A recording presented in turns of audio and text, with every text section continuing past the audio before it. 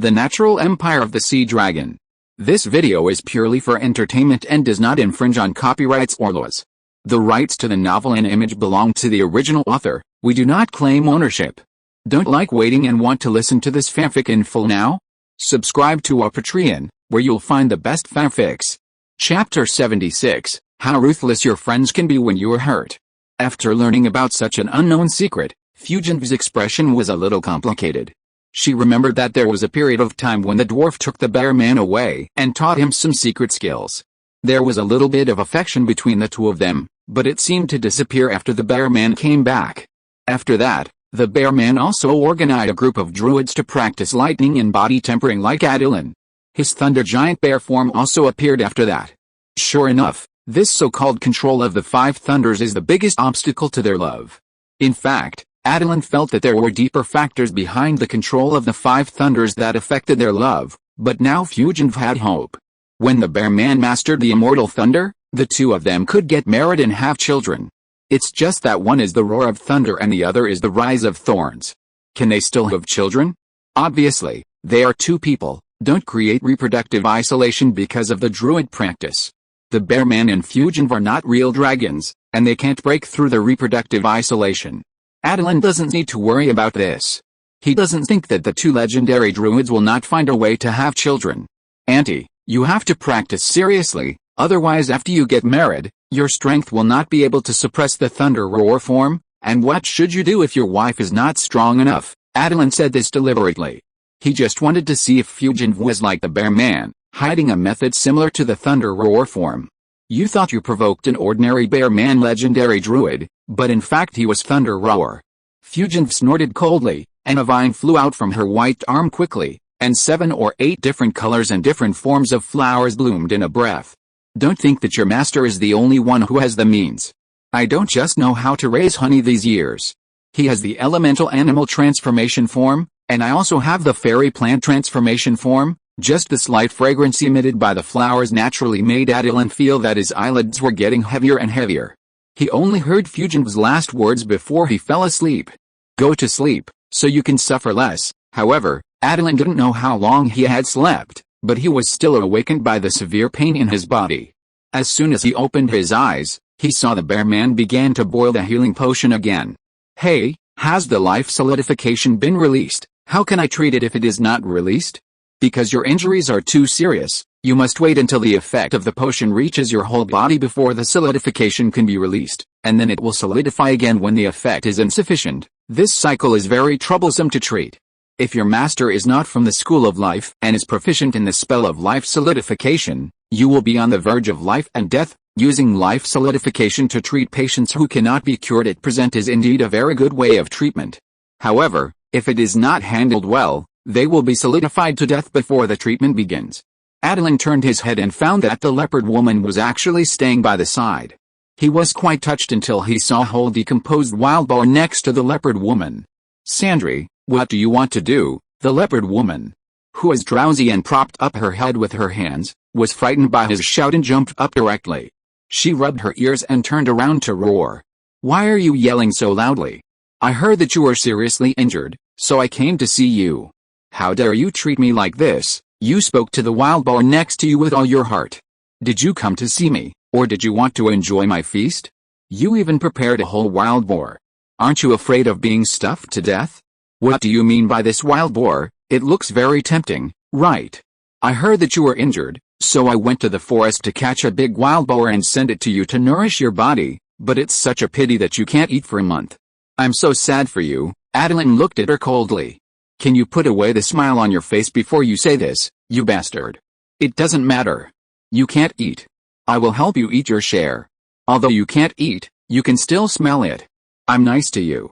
Little fishman, bring the firewood here. 2 little fishmen ran over with a pile of wood. You two, take the wild boar meat and throw it away. Hearing the order from the dragon lord, the 2 little fishmen dropped the firewood and went straight to the wild boar meat. Leopard Girl then realized that although the 2 little fishmen could sing, dance, play musical instruments and cook, they were not her apprentices, but the followers of Attilan. Don't listen to him. This is a matter between him and me. You two go to the side. Seeing that the 2 little fishmen were still heading towards the wild boar meat regardless of anything, Leopard girl could only run over, grab the arms of the little fishmen, and throw them out directly. The two little fishmen were caught carefully by the vines in midair, and then tied to the tree trunk and could not move. Flower girl then walked out from behind the big tree with a smile. You are still so angry when you are injured. It is not good for your recovery. Rest assured and recover. When you are well, we will prepare the most grand banquet to celebrate for you. Attilan remained silent. If you really want me to get well soon, take your wild boar meat and stay away from me. When I get better, I will let you know the consequences of provoking a dragon. The bear man and the sloth also emerged from the corner, talking and laughing, holding the food and fruits they collected. You know what? The mushroom in the sloth's hand really attracted Attilan. Sloth, how come your mushroom is so big? The leopard girl couldn't wait to ask the question that Attilan was concerned about. I slept under the shade of the tree as usual. In the past, I laid down for a month and all I grew was moss. But this time it was different. What grew out was a mushroom. 6. This sloth guy really slept for a month. Who is the dragon between him and the sloth? Isn't this ability to become stronger by sleeping a unique ability of their dragons? When did this core technology of dragons leak out? It can't be the grandmother of his ocean dragon ancestor of the life school again, right? I think the mushrooms are not poisonous, so I brought them back thinking you might like them. What do you think we should do? Let's make soup. Let's just roast them. Why don't we ask Attilan for his opinion? As soon as these words came out, the four people looked at Attilan in unison. Although he wanted to keep silent, he couldn't help but feel heartbroken when he thought that such a perfect mushroom would be ruined by these four kitchen killers. He didn't know if the sloth would be able to eat such a delicious big mushroom after he recovered from his injury after sleeping for another month. Okay, I'll tell you what to do. Cut the mushrooms into thick slices, then boil water in a pot, and blanch them in water for 1 minute after the water boils. Then take them out, mix them with this soy sauce I gave you, and then sprinkle some shallots and carrot shreds on the surface, and pour the soybean oil I gave you. Remember to heat the soybean oil first. This kind of big mushroom is delicious only when it is as original as possible, with rich soup inside. Tisk tisk tisk tisk, I can't take it anymore. The more I think about it, the more I want to eat it. Shortly after the four people ate the delicious mushrooms according to Attilan's method, the bear man came over with a bowl of ointment. He first applied it on Attilan's body to see the effect. Then he put it directly to his mouth. Eat it. Don't be jealous of them. You have your own good things. Attilan looked at the bear man in shock. Master, does the ointment you applied on me just now mean that this is an external medicine? It is an external ointment, but your magic resistance is great. The effect of the potion can't penetrate your scales. How about I pull out your scales for treatment, or you can eat it. Anyway, after the dragon's stomach digests it, the effect of internal and external application is not much different. Looking at the bear man with a kind smile, Attilan had to give in. No. I eat it. After Attilan ate it, the bear man started his life solidification again. You recovered a little faster than I thought, but it will probably take 27 or 28 days to digest the pure energy left in your 5 internal organs. By then, you will be reborn. It was really a little faster, and Attilan's heart was full of despair. After the bear man comforted Attilan, he left. Attilan's commotion had increased his workload. He looked around but didn't see Fujin. It seemed that she should have listened to Attilan and went back to intensify her training. Old Dang, you wait for me. When you get married, you will have a good time. With a cry of an eagle, the Eagle King landed beside Attilan. Seeing the Eagle King who didn't bring anything, Attilan was very moved. Eagle King, you are still good to me. Seeing Attilan was so moved that he was about to cry, the Eagle King was a little confused. Ah! Attilan, why are you lying in the life support device? The leopard girl asked me to eat. She didn't tell me that you were injured. Give me back my touch, you bastard. Eagle King, come and eat mushrooms, they are so delicious. I'll go over first. You will be fine with the life support device. I have also been lying in this once before. At that time, they were also eating next to me to accompany me. The Eagle King waved to Attilan and went to the busy dining table. But the problem is that you can eat delicious wild boar meat and big mushrooms, but I only have hard to swallow external ointment. No, I remember the taste again. Ugh. Until Brother Yan, Tarzan, and Bighorn joined the feast and finally brought back good news to Attilan. The mayor has agreed to set up a mill outside the town. When can your people leave? It has been arranged. They should be here tomorrow for you to take a look. If you think it is suitable, you can take them there. He originally planned to prepare a set of handsome equipment for Big Black Bull and the others, but now it seems that he can't do it, so he can only ask these bad friends who are having hot pot to help prepare it. Tarzan, please help me prepare 11 obsidian spears and an obsidian serrated sword. Flower Girl, please prepare 11 sets of vine armor and vine shields. They go to the halfling town to represent my image and cannot embarrass me. Leopard Girl held the boar leg in one hand and pointed at Attilan with the other and said, "Look at how red you are. Where is your dignity? Sometimes, your bad friend knows too much dirt on you, and you can't kill her to silence her. It's so helpless." Chapter 77 Equipment Production Line Concept. Attilan said that he wanted to pass on the knowledge of making magic weapons from the inheritance of the sea dragon to Tarzan, but except for the time when he taught Tarzan some skills in handling obsidian and wooden poles, their casting class never opened again. Hearing Attilan asking him to help make obsidian weapons, Tarzan waved his arms excitedly. "That's just what I want. During this period, I have been studying how to use water elements to polish obsidian, and then use earth elements to increase its toughness, so that the obsidian spearhead will not break when it touches hard objects. I didn't expect that I really figured out something." The Leopard Girl suddenly felt a sense of urgency. When you find that your classmates who are usually one of the best in the class have suddenly improved their grades, you will suddenly have an impulse to study hard. Otherwise, you will sit on the last place Iron Throne until you die. Although the Leopard Girl has begun to study shadow energy according to Attilan's suggestion, shadow energy is a niche subject in the entire druid system, and it is rare to find research materials from predecessors. They are all biological analysis data involving shadow creatures. For example, the basic property analysis of shadow energy may only be available in the most extreme and least populated school of withering in the druid system. The School of Withering, also known as the School of Death, advocates taking sanctions against the over-reproduction of intelligent life that breaks the balance in nature. The simplest way is naturally to erase the extra intelligent life. It's just not mature enough. I'm thinking about discussing it with you, Attilan, when I have time, but it's not convenient for you to manipulate the elements to cast obsidian now, right? The Leopard Girl secretly breathed a sigh of relief. She was going to ask the Bear Man for some data on the study of shadow energy by the Withering School. Fortunately, Tarzan has not produced stable results yet. She also has to practice seriously and can't be outdone by Tarzan. Attilan has been paying attention to the expression of the Leopard Girl. He will definitely not let this woman who takes the lead in eating in front of his bed have an easy time. It's okay. You can just cast it nearby. I'll see if I can give you some suggestions for optimization. It's a good opportunity to train my perception as a druid. Okay, I'll go prepare the materials now. I'll definitely amaze everyone later. Everyone, stay and give me some suggestions. Don't just go home after dinner. Tarzan ran to get the materials excitedly, while Leopard Girl was a little restless. Attilan immediately started to tease her. Although today is not a knowledge gathering, Leopard Girl, you can also bring up any topics you want to discuss. Maybe everyone has plans to study this aspect. What topics could she discuss? The elementalization of the shadow leopard has long been a commonplace topic. Leopard Girl can't come up with a new research plan, so naturally, everyone can't optimize it. Attilan knew that Leopard Girl simply couldn't come up with a new plan in such a short time. Seeing Tarzan's progress and being provoked by him, it is certain that Leopard Girl must be even more upset now. Leopard Girl gritted her teeth and vowed to study shadow energy seriously after returning. She would propose a new research plan at the next meeting to make Attilan speechless. The Eagle King asked curiously, "Attilan, how did you get into this? I feel that you are more seriously injured than the first time I tried to transform into a storm eagle."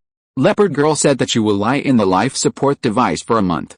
Is that true? Don't change the subject so abruptly. Do you have a crush on Leopard Girl?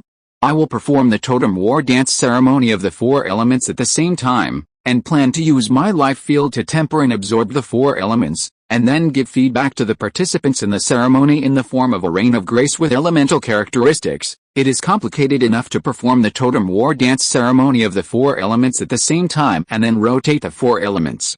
Attilan also needs to temper and return the elemental grace rain that has not been completely swallowed. As expected of a dragon druid, the main feature is to dare to think and do. If they were to do it, they might have failed at the step of gathering the 4 elements, but Attilan failed at the last step.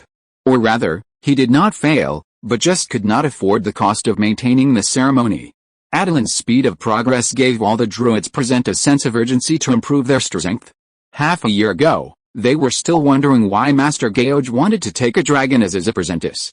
Now, seeing Attilan's speed of progress, not only has his druid level reached level 6, but he can also preside over such an exaggerated large-scale ceremony involving thousands of people. They all felt that they were too lax. Did their druid level increase over the years? Did they practice seriously? It seemed that it was not that they did not work hard. Most of them had practiced seriously, but their talents could not be compared with Attilan's perversion. The two subjects of totem war dance and lightning body tempering were not particularly technical. With their knowledge reserves, they could completely replicate similar secrets on their own, but they did not have the imagination of Attilan. At this time, Attilan ran over with a large bag of obsidian and a bundle of sticks. Now I will demonstrate to you the casting method I discovered. Attilan took out a piece of obsidian 20 centimeters long from his backpack. The first step was to manipulate the earth element to reshape the obsidian, making its structure less easily broken. At the same time, in this process, the obsidian was fatally shaped into the shape of a spearhead. The second step was to use the water element to polish the obsidian. Because Attilan had shaped the obsidian into a spearhead in advance, the time required for polishing was greatly shortened. In less than 10 minutes, a shining obsidian spearhead was polished out. The last step was to carve the druid's exclusive runes of solidity and sharpness. After the whole process, the quality of the obsidian spearhead was better than the spear that Attilan gave to Leopard after the match. Leopard took out the spear for comparison and said with a smile, "I didn't expect that your skills were surpassed by Tarzan so quickly, Attilan.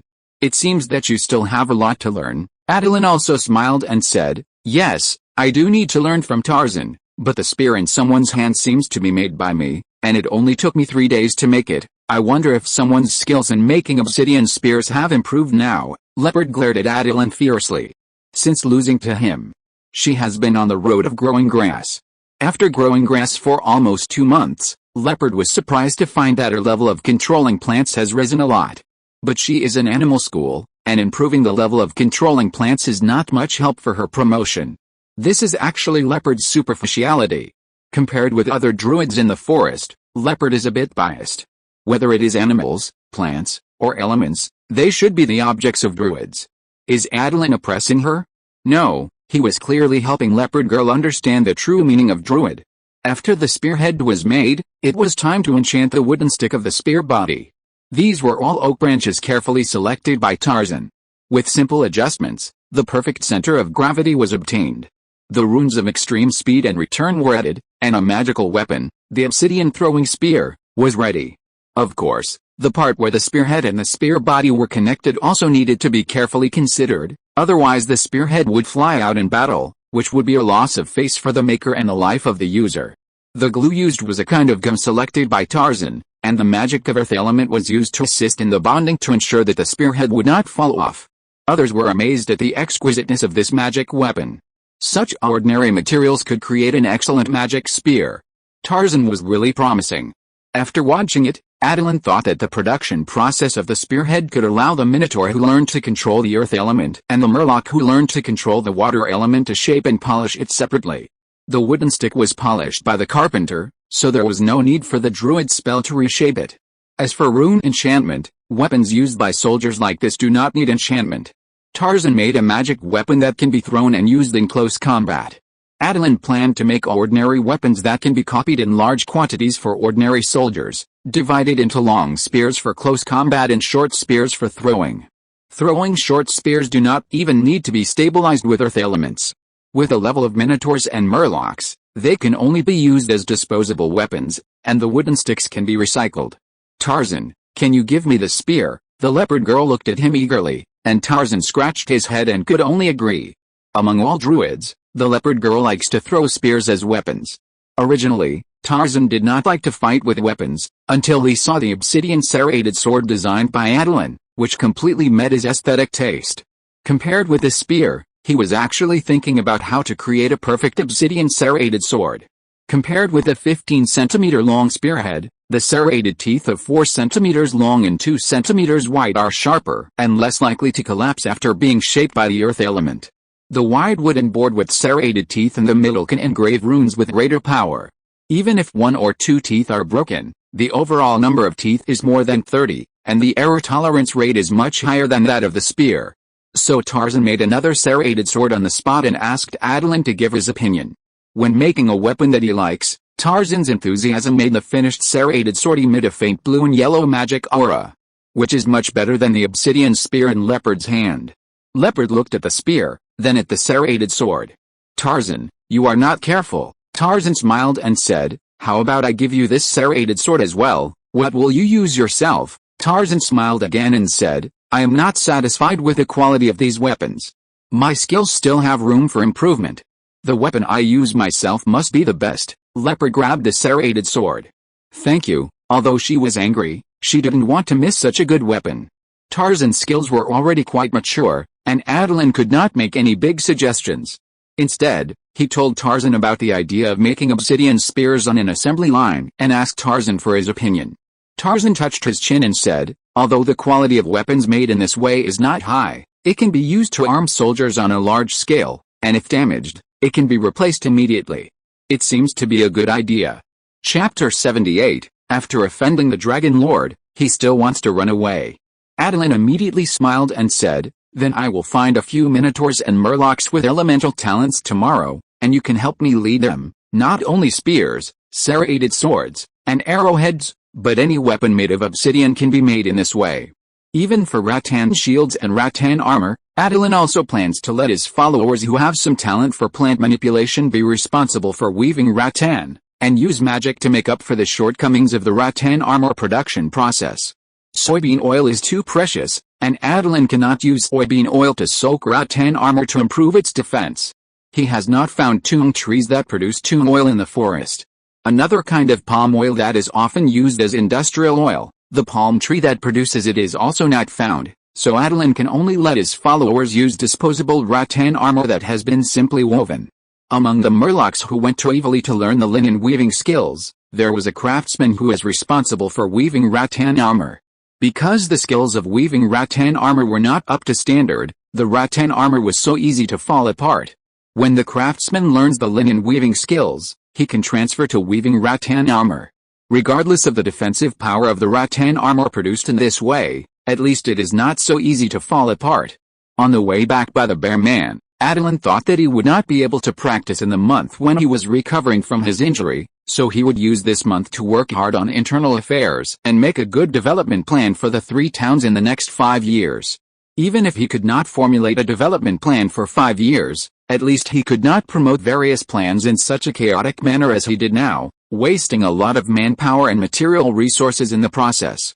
For example, the dog-headed people. Just because Attilan was disgusted by their creation of more than 300 dog-headed people, they were crazy about building ditches. Obviously, Dajao Town could not use so many ditches, but they still made a ditch for all the cultivated farmland.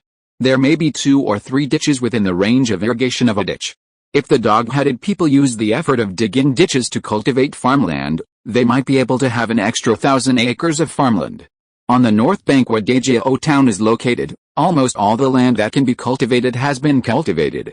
There are still about 10,000 acres of land on the south bank that are suitable for cultivation into farmland.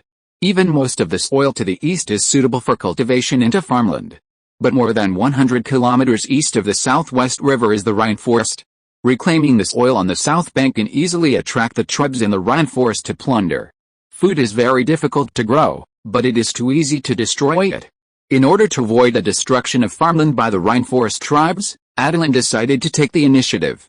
The first time he sent Lista to meet the Snake Man, Attilan asked him to find a suitable place to build a city on the edge of the rainforest. It must be a wasteland outside the rainforest and cannot enter the rainforest.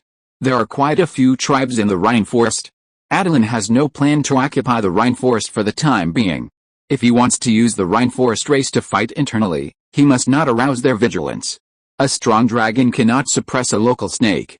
Besides, Attilan is not a strong dragon, so it is natural to win over some rainforest tribes and suppress others. There is a good opportunity now. Attilan has never forgotten the big goblin who dared to deceive him. The people sent to find the goblin tribe have not sent back any news. If it weren't for the regular reports of their situation, Attilan would have thought they died in the rainforest. Attilan built the assembly line, and another purpose was to use these low-cost equipment to win over the rainforest tribes, compared to the equipment made by the locals with bones and ordinary stones. This kind of crude magic processing technology must produce more advanced and powerful equipment. Anyway, Attilan has compared obsidian and bone arrows, and the lethality of obsidian arrows is twice as high. In fact, the arrows are the easiest to make, and the more difficult ones are the arrow shafts. Collecting arrow feathers is also a tedious task. The rainforest is a battlefield very suitable for archers, but the rainforest tribes generally do not have enough bows and arrows. Kingland Town has begun to domesticate pheasants and wild ducks for breeding, and has collected a lot of duck feathers and chicken feathers that can be used as arrow feathers, but it lacks a druid who can quickly make arrow shafts. Tauren, Centaur, Murloc, Kobold, Snakeman, Attilan doesn't believe that there are so many races under his command, and there will be no one with druid talent among more than 1,000 people. Besides, his requirements for this druid were not high. He only needed to be able to weave vine armor and make wood and arrow shafts. If he had the talent to become an excellent druid, Attilan would not mind training him. But now he really needed a tool man who could quickly process vines and wood. Look, I'm injured like this. Taishan, please do me a favor. After I recover, I will teach you the more advanced secrets of dragon casting magic weapons. What do you think? When he heard that there were more powerful secrets, Taishan agreed decisively. Okay, in fact, it's not that he was unwilling to help Attilan instruct his followers, but he himself was still a half-baked person and had no idea how to instruct others to learn the secrets of element casting. It's just that the learning progress may be slow. I don't know if it can meet your needs. When making weapons on the assembly line, a person only needs a small link. As long as it is faster than the current speed of making equipment, it is profitable. How could it be impossible to catch up with the progress that Attilan wanted? Teach them with confidence. How well they can learn depends on their talents. Anyway, I don't plan to use their early prototypes myself. To get information about the goblin tribe, we must give some gifts to the local tribe. These inferior weapons are just right. After agreeing on a study time for the next day, Tarzan made the spears and serrated swords that Attilan needed and left. It was his first time as a teacher, so he needed to prepare the lesson plan in advance. The weapons for the followers were only shaped with magic power, without runes, but Tarzan carved fancy patterns according to Attilan's instructions to make the weapons look as cool as possible. Compared with runes that increase combat power, these patterns can impress the simple minotaurs and centaurs more. Originally, everyone came here to see the injured Attilan and have a meal together. Since Attilan has already seen the meal, everyone will disperse. Before leaving, the leopard girl stuck out her tongue and made a face at Attilan. Just wait for me. Next time I come, I will definitely come up with a feasible plan for the shadow transformation, which will surprise you so much that you can't close your mouth. Attilan looked at her with a smile. I'm optimistic about you. The Eagle King was the fastest, and Attilan entrusted the task of notifying the old fishman to send the Tauren and fishmen who could control the elements to learn. The next day, 3 Tauren were sent. Because Lista was worried that they would not be able to learn, he sent 2 more people. There must be one of the 3 who could learn, right? The big black bull and his group who were going to the halfling town also went with him. As for the fishman, there was only one. Attilan saw that this was not the apprentice of the old fishman, but the little fishman who was going to inherit the fishman shaman, but the younger brother of number 1. Compared with number 1, the little shaman was more stable, but he could see agility in his eyes, and the water element lingering on him proved that he was already a shaman. Attilan carefully sensed that the little shaman was already level 2. The last time he saw him, he seemed to be a level 0 shaman. He grew up very fast. His brother didn't seem to be a level 2 rogue yet.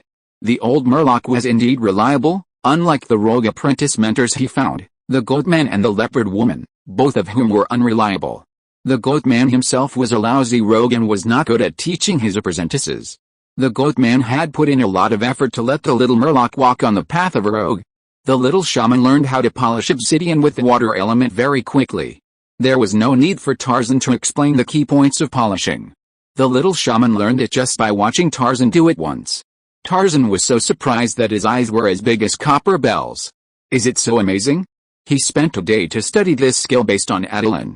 As if seeing that Tarzan was a little discouraged, Attilan comforted him. The little Murloc is a shaman. He is best at communicating and imitating elements. If you look closely at his movements, you will know that he is forcibly memorizing and rigidly imitating your movements. He is not as good as you think. Your ability to innovate depends on you, it seems to be true. The little Murloc's movements in polishing obsidian are indeed a little stiff. Since Fizz had learned it, he could focus on the 3 minotaurs. Compared to Fizz, they were really too stupid. He had explained it clearly, but they just couldn't understand. He could only let them imitate, but their learning progress was too slow compared to Fizz. After a day, they still couldn't shape the bumpy obsidian into the cone required for the spearhead. Tarzan said to Attilan exhaustedly, "I may need to take a day off tomorrow. If I face them again, I feel like they will infect me and make me as stupid as them." The performance of the 3 minotaurs was really too bad. Attilan didn't know how Lista selected them. The big black bull, who had been watching silently, came over, picked up a piece of obsidian and said, "Is that so?" As he spoke, the yellow earth element wrapped the obsidian and quickly shaped a relatively smooth cone. Again? Tarzan didn't know where Attilan got so many geniuses. Big Black Bull was able to make a breakthrough thanks to Attilan's use of elemental thunder to temper his body, which improved his ability to control the earth element. The brother they were waiting for, never came. Big Black Bull felt bored, so he followed the techniques Tarzan taught him to practice controlling the earth element by himself, instead of lying down and sleeping like other minotaurs and centaurs. With Big Black Bull and Murloc, his small assembly line weapon workshop was barely running. Big Black Bull would definitely be the mill supervisor, but the work of shaping obsidian should be given to Big Black Bull first. Those who are capable should do more work. When Attilan recovers, Big Black Bull will definitely be rewarded. In this way, Big Black Bull shaped the obsidian, and Murloc polished it into a spearhead. Until night fell, when Brother Ye rode his mastiff and rushed over panting, Attilan was already filled with more than 100 obsidian spearheads of good quality. Little Murloc asked the old Murloc to arrange for people to send all these spearheads to the Rainforest stronghold, and let them offer these spearheads as a bounty to the hobgoblin who leads the goblin tribe. Whoever can kill him for me, these sharp spearheads are theirs. These are just samples. The hobgoblin's head is worth 500, if you offend the dragon, you will die even if you run to the ends of the earth. Chapter 79 The day when a dragon emerges from its cocoon. Before Murloc mastered the technique of making spearheads quickly, he would have thought it was a waste to offer a bounty of 500 spearheads to a hobgoblin. But now it was different. Although it was a bit hard, he could make 100 spearheads in a day, and 500 spearheads would only take 5 days. After polishing all the obsidian brought by Tarzan, Murloc suddenly had an idea and asked, "Teacher Tarzan, can this water elemental polishing be used to polish bones?" Although Tarzan had never used this spell to polish bones, he thought it was possible. "You can try, but it's not necessary. Obsidian is easy to obtain on a hill in the forest, but suitable bones are hard to find. Just concentrate on practicing and polishing obsidian." The little fishman shook his head and said, "I was thinking that since the Dragon Lord offered a reward for obsidian spearheads, bone spearheads and arrowheads should also be valuable to the Rainforest tribe. We can use bone weapons of lower value to bribe the Rainforest tribe, right?" Attilan smiled and praised, "You have a lot of ideas. The Murloc tribe will surely be revived in your hands. From today on, you will be called Thrall, the name of a powerful shaman. I hope that one day, you can become a powerful shaman like him." "Thank you, Dragon Lord. Thrall will work hard." The flame of fighting spirit burned in the eyes of the little fishman Thrall. In fact, Tarzan didn't notice that Thrall was indeed very stiff when he polished the obsidian for the first time, but he was much more agile the second time, which shows that he is a talented water element shaman. As for whether he can spread this talent to the other 3 elements, it depends on his wisdom and hard work. When communicating with elements, talent is not the most important thing. Brother Ye, who is late, explained to Attilan with a little embarrassment, "Sorry, a few mastiffs suddenly gave birth, and I was busy delivering them and only came here now. I kept you waiting for a long time." "It doesn't matter, you are late, they just got a day off." You see, Big Black Bull took the opportunity to learn a new skill. Brother Ye turned his head and saw that Big Black Bull was working with a little fish man to make a spearhead. "Is he still going?" "Of course he will go. I will leave a centaur to transport the obsidian ore to him and bring back the prototype of the spearhead he has shaped. Anyway, this centaur's job is to act as a messenger. Running 200 kilometers a day is just a warm-up for him." These centaurs also gained a weak affinity with the wind element and could run faster. Running more helps them perceive and control the wind element. This is their practice. Okay, then shall we set off now, Brother Yat? I'll leave them to you. Brother Yat smiled slightly. I was counting on them to help my hometown block the invading gnolls in the south. Yago and his men opened the door to control the halfling town for Attilan. As for when to step in completely, it depends on his needs.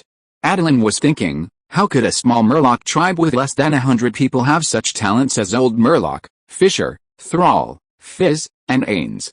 Fizz and Ains are the Wanderer apprentices number 1 and number 2. The names have been arranged long ago, but their current performance is not worthy of the names. Ains is not bad. Although he is usually taciturn, he never relaxes his practice of the Wanderer. Even when the leopard girl asked him to carry firewood yesterday, Ains was practicing the Wanderer's quiet step. When he becomes a level 2 Wanderer earlier than Fizz, the name Ains will belong to him, and it will also stimulate the jumpy number 1. Although Attilan has high hopes for him, he hopes that he can become a hero like the trickster assassin who controls the water element and communicates with the spirit of the sea shark, the tide sea spirit Fizz. But if he really fails, the name Fizz will belong to the next fishman with corresponding talent. Suddenly, the elusive bear man appeared with a bowl of steaming potion. Without the bear man's help, Attilan drank it in one gulp. With a bitter face, Attilan asked depressedly, Master, how long do I have to drink this medicine? Be content with the present life. The first stage of treatment only requires you and some bitter medicine. In the second stage, the life solidification can no longer be used, then you will know how wonderful it is now. How bitter must the days be if even the bear man finds them bitter? Attilan's face changed instantly. Master, when will the second stage begin? Your dragon body has been healed from the high temperature burns caused by the thunder. Once you have recovered the basic ability to operate your vitality, you can start the next stage. Wait a minute, the basic ability to operate vitality. Attilan suddenly had a very bad idea and asked weakly, Master, you are not going to let me heal myself, right? Is there a problem? Did I teach you the secret technique to heal myself?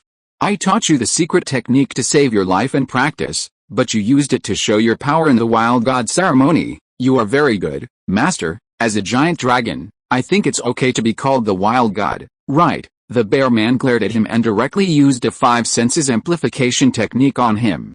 The Wild God is a giant dragon, at least in the ancient dragon stage, that dares to be called that. Do you think you deserve it? The Wild God who almost became a roasted suckling pig. The 5 senses amplification technique not only made the taste of medicine in Attilan's mouth more obvious, but also instantly amplified the pain in his body by more than 10 times, making him shut up honestly. Get used to it. You will have to practice in this level of pain in the future.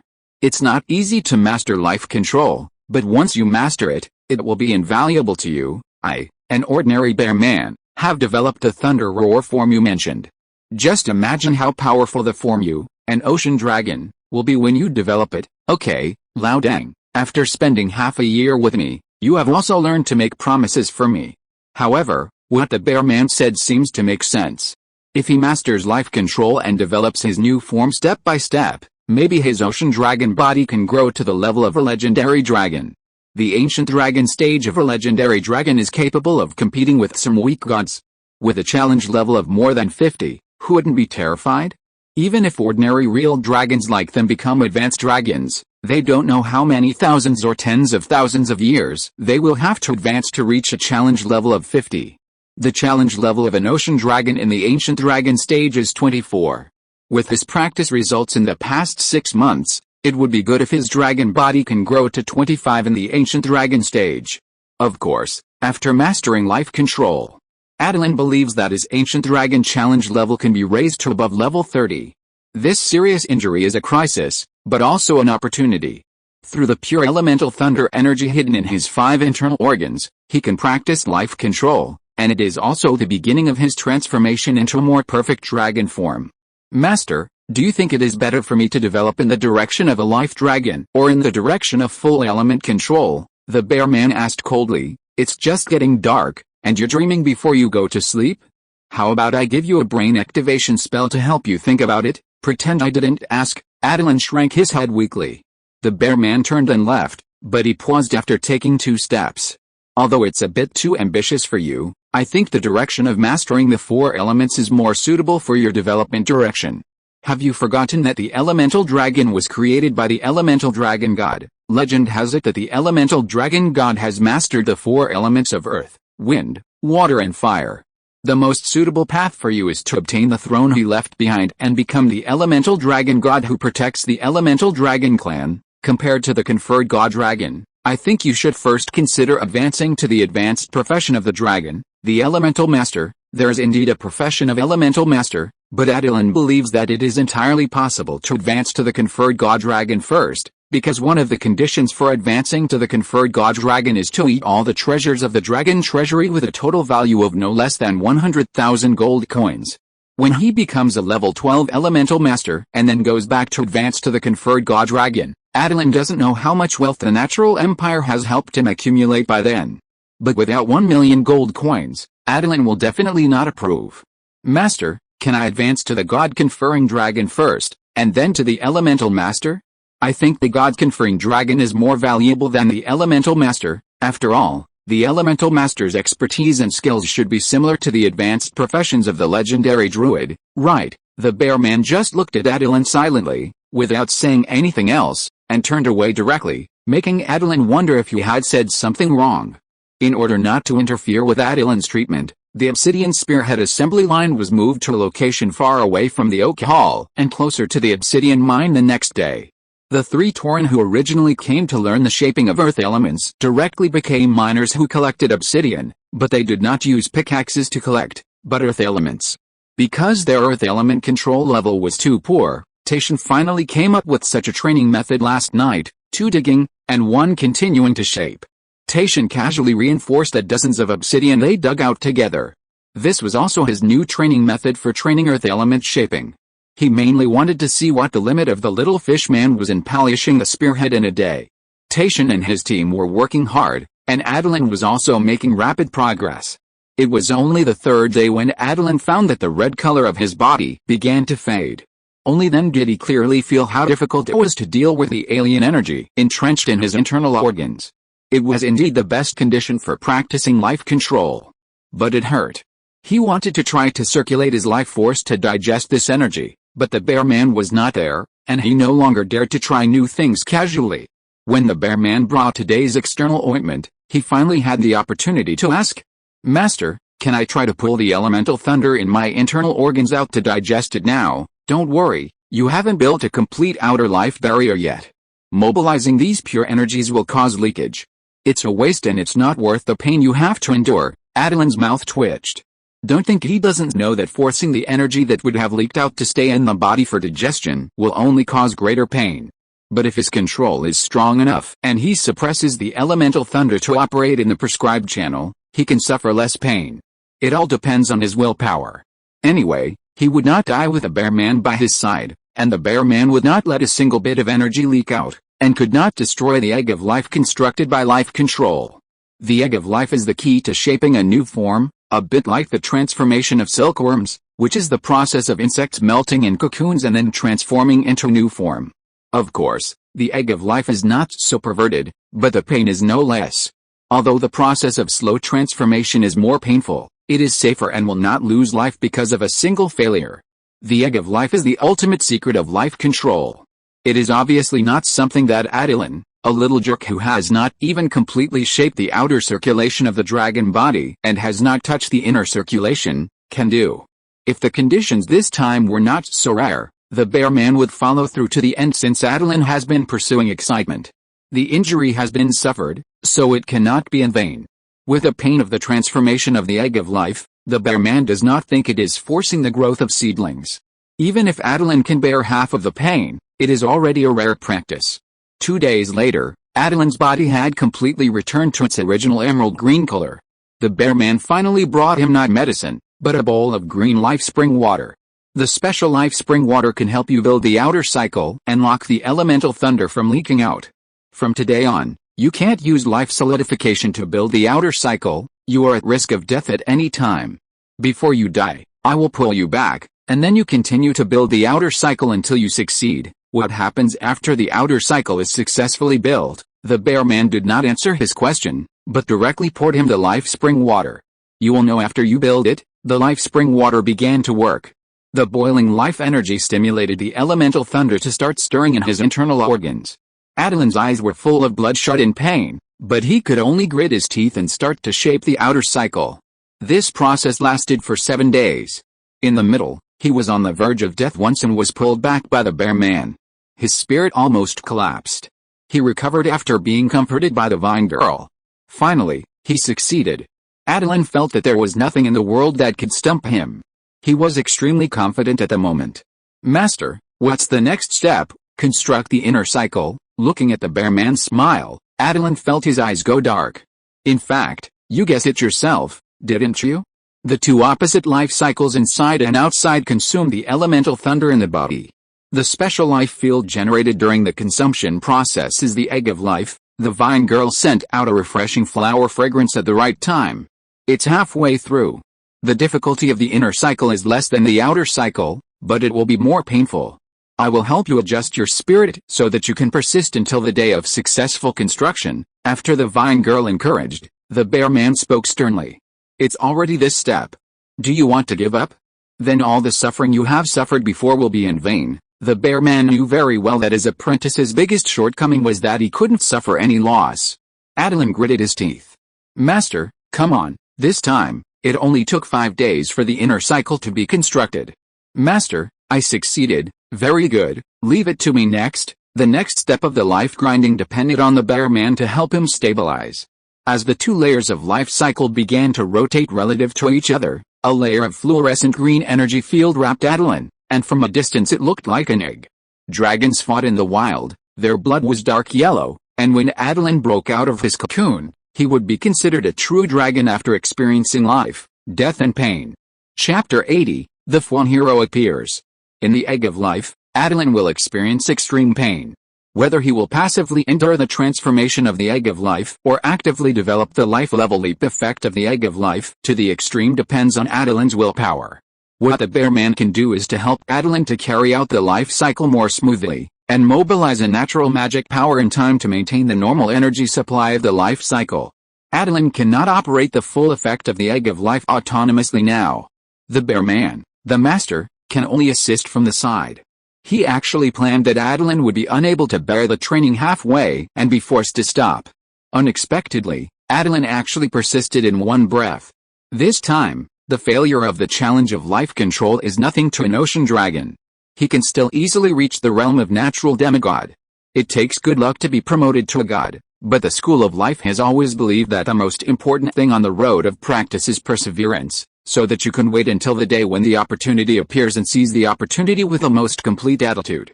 The school of life values life and does not see the behavior of wasting life. Your life is infinite, but it does not mean that it is not a waste if you lie down and do nothing. If you don't maximize the value of every day's life, it's a waste. It is precisely because of this concept that the second generation of elf ancestors can achieve natural demigods, and the third generation of dwarves can become legendary druids in just 100 years after changing from hunters to druids. And in the following time, he has been climbing all the way, and now I don't know which planet in the astral world he ran to try to be promoted to natural demigods. Why is Jorge's goal natural demigods? It's because he is the fourth generation of the school of life, and his goal realm should be natural demigods. This is a rule that belongs to the first and second generations. Although Attilan has a high probability of becoming a natural demigod without too much effort, the bear man has also raised his requirements accordingly.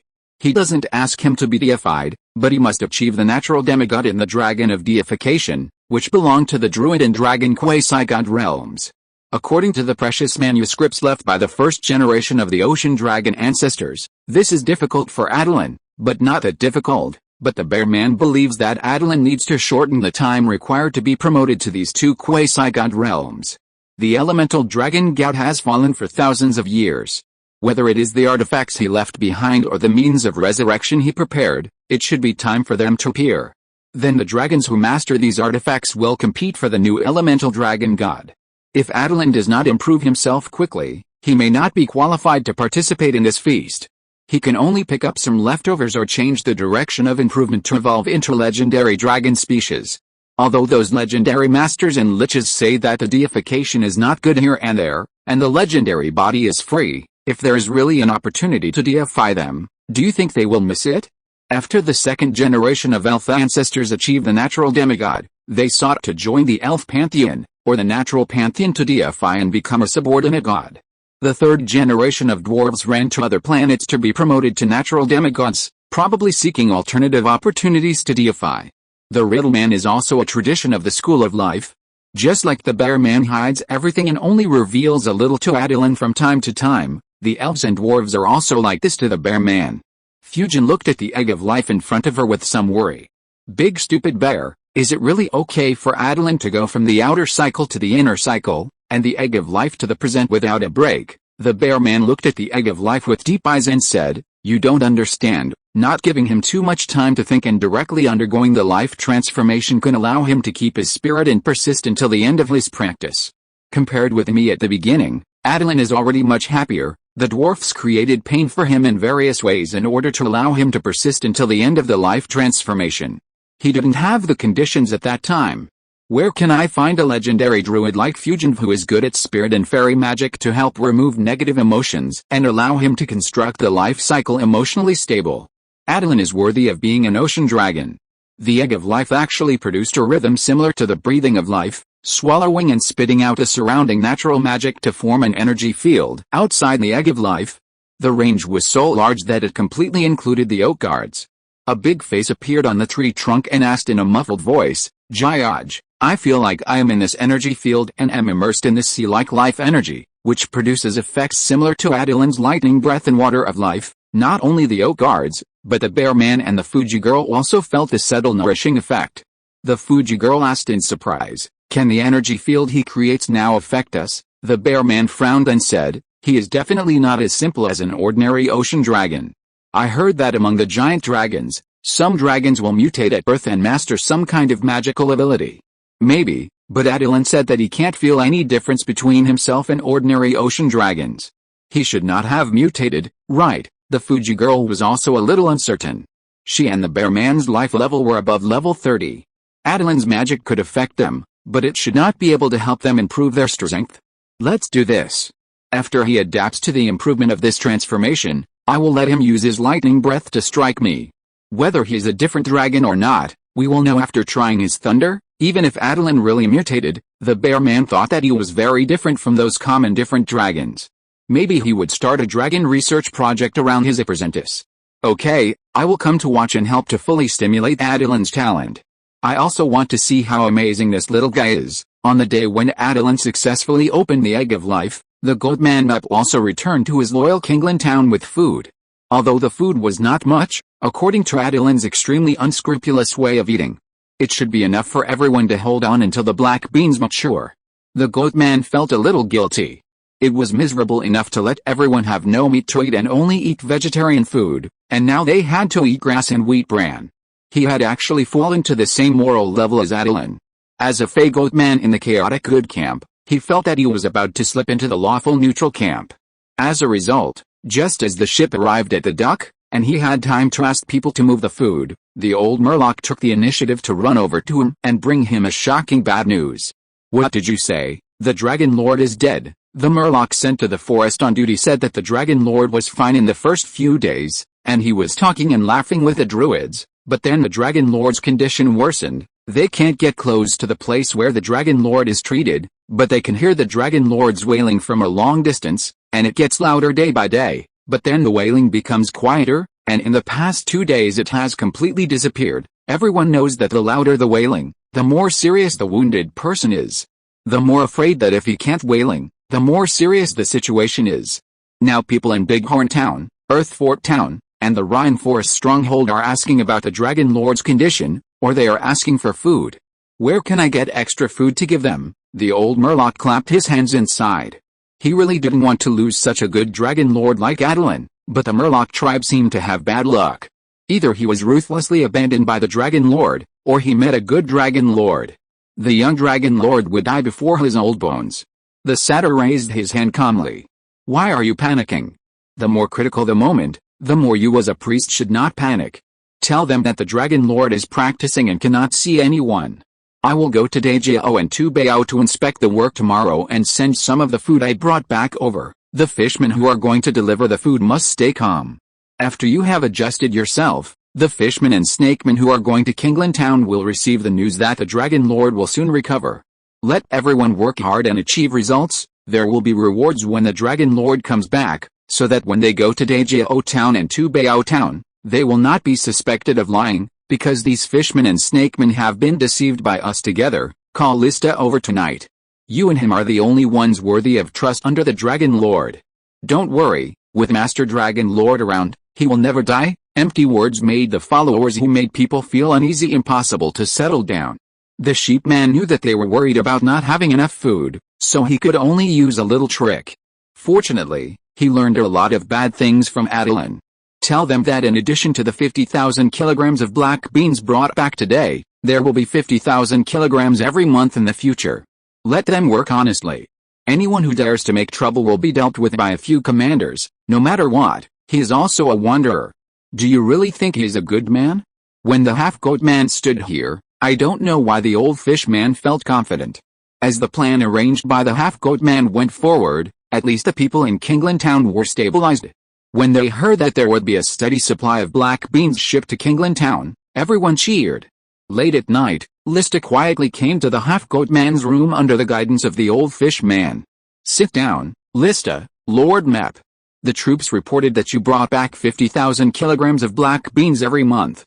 Is that true? No, that's just 50,000 kilograms. What should we do after 1 month? From now on, increase the proportion of alfalfa. Mixing black beans and wheat bran is already a good food. If anyone complains, Lista, go and talk to him. Don't let them know that there is a shortage of food. Use your wisdom practice as an excuse and say it is the order of the Dragon Lord. Lista naturally knew that the goat man wanted him to talk with his fists. Got it. The next day, the goat man patrolled with the food. If he saw anything wrong, he would be severely held accountable. At least a beating would be inevitable. After the goat man's combination of punches, the people's hearts in several strongholds magically stabilized. In turbulent times, we are not afraid of strategic mistakes, but we are afraid of doing nothing. Then people's hearts will grow weeds. If you do it, at least the people below know that you are working hard.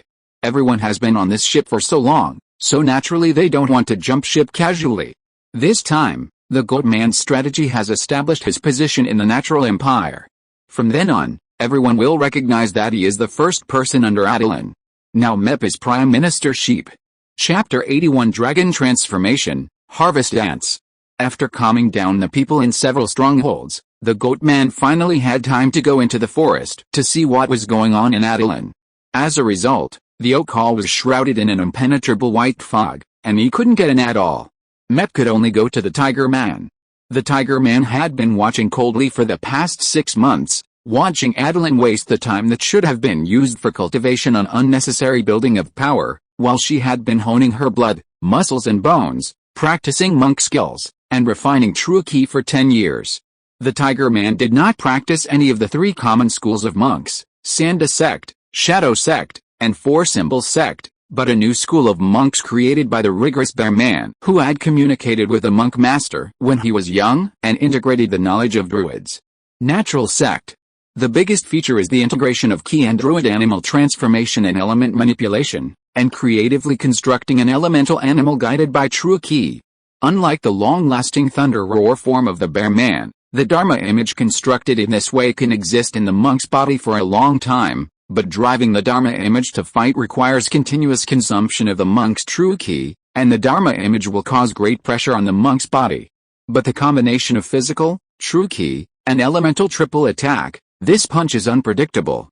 As the apprentice of the bear man, the Tiger Man naturally chose the thunder element and the most suitable animal for her, the tiger, to construct her white tiger Dharma image. Her level is just enough to start constructing the Dharma image. Everything is thanks to the stimulation of Attilan in that competition, which made the Tiger Man dilute his inner obsession, and her cultivation speed in the past 6 months has been so rapid. As soon as she reached the requirements for practicing the Dharma image, she began to practice. In fact, she was also stimulated by Attilan. She didn't want to be outdone by Attilan.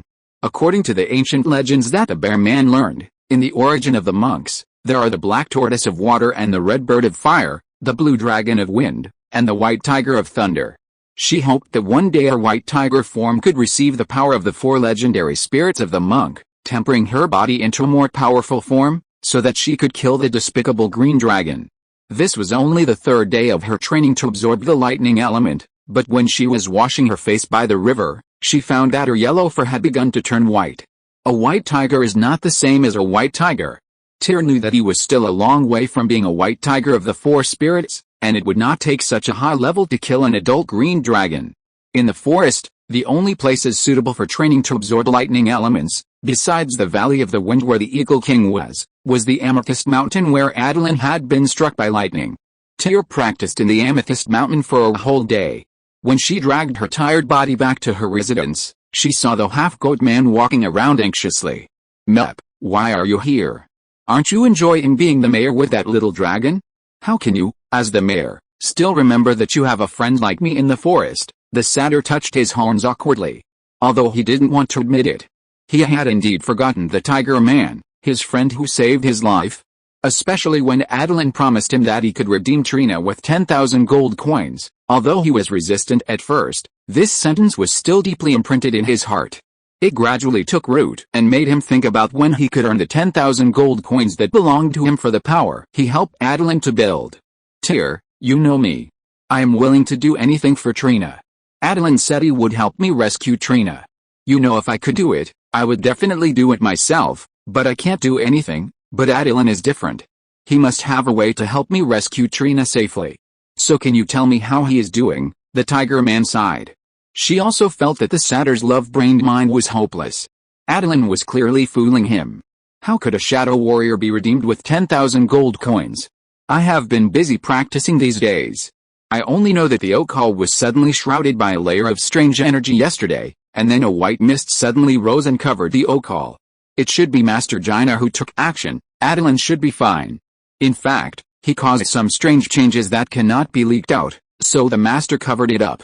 You can see Attilan when the abnormality disappears." The satyr was relieved. As long as Attilan came out within a month, he could control the situation, but he had no way to solve the food problem, so he had to ask the druids to take action. Or Attilan could take action himself, but he didn't know if he could ripen enough food to feed his family after recovering from a serious injury. The goat man found that the tiger man had unprecedented white hair on his body, and asked in surprise, "Till, why is the hair on your arm fading?" The tiger man raised his arm and took a look, then roared at the goat man, "This is not fading. This is proof of my improved strength.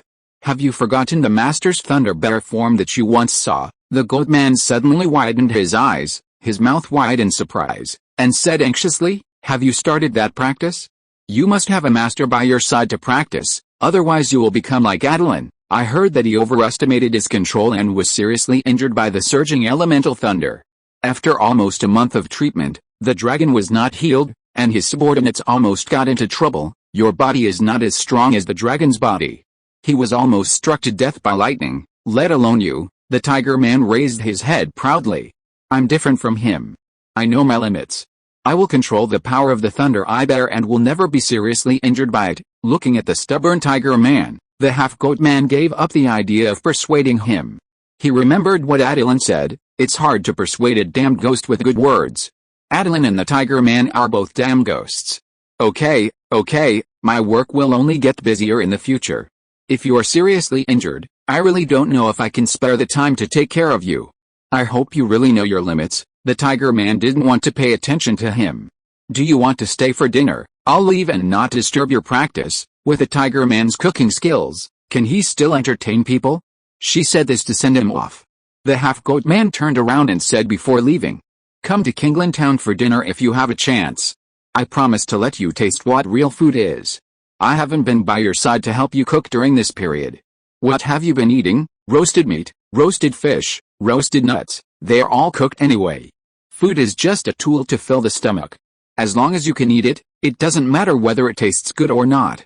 Only people who indulge in enjoyment will waste time on food. The time spent on making dishes can improve her strength a little bit."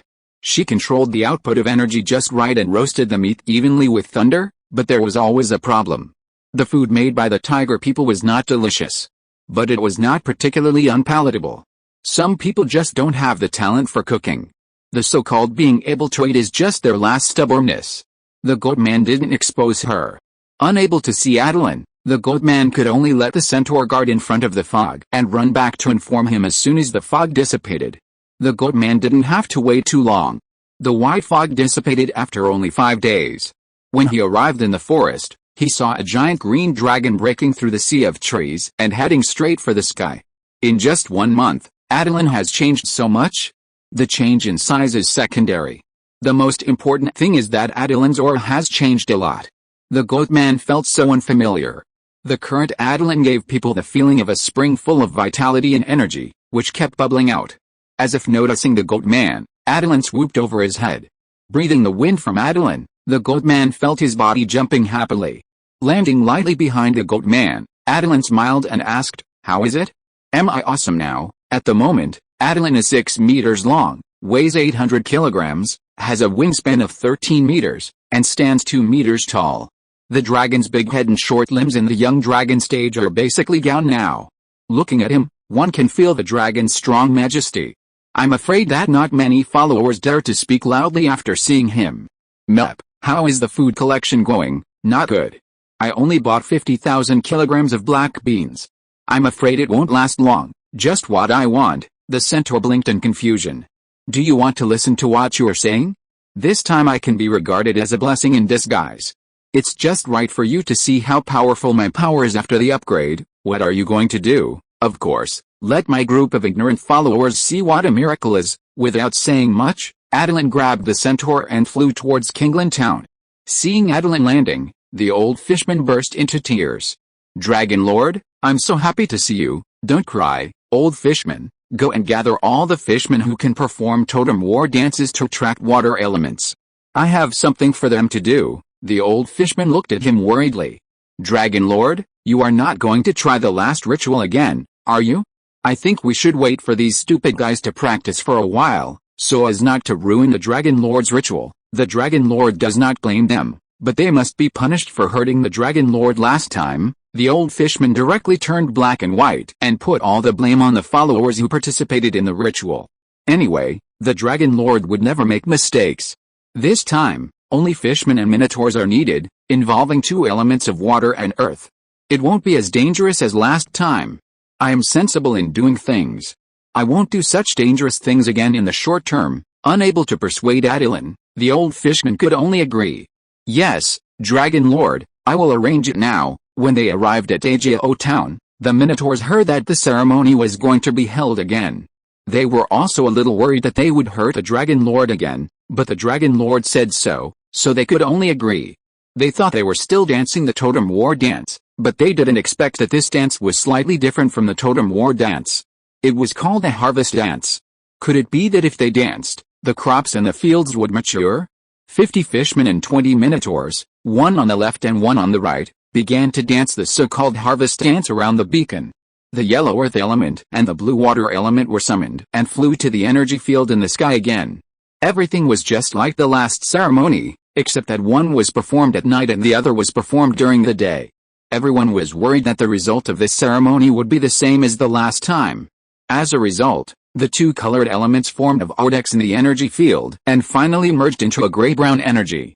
There was no thunder, and dots of brown raindrops fell on the 2,000 acres of land planted with wheat and black beans. Then it was the alfalfa next to it. The number of brown raindrops falling was sparse compared to before, and it took a lot of effort to cover the 5,000 acres of grassland. The energy field in the sky turned green again, and the dots of life raindrops fell on the wheat and black beans first. The plants grew rapidly and were soon covered with ripe fruits. All the dependents who were summoned to watch this ceremony widened their eyes. Did it really mature in an instant? Dragon Lord.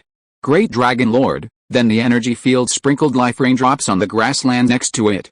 Although the alfalfa did not grow and mature in an instant, it still grew 20 to 30 centimeters taller and was completely edible. The goat man was also stunned. Couldn't he become so powerful just by getting injured? Then why did he persuade the tiger woman? He just let her get hit by the thunder. Maybe after that, the tiger woman could go and kill the dragon. Attilan fell to the ground with a slightly tired look, and raised his head confidently. Lista, arrange for people to harvest. The goat man walked to Attilan and asked in a low voice, do you think if I get hit by the thunder, can I become as powerful as you and become a powerful trickster to stab that damned archduke to death with one knife? As he said this, the gold man gestured viciously in the air twice, as if the Archduke was right in front of him. With this energy field, we will soon have enough food to recruit 500 Minotaurs and Centaurs to train them into elite warriors. We just need to let the Grand Duke see these 1,000 elite warriors. He will definitely give up with great pain. The Faun asked excitedly, will he let Trina go if we just show him? Of course, it's not just for him to see. The purpose is to let the Grand Duke use them as foreign aid. If there is a powerful force supporting him in his rebellion, the Grand Duke will definitely not be able to resist. Trina is nothing to the Grand Duke. How long will it take? I can't wait to see Trina. First, you collect information about the south of the kingdom and see which lands are suitable as compensation for the Grand Duke to cede to us. If you don't prepare bait, how can the Grand Duke take the bait? I will go to collect it tomorrow. How long will it take for you to train elite warriors? At least 3 years. The first thing to train elites is a large amount of fine grain, and exchanging iron equipment from the Dwarf Kingdom also requires a large amount of grain. There is no other way. Attilan now only has relatively poor land that can be cultivated into farmland. The reason why he summoned the water and earth elements just now was to avoid consuming too much soil power. But if the crops are ripened instantly, these 2,000 acres of land will not be able to grow crops for half a year. Don't leave in a hurry. Help me plan the development of these territories first. You don't want to find out that 1,000 elite warriors have not been trained after you have collected complete information, okay? If you're listening to this novel on a channel other than Fanfic World, it means they downloaded and uploaded it without effort. We cordially invite you to visit our channel, Mundo Fanfic Novelis. There you'll find the original version of this story and you can explore many other novels of various genres. We're waiting for you to immerse yourself in a world of incredible novels. Chapter 82, Traces of the Withering School. Attilan used ritual magic to ripen 2,000 acres of crops in front of his followers.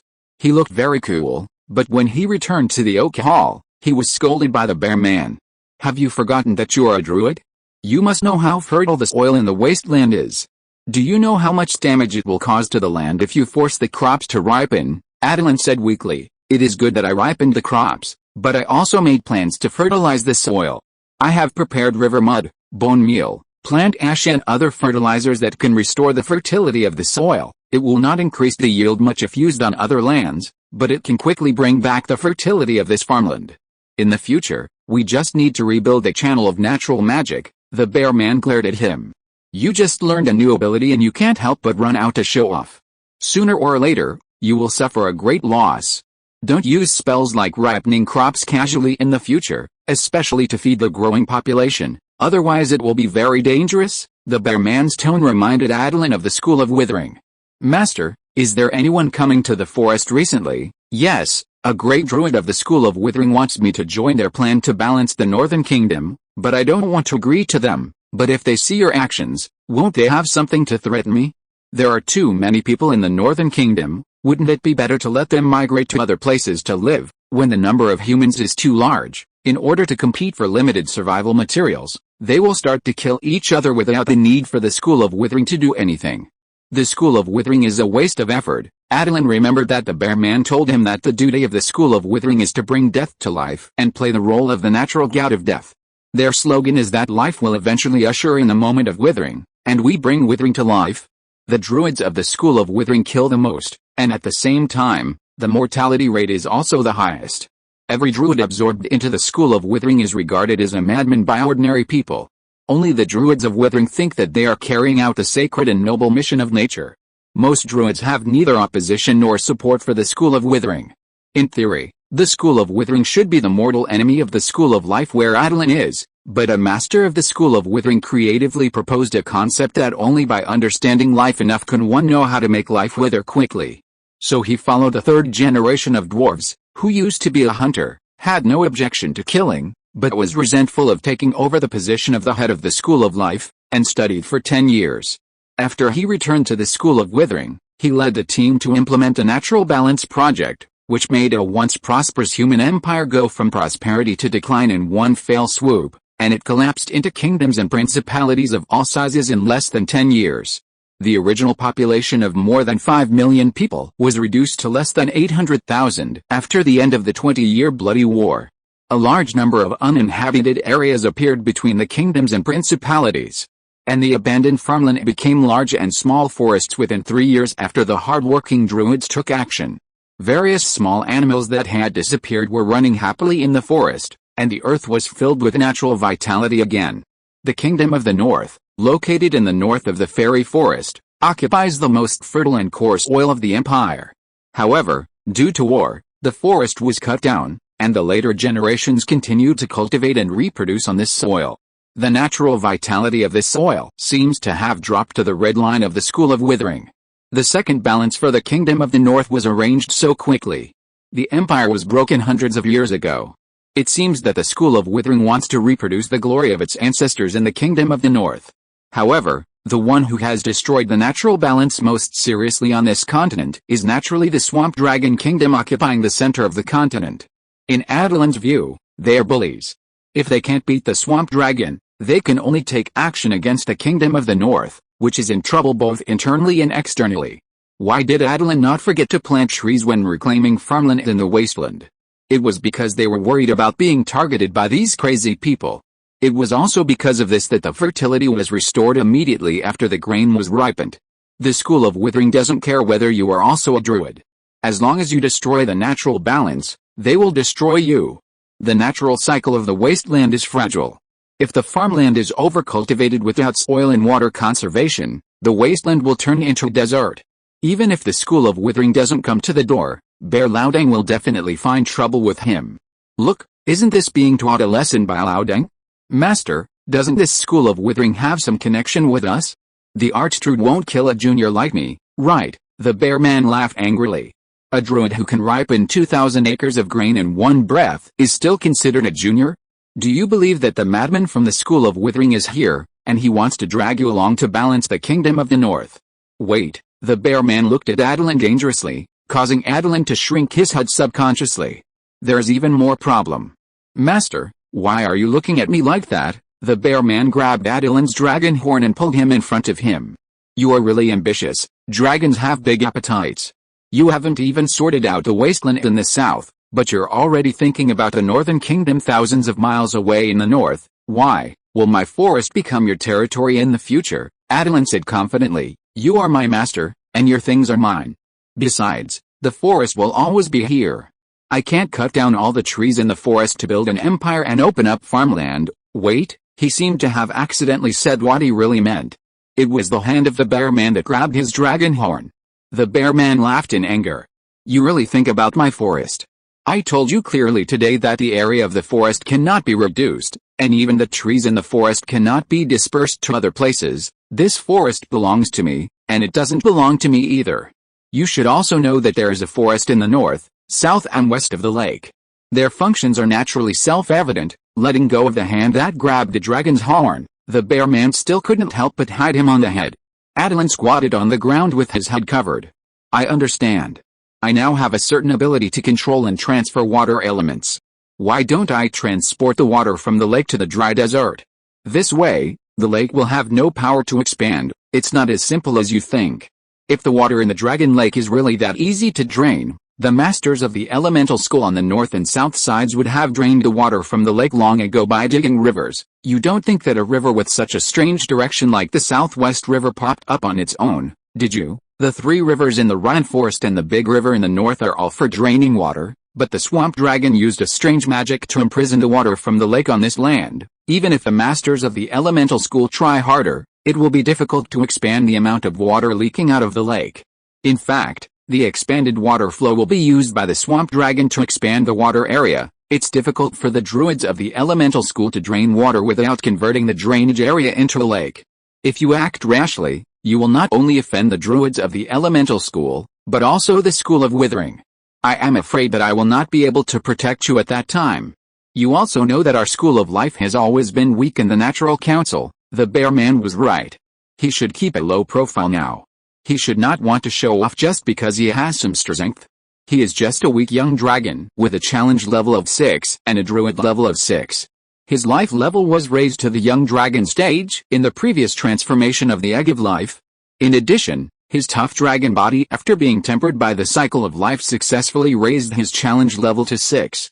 But he is only half a year old. Compared with the archdruid of the School of Withering who has been fighting for who knows how many years, he is just a weak young dragon. With the death rate of the School of Withering, everyone who can become an archdruid is a tough character. You and I will welcome the archdruid who is coming this time.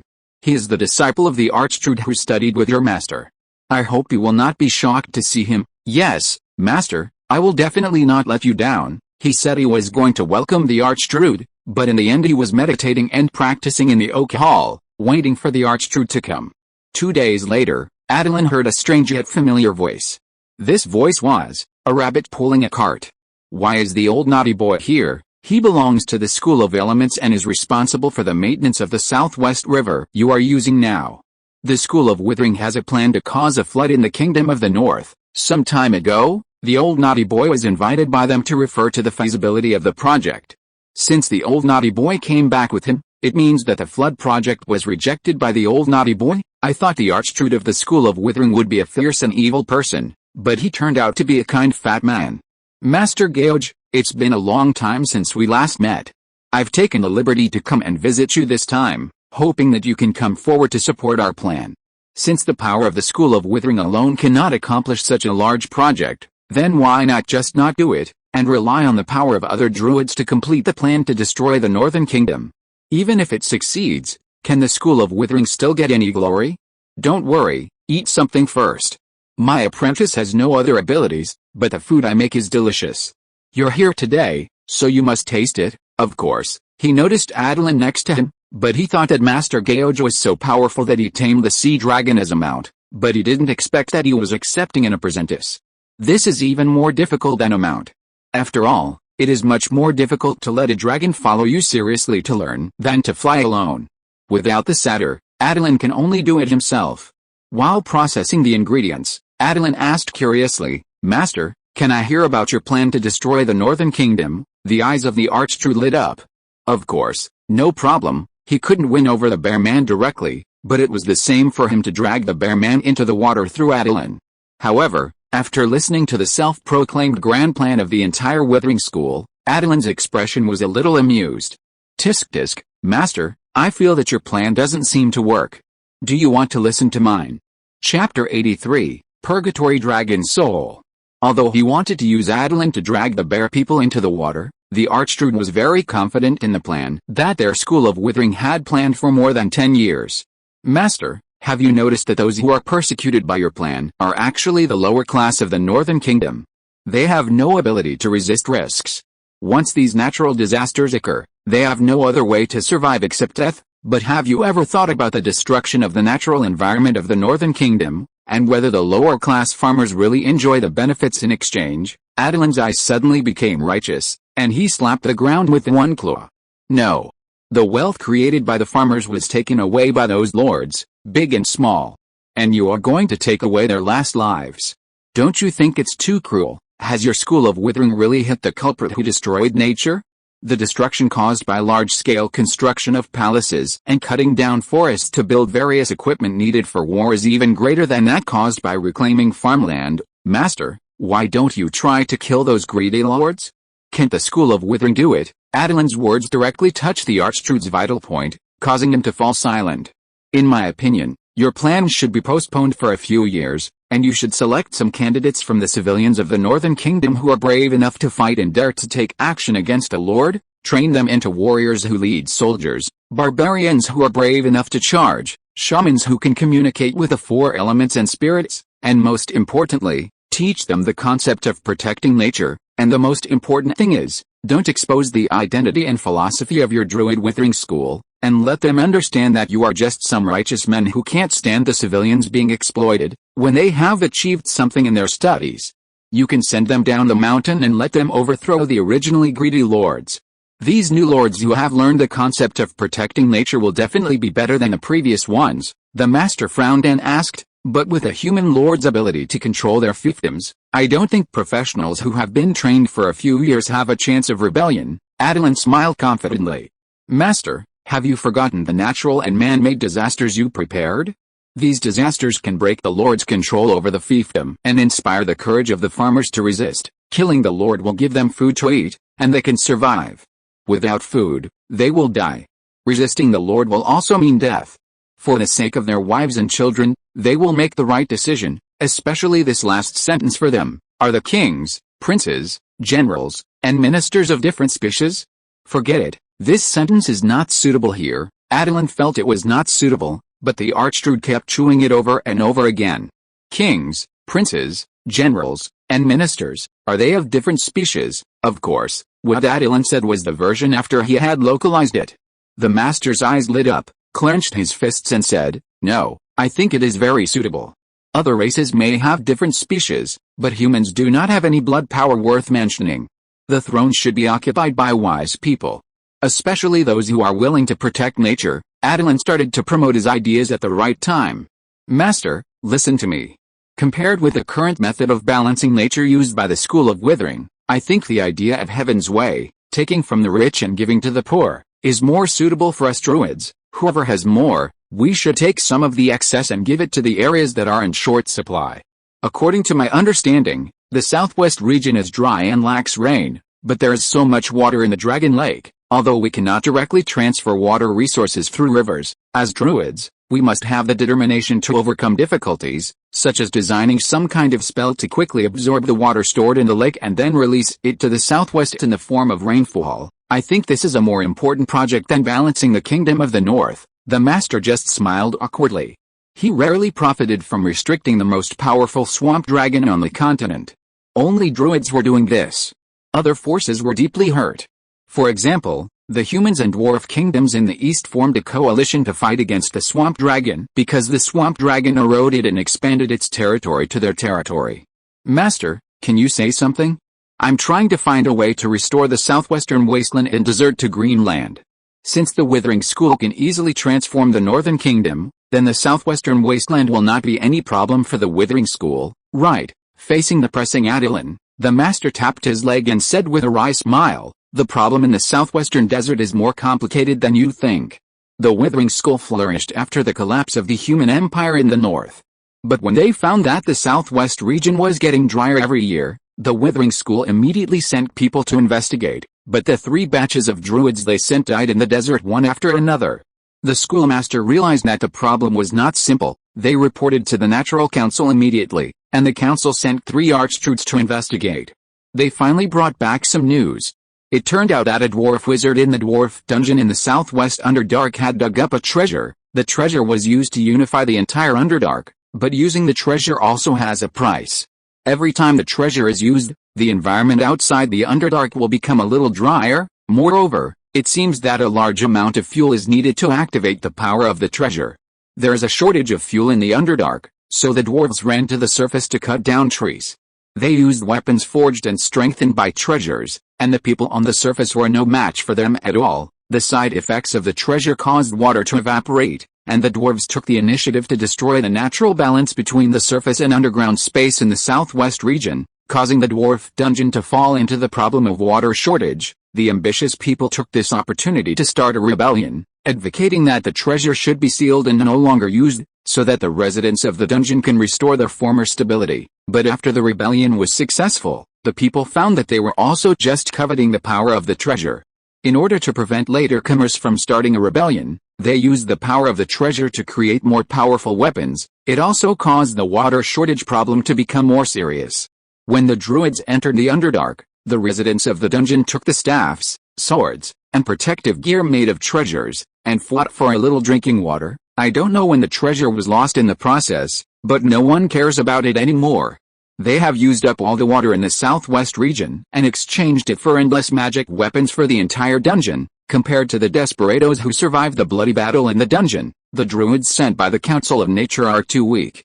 The main reason is that their fire weapons are too restrained by the druids' wooden weapons. As long as they don't give up these weapons with the power of fire, the southwest region will never be able to restore its former green land. Compared with the swamp dragons who are more reasonable, the group of lunatics in the southwest dungeon has been twisted. They have split into several forces. They are no longer fighting for treasures and resources, status and power. Now they simply like to fight, and their spiritual will has been completely distorted by the weapons created by the treasures. If you provoke them, maybe one day they will find the treasure and build more weapons to fight outside. Hiss, this kind of explosive barrel really can't be lit. Let them play the bloody battle game in the dungeon by themselves. Master, if the underground can't be touched, can the desert on the surface be moved? The master shook his head and explained, every time a weapon is used, the fire element will be activated, resulting in the underground city being unable to retain water. The underground is still a little better and can be preserved, but only a few oases are left on the surface. Most forces have wizards who master the art of water creation, or magic props. The water created must be used as soon as possible. The water shortage caused by the treasure is not simply the influence of the fire element, it seems that there is a higher level of power. The archdruids who stayed in the desert all want to study the impact of this treasure on the southwest region, trying to see through some mysteries to break through to the legendary realm. Wait a minute, Attilan suddenly realized a very embarrassing problem. He placed his foundation in the wasteland and planned to transform the wasteland into an oasis. As a result, you tell me now that there are monsters under the desert that he can't afford to fend. The southwest is the flame war madman, the northeast is the swamp dragon force, and the north is the bearman forest. Then the only direction he can develop is to annex the halfling town and the dwarf kingdom in the northwest, and then continue to annex the territory of the northern kingdom to the north. Attilan suddenly had a feeling that the wasteland would become a battlefield between the flame maniac and the swamp dragon. After all, fire and water cannot coexist. Either find a new land to transfer the foundation and advance, or take the initiative to attack. Attilan doesn't like to be passive. Master, do you know what the treasure is? I learned from the jackals that the treasure seems to have been lost, and the forces on the surface are frantically looking for it. It seems that they also want to get the treasure to make magic weapons. We druids must not let them achieve their goal. The master frowned slightly and said seriously, this is not the first time this has happened, but it is all false news. The treasure will not leave the Underdark and come to the surface. It seems to have a certain degree of autonomy. The Underdark has become what it is now, and he may have contributed to it. Master, what exactly is this treasure? How can it have such great power? I don't know. Limited information indicates that the treasure is related to the fire element and the dragon. It seems to be a red gem. No druid knows the details of the treasure, it can only be simply described as a treasure. Hiss, Attilan took a deep breath. Flame, dragon, gem, these three factors come together. Others don't know what this is, but how can he not know it? This is an elemental dragon soul. It is very likely to be the purgatory dragon soul of the fire element, or the lava dragon soul of the fire and earth element, but the possibility of the purgatory dragon soul is greater. Attilan had to see it with his own eyes to tell which elemental dragon soul it was. Although he was a water-based ocean dragon, it didn't mean that the fire-based infernal dragon soul had no effect on him. With the infernal dragon soul, the simplest use was that Attilan could disguise himself as an infernal dragon. If someone came to slay the dragon one day, Attilan would let them see what true cruelty was. Chapter 84 Fusion Long. Attilan was greedy for this treasure, no matter it was the purgatory dragon soul or the lava dragon soul. Master, how long did this treasure appear in the southwestern Underdark? About 150 years ago. Why do you want to ask this? I think our druids should have been keeping an eye on the lunatics in the Underdark and know how many fire magic weapons they have left. If they don't have these fire weapons, they should be like a toothless tiger, and they won't be much of a threat to us. Right, the master said calmly, but as long as the treasure is still in their hands, without the current weapons, they will continue to make new magic weapons, causing greater damage to the environment in the southwest. Are you sure this is not a bad idea? So before we seize their weapons, we should find a way to steal the treasure. The master nodded and motioned Attilan to continue. He wanted to see what ingenious plan Attilan could come up with. Assign a legendary thief to go there. I don't believe that we can't steal it. First of all, do you know where the treasure is? Secondly, over 100 years, the races in the dungeon have been infected by the fire element and have changed.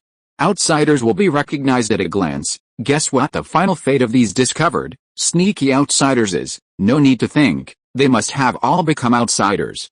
Attilan could only smile awkwardly. And I said, the treasure has its own ideas. If you are not the person it wants, it will not appear in front of you.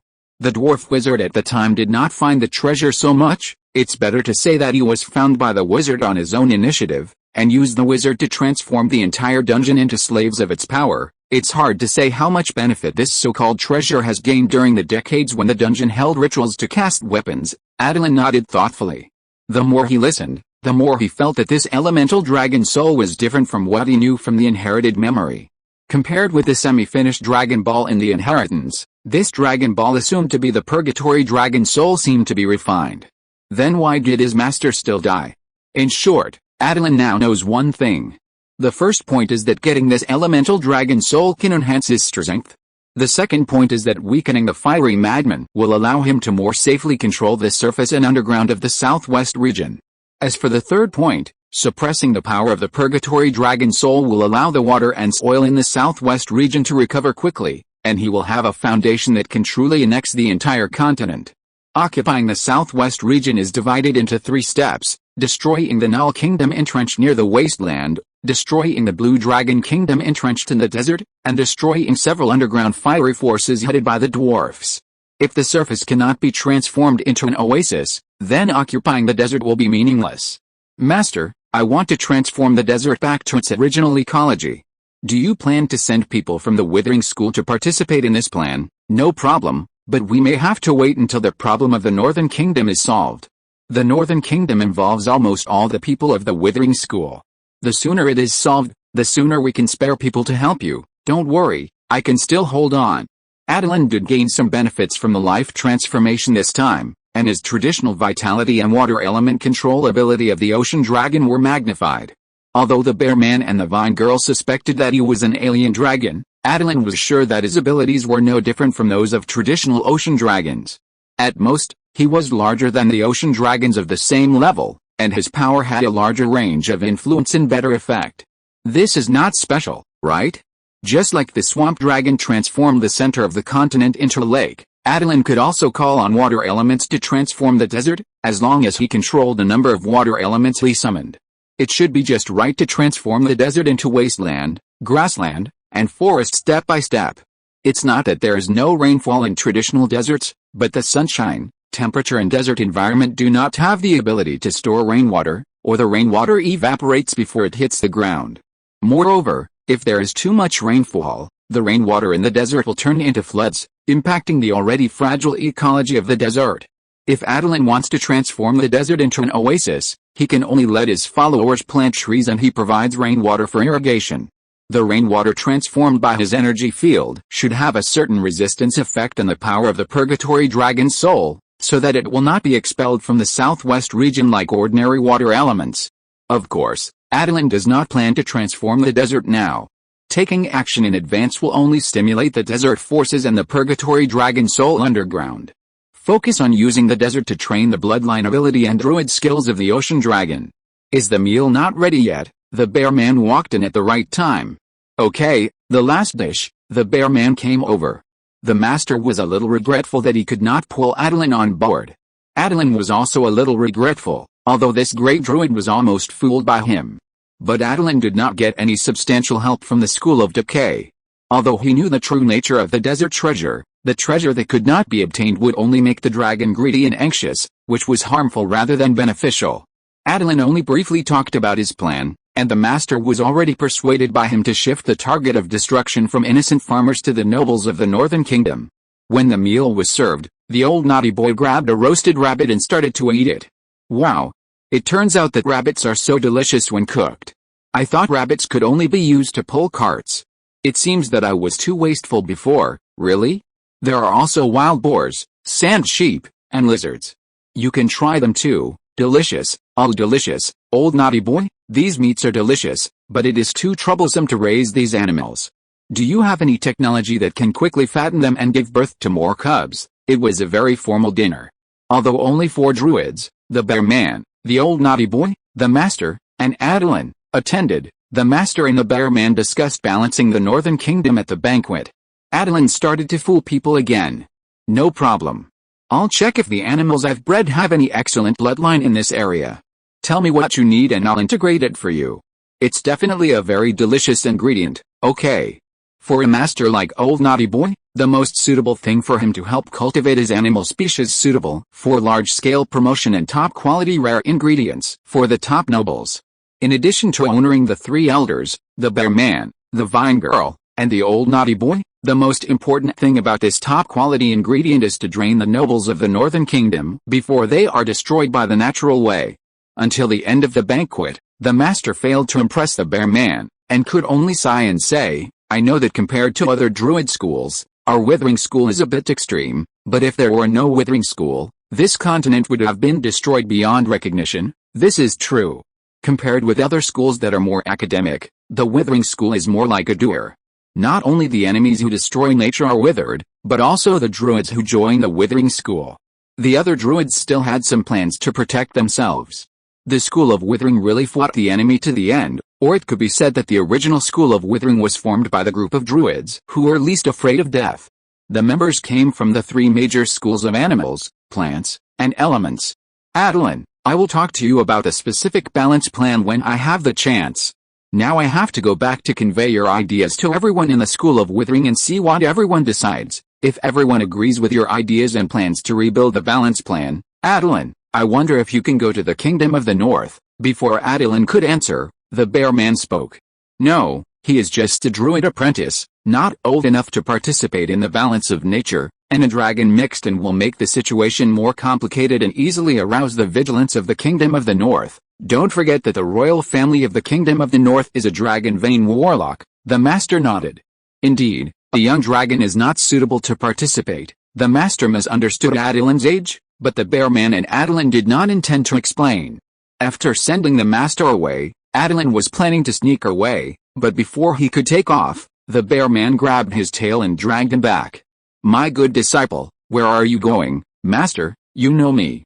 I just broke through the egg of life, and I must go back to consolidate my newly broken body. The bear man looked at him with a smile. Since you plan to consolidate your realm, then consolidate it here with me. It's just right to be with your little pet. It has undergone a new form because of the energy field you created in the egg of life. Maybe only you can judge its current situation.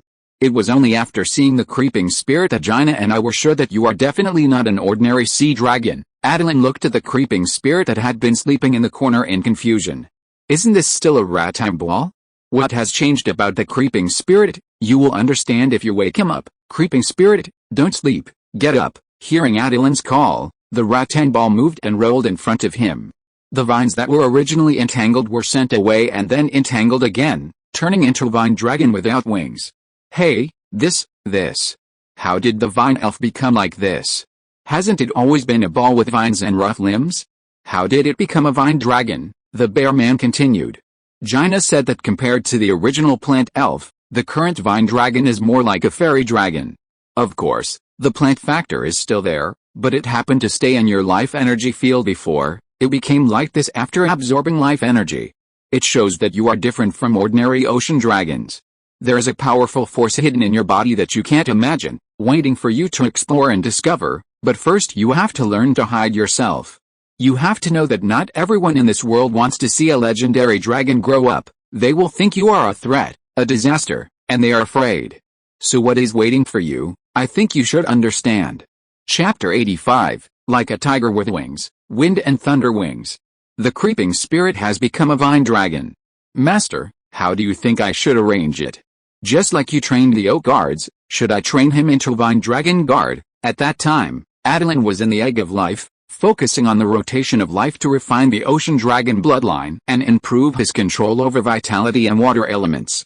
He didn't know when the life energy he breathed would spontaneously form an energy field. According to the description of the bear man, Attilan had opened his life breathing several times when he entered a state similar to meditation. Now that he has mastered the life energy field, the ability to passively open it has risen from life breathing to energy field, and the effect of promoting life has even surpassed his active opening.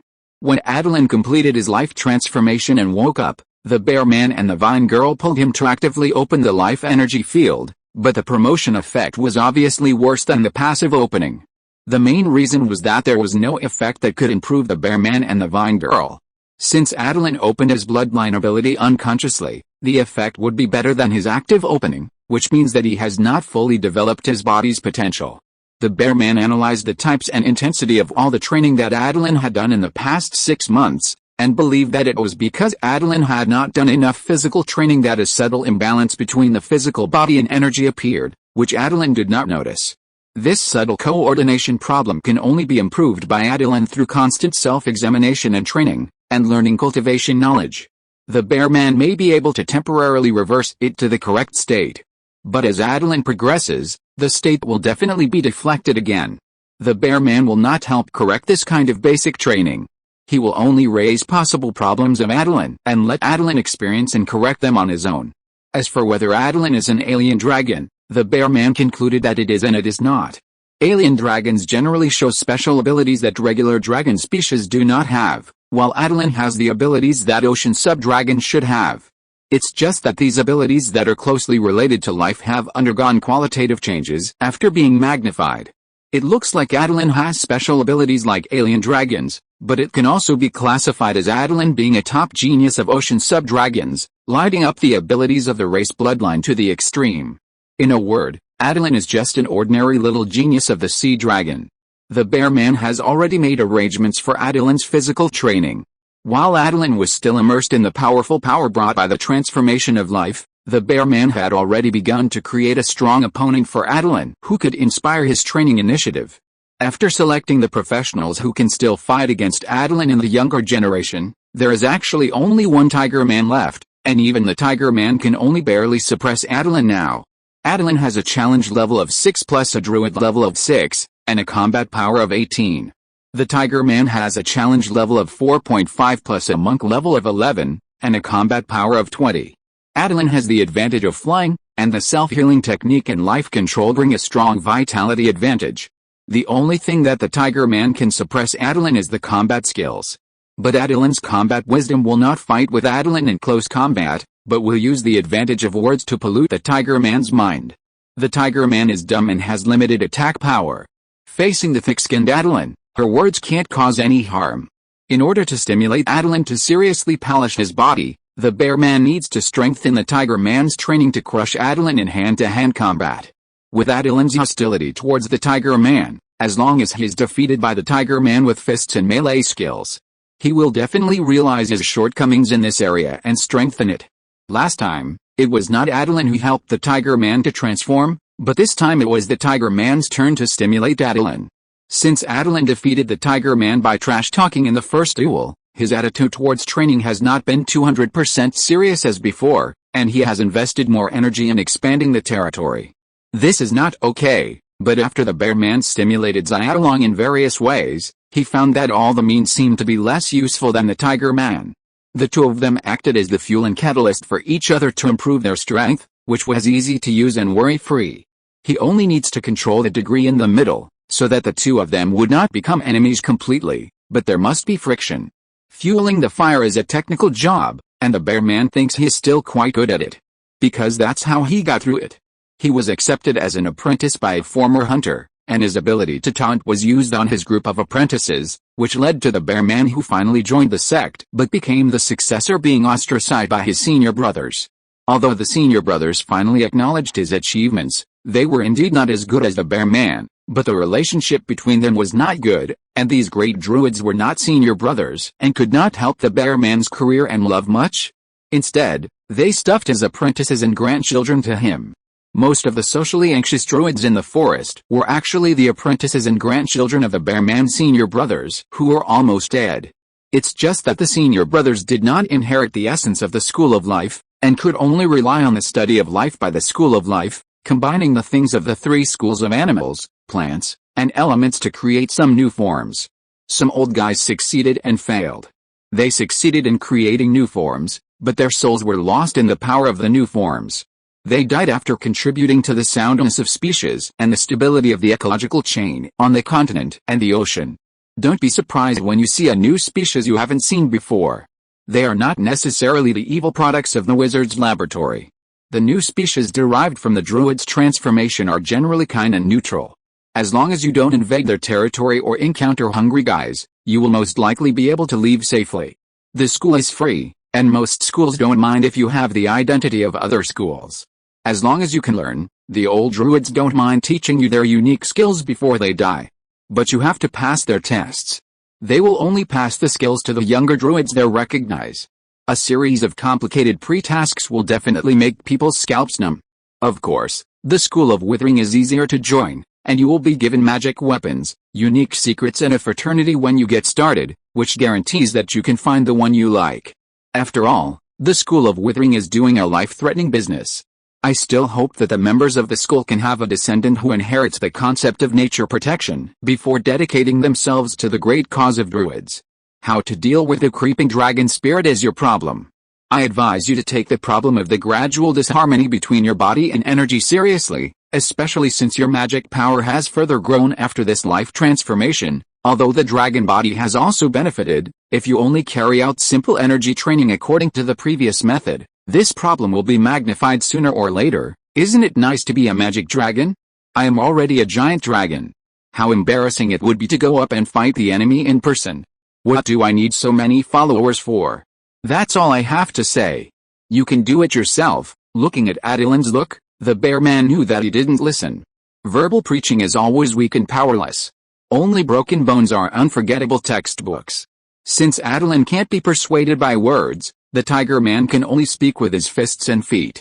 It just so happens that the Dharma phase restrains the enemy who relies on energy to fight. The bear man is not good at magic combat, so the effect of the Dharma phase he designed is naturally to force the enemy to be unable to use magic. The simplest effect of the Dharma phase is actually to disrupt the enemy's magic operation. This battlefield is not the same as the last martial arts training ground. The forest gives the tiger man room to display his lightning skills. At the same time, the bear man intends to teach her the secret art of walking in the air with the help of lightning. The bear man has integrated the skills of Sanda, Shadow, and Four Symbol Sect into the fighting skills of the natural monks. Attilan will suffer a great loss if he underestimates the tiger man who has begun to control the elements. Looking at the slender vine dragon in front of him, compared with a western dragon, this vine dragon gives Attilan a feeling of an oriental spirit dragon. Of course, they only look alike. Even if Attilan continues to use the innate ability of the ocean sub-dragon to catalyze the growth of the creeping dragon spirit, unless Attilan is deified, he does not think he can create a spirit dragon with a challenge level of at least 22. The last elemental dragon god who gave his life to create the dragon race is still vivid in his mind. Attilan does not intend to repeat the same mistake. He can raise the creeping dragon spirit to the same level as the ancient tree of life, with a challenge level of 15. Wait a minute, after being shaped by the life energy field, the intelligence of the creeping dragon spirit is further improved, and he himself is a dragon spirit transformed from plants. If he is allowed to control vines to weave rattan armor and rattan shields, and to process the wooden sticks needed to make weapons, wouldn't it be a match made in heaven?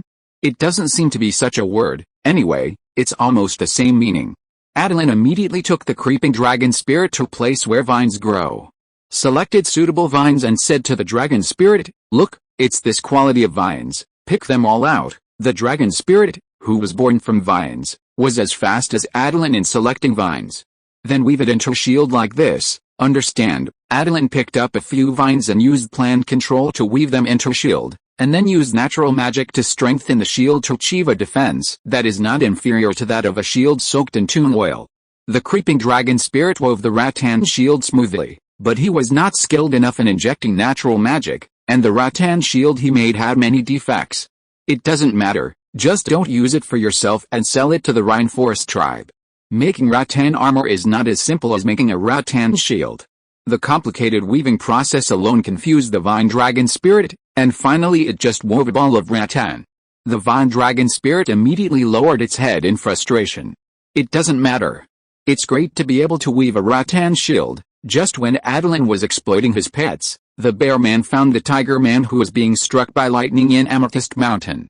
Tyr, come here. Tyr mobilized his true energy to dispel the thunder and used light skills to come to the bear man. Teacher, are you looking for me? Thunder alone cannot fully bring out your talent. In addition to thunder, the wind element can also help you. What I want to teach you today is the latest secret technique I have developed. The wind and thunder wings allow you to control both wind and thunder elements and fly in the air at the same time. Chapter 86, Fight between Dragon and Tiger reappears. The tiger man didn't care about the wind element or the thunder element. The point was that this secret art was called the wind and thunder wings. Did it mean that if she mastered this secret art, she could fly? Tyr would never forget what Attilan said while flying in the air.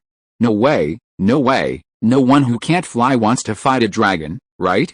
The tiger man woke up in the middle of the night. She didn't know how many times she felt that Attilan kept saying no way in her ear. This time she must rely on the wind and thunder wings to fly to the sky and knock out all the little dragon's teeth, otherwise she would be sorry for being brainwashed by the magic sound for a whole 6 months.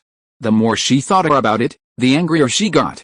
Master, I want to start practicing the wind and thunder wings now. No problem, but practicing the wind and thunder wings is not a simple thing. Compared with the elemental form and meaning Dharma that I have studied for decades and have perfected, the wind and thunder wings are not even a semi-finished product. The tiger man clenched his fists with sharp eyes. It's okay, I have confidence. If you want to practice the wind and thunder wings, you must first master 2 prerequisite skills, riding the wind and running with lightning ripples. Ride the wind, use the wind element to wrap your body in the air. As the compatibility between your body and the wind element increases, your body will become lighter and the flying speed will increase. In the end, you can directly turn into a gust of wind to fly. Of course, it is not an easy thing to transform into a wind element and fly. I once heard that the Four Symbol sect has a secret technique called the Four Spirits Celestial Phenomenon Ju, which successfully transformed the druid's elemental transformation spell into a monk's secret technique, induced the celestial phenomenon to transform into an elemental giant, and pour the elemental giant's godlike power on the enemy. Because this is a secret monk, I haven't collected too much information. As for running with lightning ripples, use the explosive power of lightning to push the body to move in the air from the soles of the feet. What is needed is strong adaptability and resistance to the lightning element. Using lightning ripples to sprint, the caster will be injured before the enemy is injured.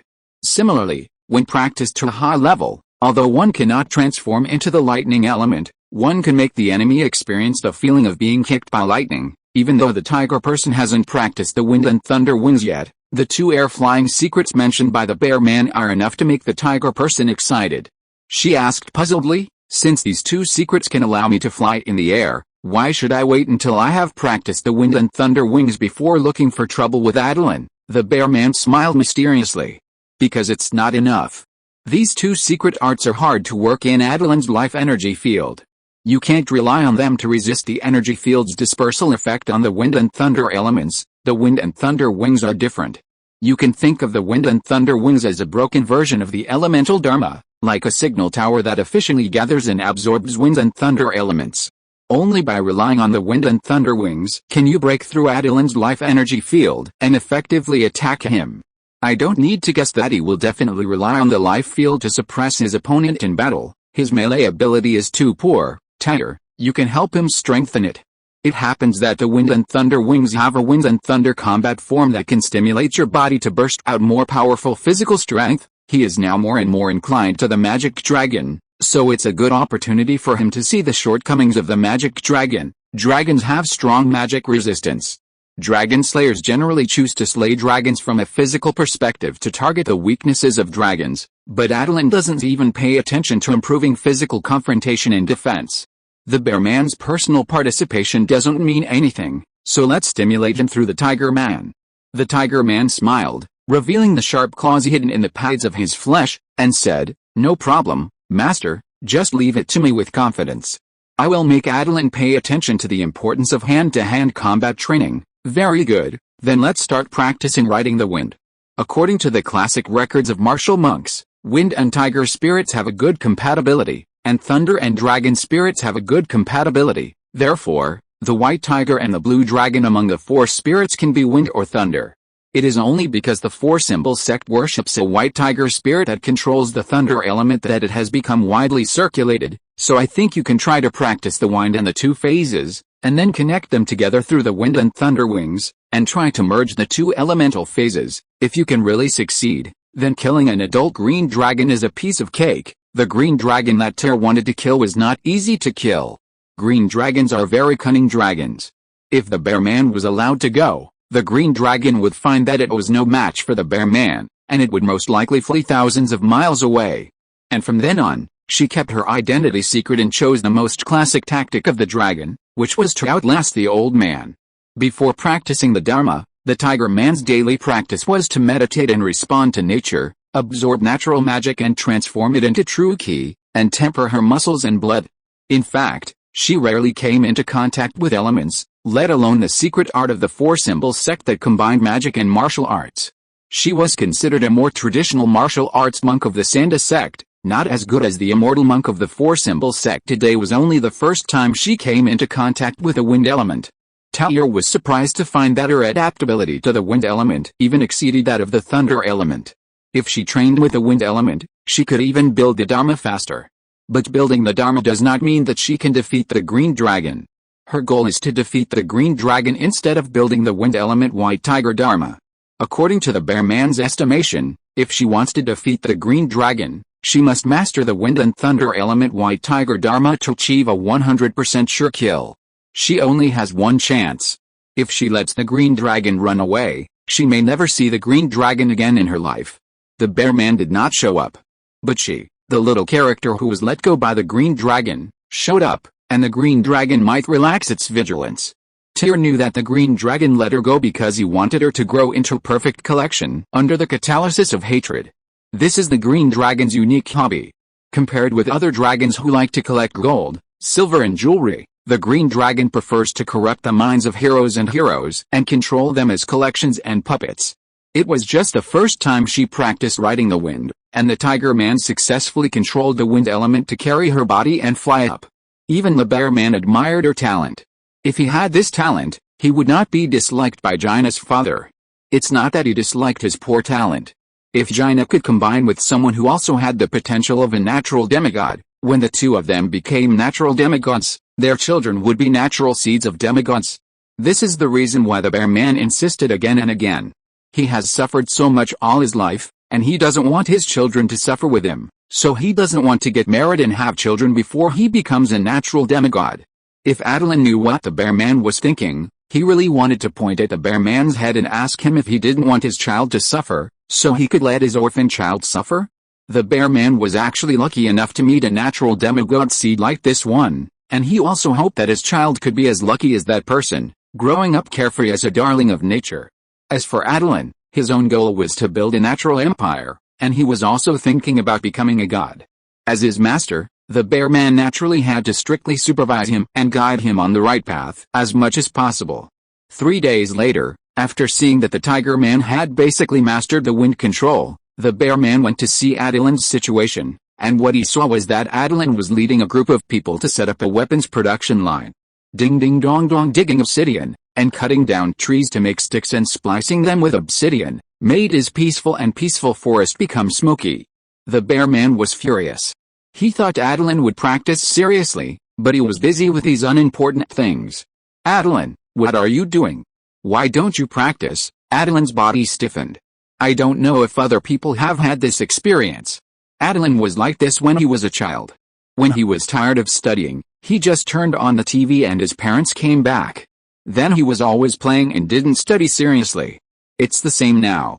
In the past few days, he has indeed been promoting the assembly line of weapons, but he still spends more time on adapting to the improvement of his body after the transformation of life. In just 3 days, he convened the Thunder Mutual Aid Association to conduct lightning body tempering twice, which made him find that summoning lightning in the life energy field actually gave him some of the feeling of his lightning breath. Moreover, the energy field will automatically nourish the friendly units in it, and Attilan does not need to use the water of life anymore, so that lightning body tempering gradually becomes normalized. With the help of the life energy field to summon lightning, Attilan finally felt the feeling of a druid being hit by lightning breath when tempering his body. Although it was a weakened version, Attilan still felt that his body tempering effect had improved a lot. He did follow the bear man's suggestion and invited all the companions among the druids who had some experience in physical development to help discuss his dragon body development plan. Finally, everyone worked together to optimize Tarzan's Titan transformation, giving Attilan a preliminary solution. The reason why Titan transformation is called this name is because this secret technique is actually related to the Titans in the heavens. As we all know, Titans are very large creatures, so what makes the Titans' bodies not only huge, but also defensive and powerful? Naturally, it is the special energy of the heavens. This energy, named Titan energy, has been passively spread since it was discovered and put into practical use by human mages. What Tarzan got was not a complete Titan energy application method, and the real Titan energy is only available in the heavens, that is, the outer plane. If the material world wants to get Titan energy, it can either open the dimensional gate to receive it or take the path of artificial synthesis. Titan transformation is naturally the latter. Every transformation can synthesize a little bit of miscellaneous Titan energy, so there is no need to think about gigantism, but the effect of strengthening the body is still preserved, making Tarzan's body become the strongest among the druids little by little. Attilan was trying to convert Titan energy to strengthen the dragon body. The effect was not very good, but it could balance the dragon body and energy. Master, I just finished practicing. Look, there is still some Titan energy left, the bear man just said coldly. I am training Tyr. Her growth rate is much faster than yours. If you don't want to be beaten, train seriously. Attilan raised his eyebrows and said, Master, does the tiger man think he is good again? Chapter 87 Spell Bummer. The bear man had a faint smile on his face, slowly clenched his right hand into a fist, and said majestically, it's not that Tyr thinks he can do it, it's that I think whoever can do it, can do it. Whoever can't do it, can't do it. Do you think you can do it? Are you sure you can defeat Tyr in the next duel? Attilan took a breath of cold air when he heard it. Master, what secret weapon have you prepared for the tiger man to deal with me? I am your direct disciple, the next head of the school of life. Master, any secret skills you have should be passed on to me. How can you pass them on to Tyr, a monk? Can you let a monk be the head of the school of life? Even though Georg had long been aware of Attilan's shamelessness, Attilan's shamelessness at this moment still refreshed his cognition. When did I say that I would pass on the school of life to you? Attilan said as a matter of course, if you want to be the head of the school of life, you must master life control. Among the younger generation of druids of the school of life, who has better life control than me, I am the best at life control, so the position of head of the school should naturally belong to me. Only I can lead the school of life to glory. Master, don't you think so? The bear man glanced at Attilan coldly. You are still heading for glory, but I think you will lead the school of life to madness. Unless I am insane, the position of the head of the school of life will never be passed to you. Attilan approached the bear man nonchalantly, put his head on the bear man's shoulder, and said in a leisurely tone, I am your most outstanding disciple.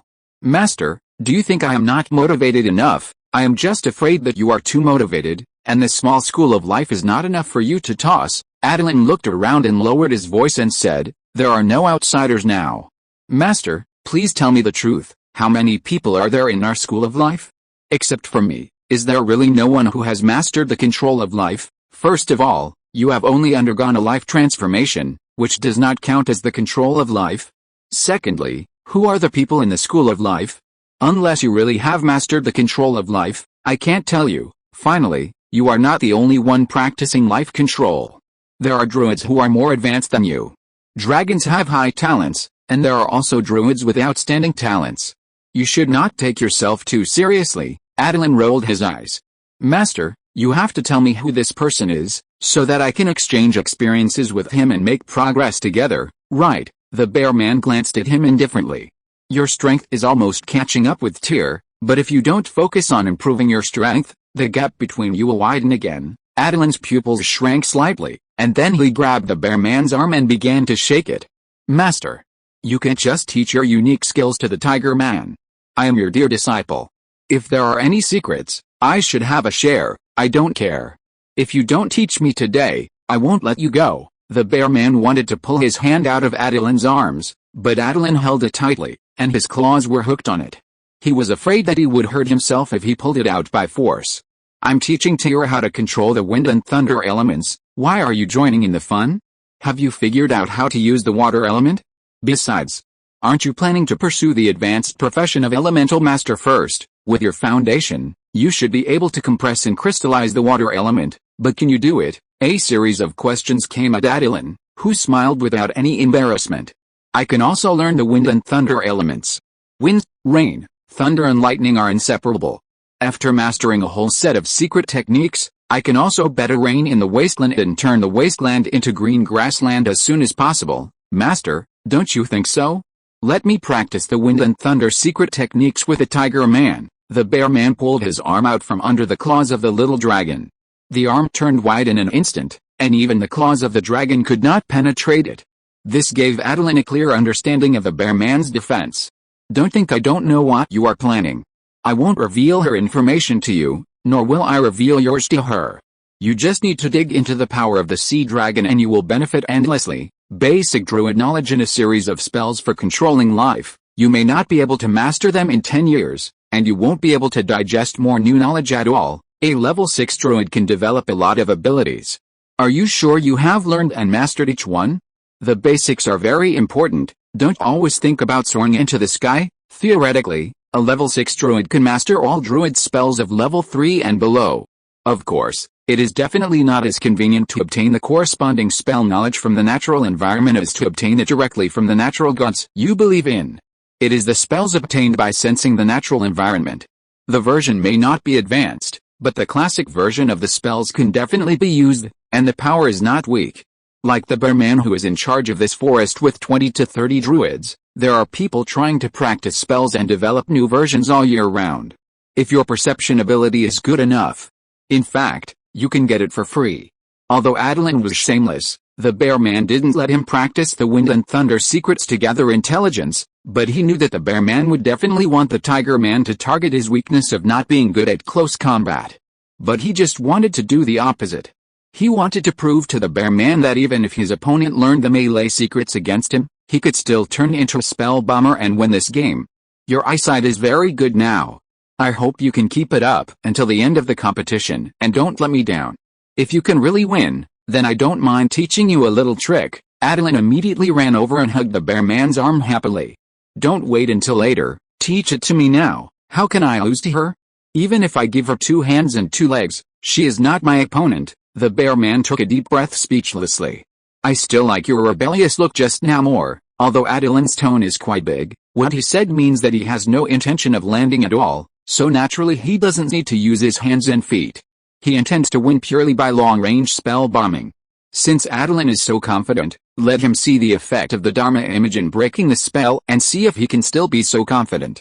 Tomorrow I will bring you a book of spells below level 3. I want to see if you can do that. Can you let go now?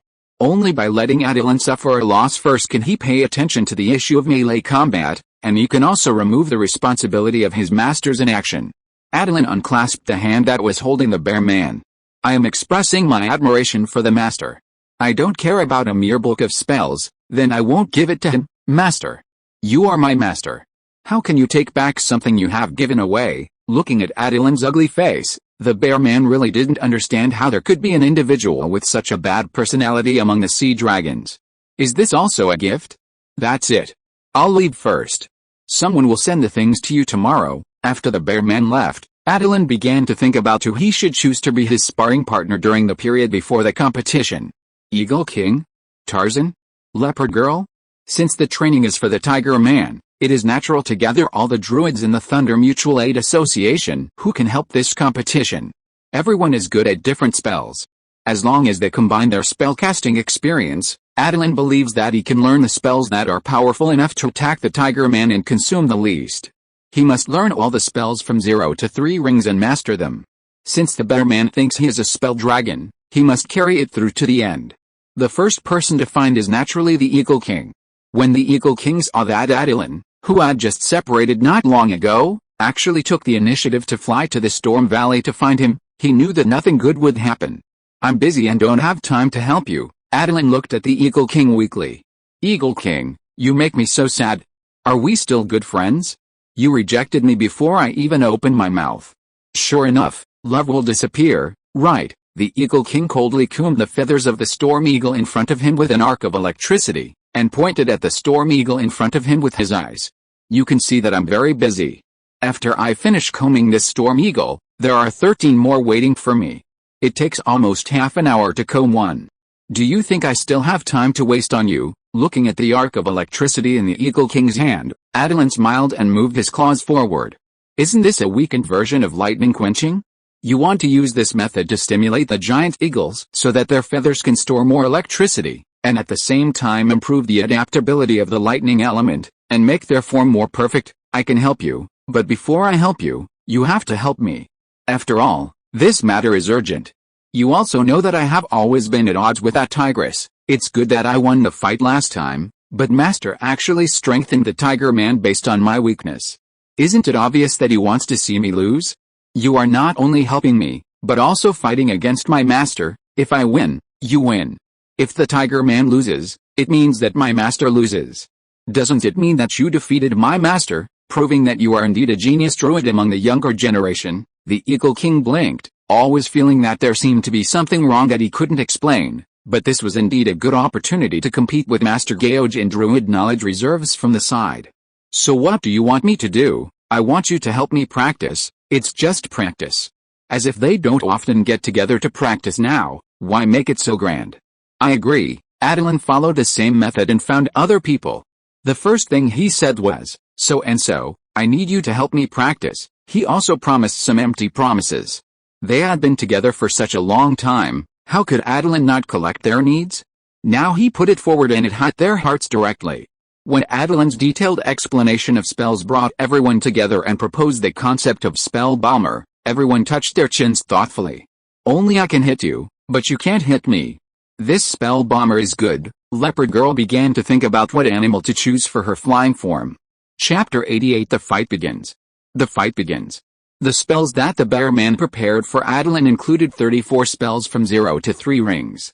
Excluding those that are not suitable for use in combat, there are still 20 spells left. It involves energy types such as earth, wind, water, fire, thunder, poison, light and darkness, spiritual types such as charm and conversation, auxiliary types such as enhancement, dispel, positioning and weakening, and control and use of the power of animals and plants. Although Attilan named this combat mode as Spell Bomber, it does not mean that he intends to only learn attack spells. Whether the caster relies on intelligence, perception, or charm to cast spells, the most important thing is wisdom. If you don't use your brain to play spells, why don't you learn melee and practice physical instincts directly? Rely on the instinct of the beast to fight, so you don't need a brain. Then you will be completely manipulated by the caster, who is able to control the instinct and perception of the beast, just like a stupid gorilla. Of course, it is a little difficult to do this with a 3-ring spell, especially using water elemental creations to disguise an ocean dragon. Attilan feels that he needs to design something or two. It just so happened that when he was transforming his life last time, he shed a lot of dragon scales. In fact, all of them were shed, but most of them turned into ashes directly after they were shed. Only a small number of dragon scales were retained because they were soaked with enough dragon magic. These dragon scales with Attilan's strong imprint, combined with some druid spells, should be able to create a sea dragon puppet just right. It's a puppet at most. Attilan and his half-baked druids can't create a real construct. Of course, putting all their energy on the construct is putting the cart before the horse. The more common constructs are steel, clay and flesh and blood, but there are also plant constructs, and they are driven by spirits as energy sources. The most typical one is naturally the scarecrow. Attilan's plan is to use his dragon scales and vines stimulated by the water of life, as well as crystals that store compressed water element energy as energy, to drive the fake sea dragon to attract the attention of the tiger man. With a wingman, the spell bomber can better exert its combat effectiveness. He started to passively create the energy field of water of life. While practicing the energy field control, he nourished the vines he needed. He concentrated on compressing the water element in the energy field. The bear man's words reminded him that the compressed water element crystals were the universal currency of the water element world, which could be used to summon water elements to participate in the battle, or to enhance the power of water element spells. Of course, he would not summon water elements, but he had stored water element crystals in advance, and he could quickly create a downpour after the competition began. It was guaranteed to be heavier than the rain on the day Yipping went to her father to ask for money. With the ocean dragon having water, who could stop him? Let the tiger man see what home advantage is.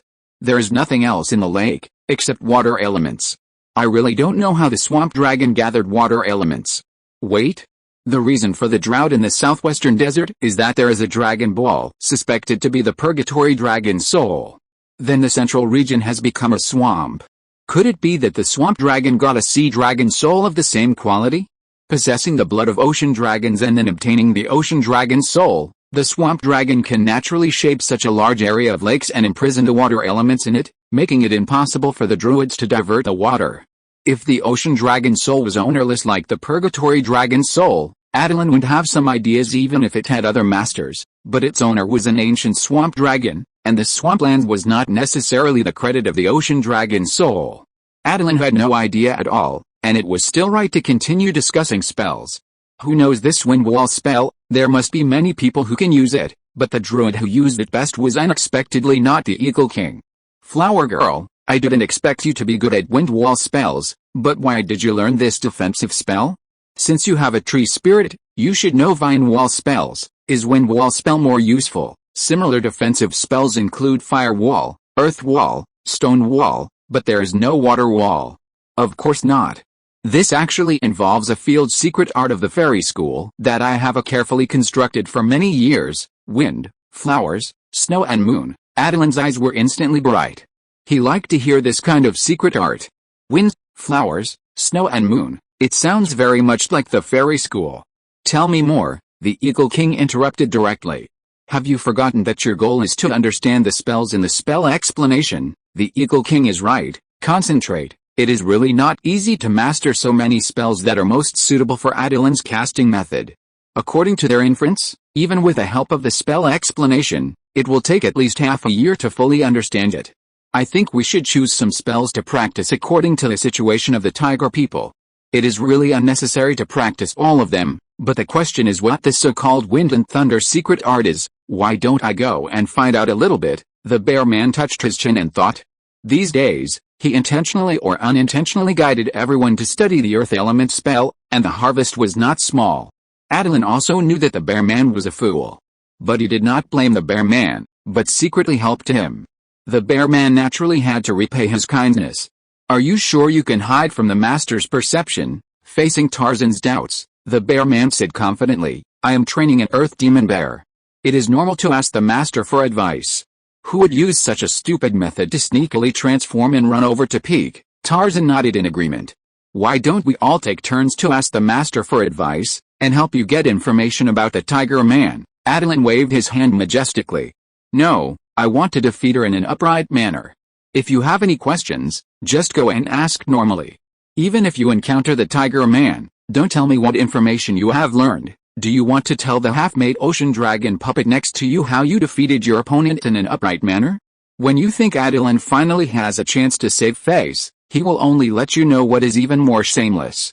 On this day, Attilan was compressing water element crystals in the lake. Leopard Girl unexpectedly came over and looked at him with a gloating look and said, Attilan, I tell you, you may be in trouble this time.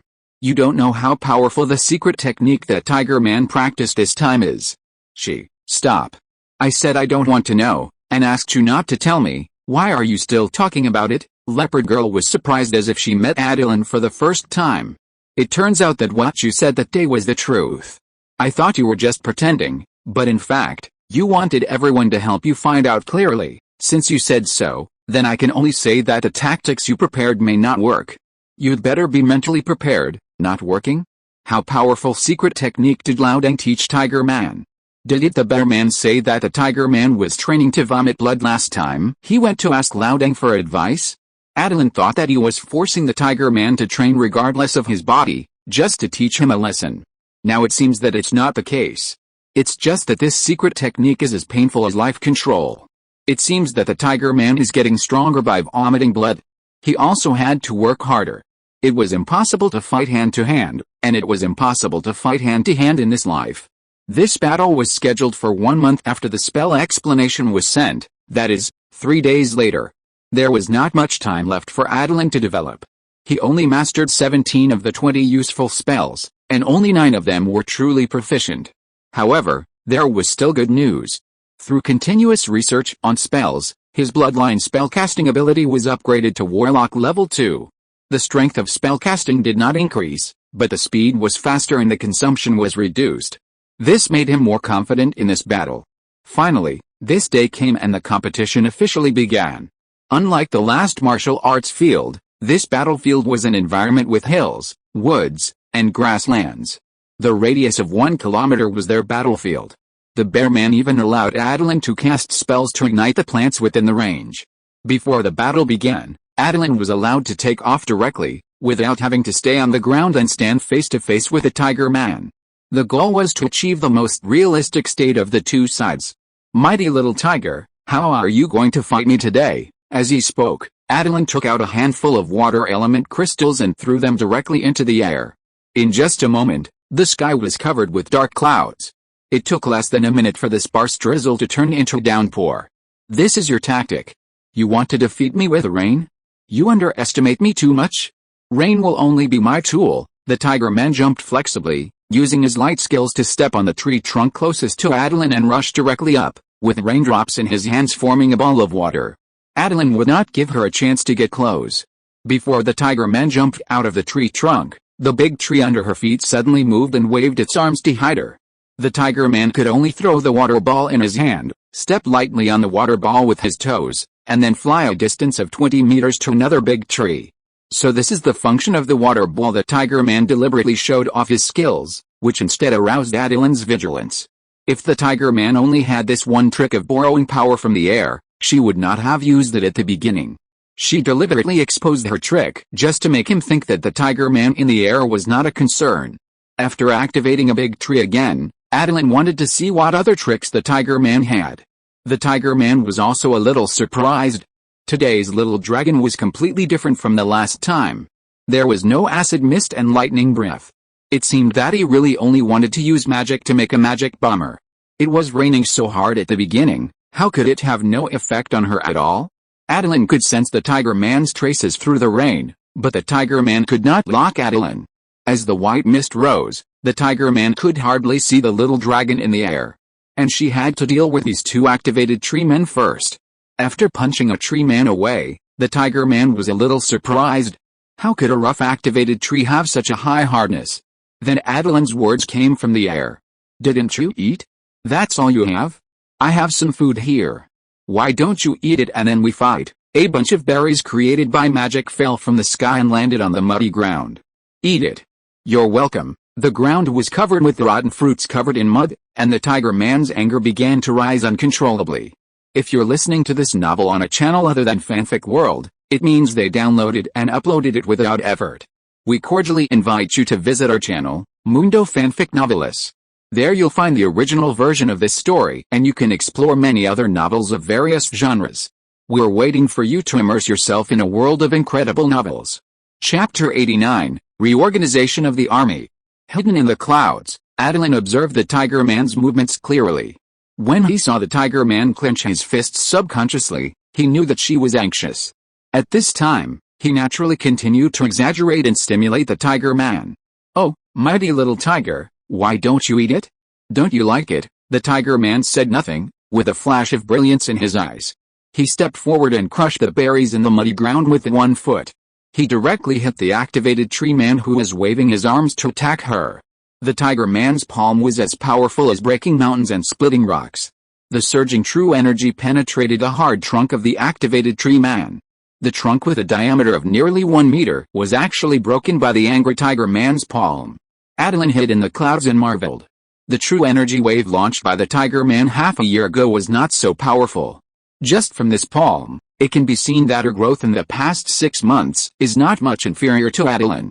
I'm afraid that Attilan will be very confused. He is a real dragon, and he has suffered so much to improve his strength so much in half a year. What about the tiger man? According to the information Attilan got from the half-goat people, her training method in the past 6 months is no different from the past, except that she also started to use lightning to temper her body some time ago. And it was the thunder of Amethyst Mountain. Did she directly try the most dangerous purple thunder in Amethyst Mountain? If it was purple thunder to temper the body, then it is not surprising that Tiger has such an improvement.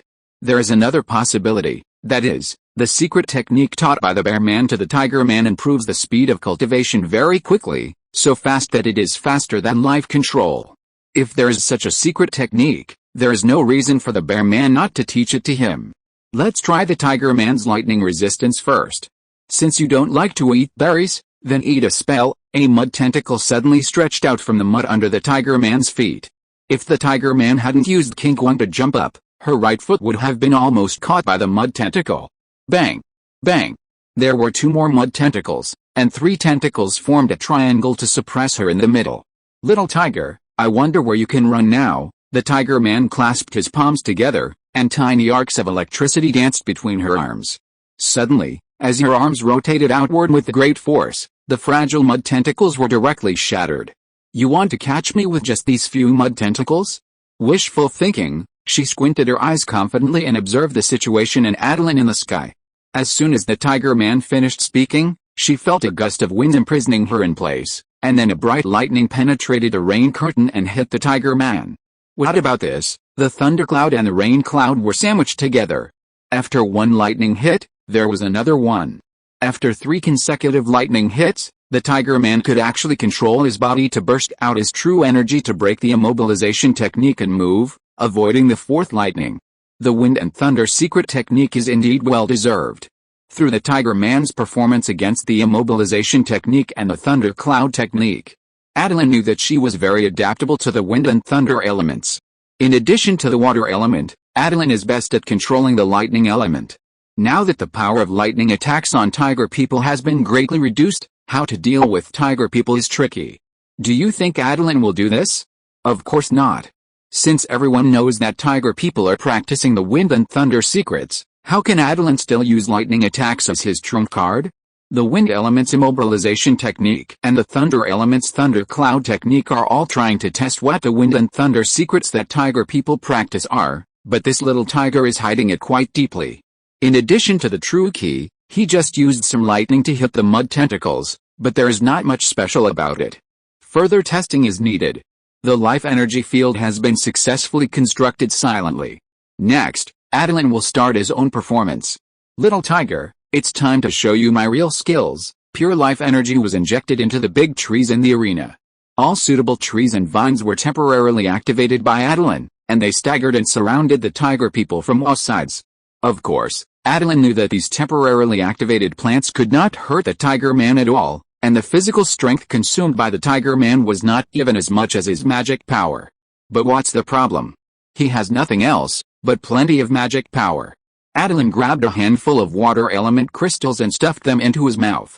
These water element crystals can only be preserved for a month at most because Attilan's ability to control the water elements is not strong enough. If they are not used now, the crystals will disperse by themselves in a few days. For the existence of the dragon, he can eat a meal for a few days, so that the dragon can sleep for a long time, but the dragon that sleeps for a long time can also stay awake for a long time. If the dragon can be controlled well, it will become the most suitable worker. This is Attilan's magical discovery, that he actually doesn't need to sleep at all through his day and night condensation of water element crystals for a month. After practicing for a week, he only needs to sleep for 2 hours to recover. Then there is a large basket of water element crystals that he carries with him at this moment. These crystals are enough for Attilan to restore his magic power 10 times. In terms of consumption, the Tiger Man can't be his opponent. He is now trying to pull the Tiger Man into his advantageous track. The activated plants restricted the Tiger Man's activities, and various colored energy spells continuously attacked the Tiger Man. This tactic did consume a lot of the Tiger Man's physical strength and true energy. At the same time, the Tiger Man also discovered a little dragon hovering in the air. There would be a very short pause when releasing spells. That was the opportunity she had been waiting for. The wind and thunder wings were not yet mature, and she had not practiced them well, so she only had one chance to attack. After chopping off a big tree with one palm again, the Tiger Man sneered and said, "Is your spell only this powerful? Is it only by hiding in the sky that you can feel safe? Is this what you said about relying on spells to win?" The Tiger Man also started to talk trash, but this level of attack power could not hurt Attilan at all. The immobilization spell and the thunder cloud spell were his first killer moves. If it were not for the Tiger Man's resistance and control over the wind and thunder elements, she would not have been so easy to get away. The ordinary summoning of lightning can only release one lightning bolt, but Attilan can accumulate lightning element energy in advance through thunder clouds, and can release 5 lightning bolts at a time. But the damage of the lightning element was weakened, and Attilan could only use the second move. Muddy Hands. 2 muddy hands rose from the muddy ground and attacked the Tiger Man from both sides. Concentrating on controlling the big hands to attack the Tiger Man, the flying speed of the little dragon in the sky slowed down, and the opportunity the Tiger Man had been waiting for finally appeared.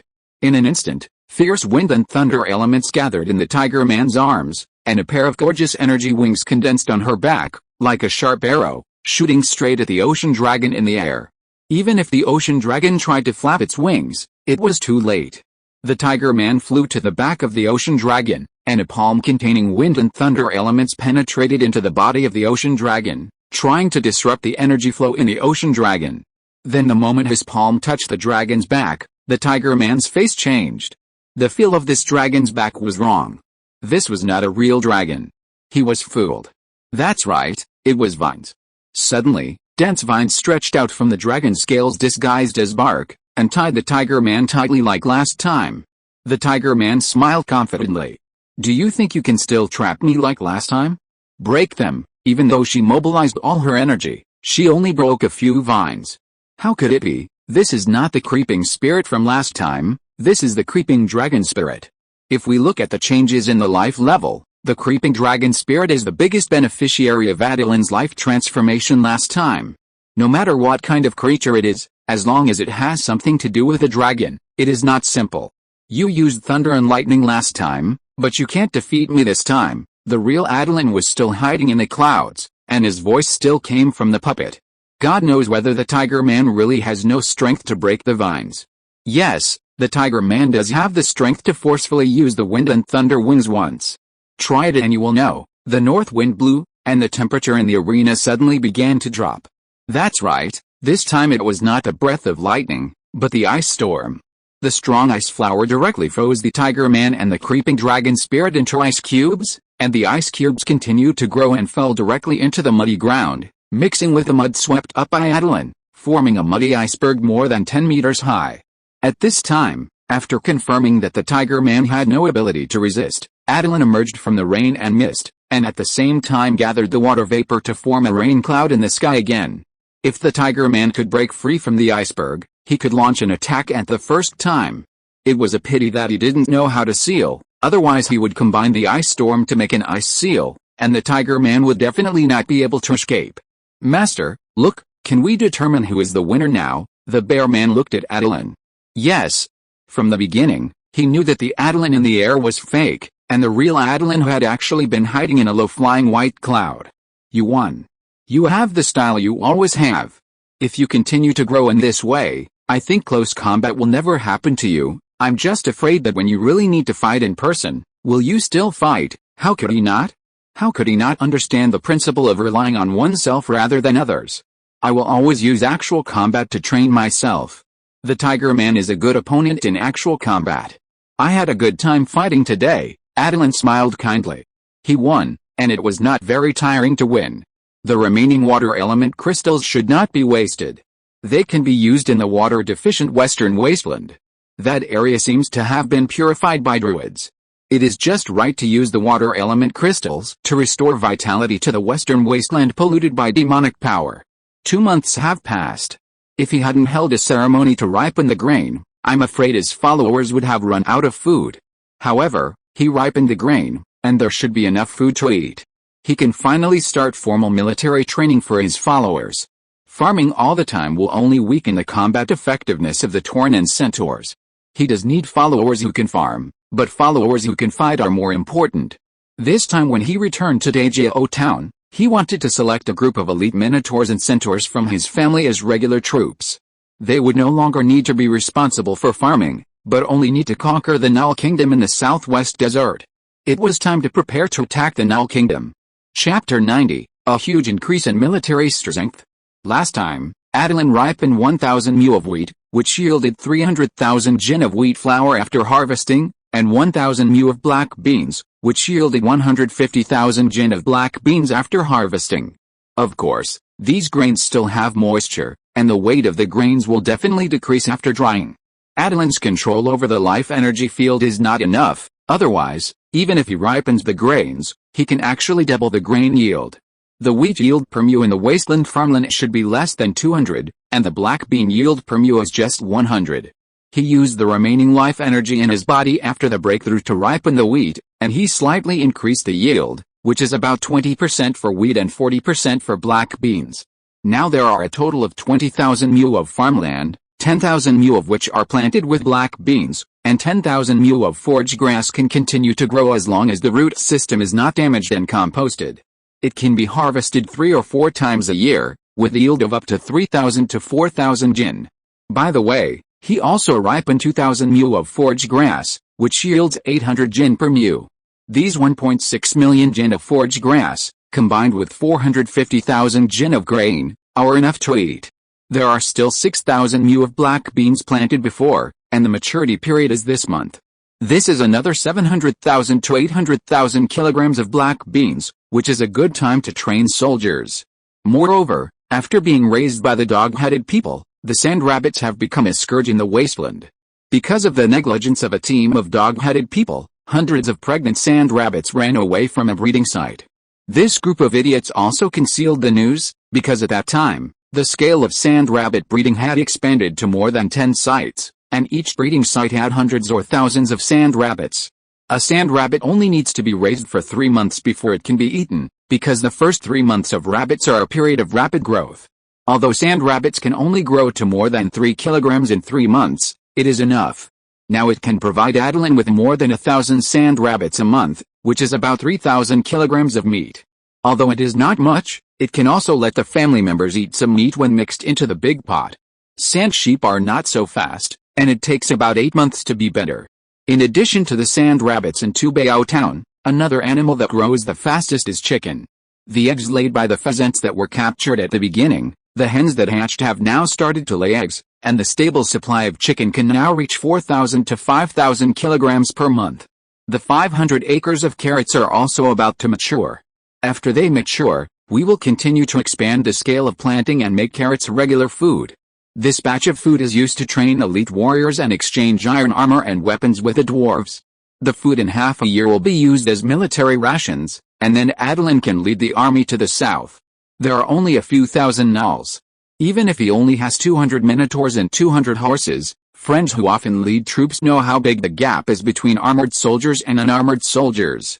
It is really not an exaggeration to say that one can beat 10. There are 100 sets of iron armor for minotaurs and 100 sets of iron armor for horses. The other soldiers can only be equipped with rattan armor and rattan shields. There is really not enough food to buy dwarf equipment. You can always trust the quality of dwarf iron equipment, but the price is always painful. The northwest corner of the wasteland borders the mountain range where the dwarves live. Most of the gnolls invaded the halfling town from the remnants of this mountain range. Attilan plans to set up a town at the foot of the mountain. Use the nearly 5,000 acres of wasteland that has not been reclaimed nearby to grow food, and the 1,000 acres of mountain land that can be reclaimed to grow vegetables, and exchange weapons with the dwarves. The biggest problem of this place is not the barren land, but the lack of water. It is too dry, and Attilan's water element crystal is intended to be used here. He has already explored the nearby terrain in advance and asked the dog-headed people to dig up the mountain to prepare an underground reservoir, because there is a certain drop between the reservoir and the wasteland. It only needs to open the gate to release water when it is needed to irrigate the farmland, and it can flow into the ditch through the carras dug by the dog-headed people. Similar water storage cellars need to be dug by the dog-headed people.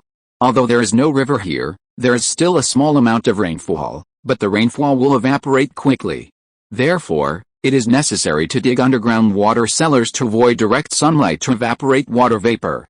The arid environment is destined to not have a high grain yield here.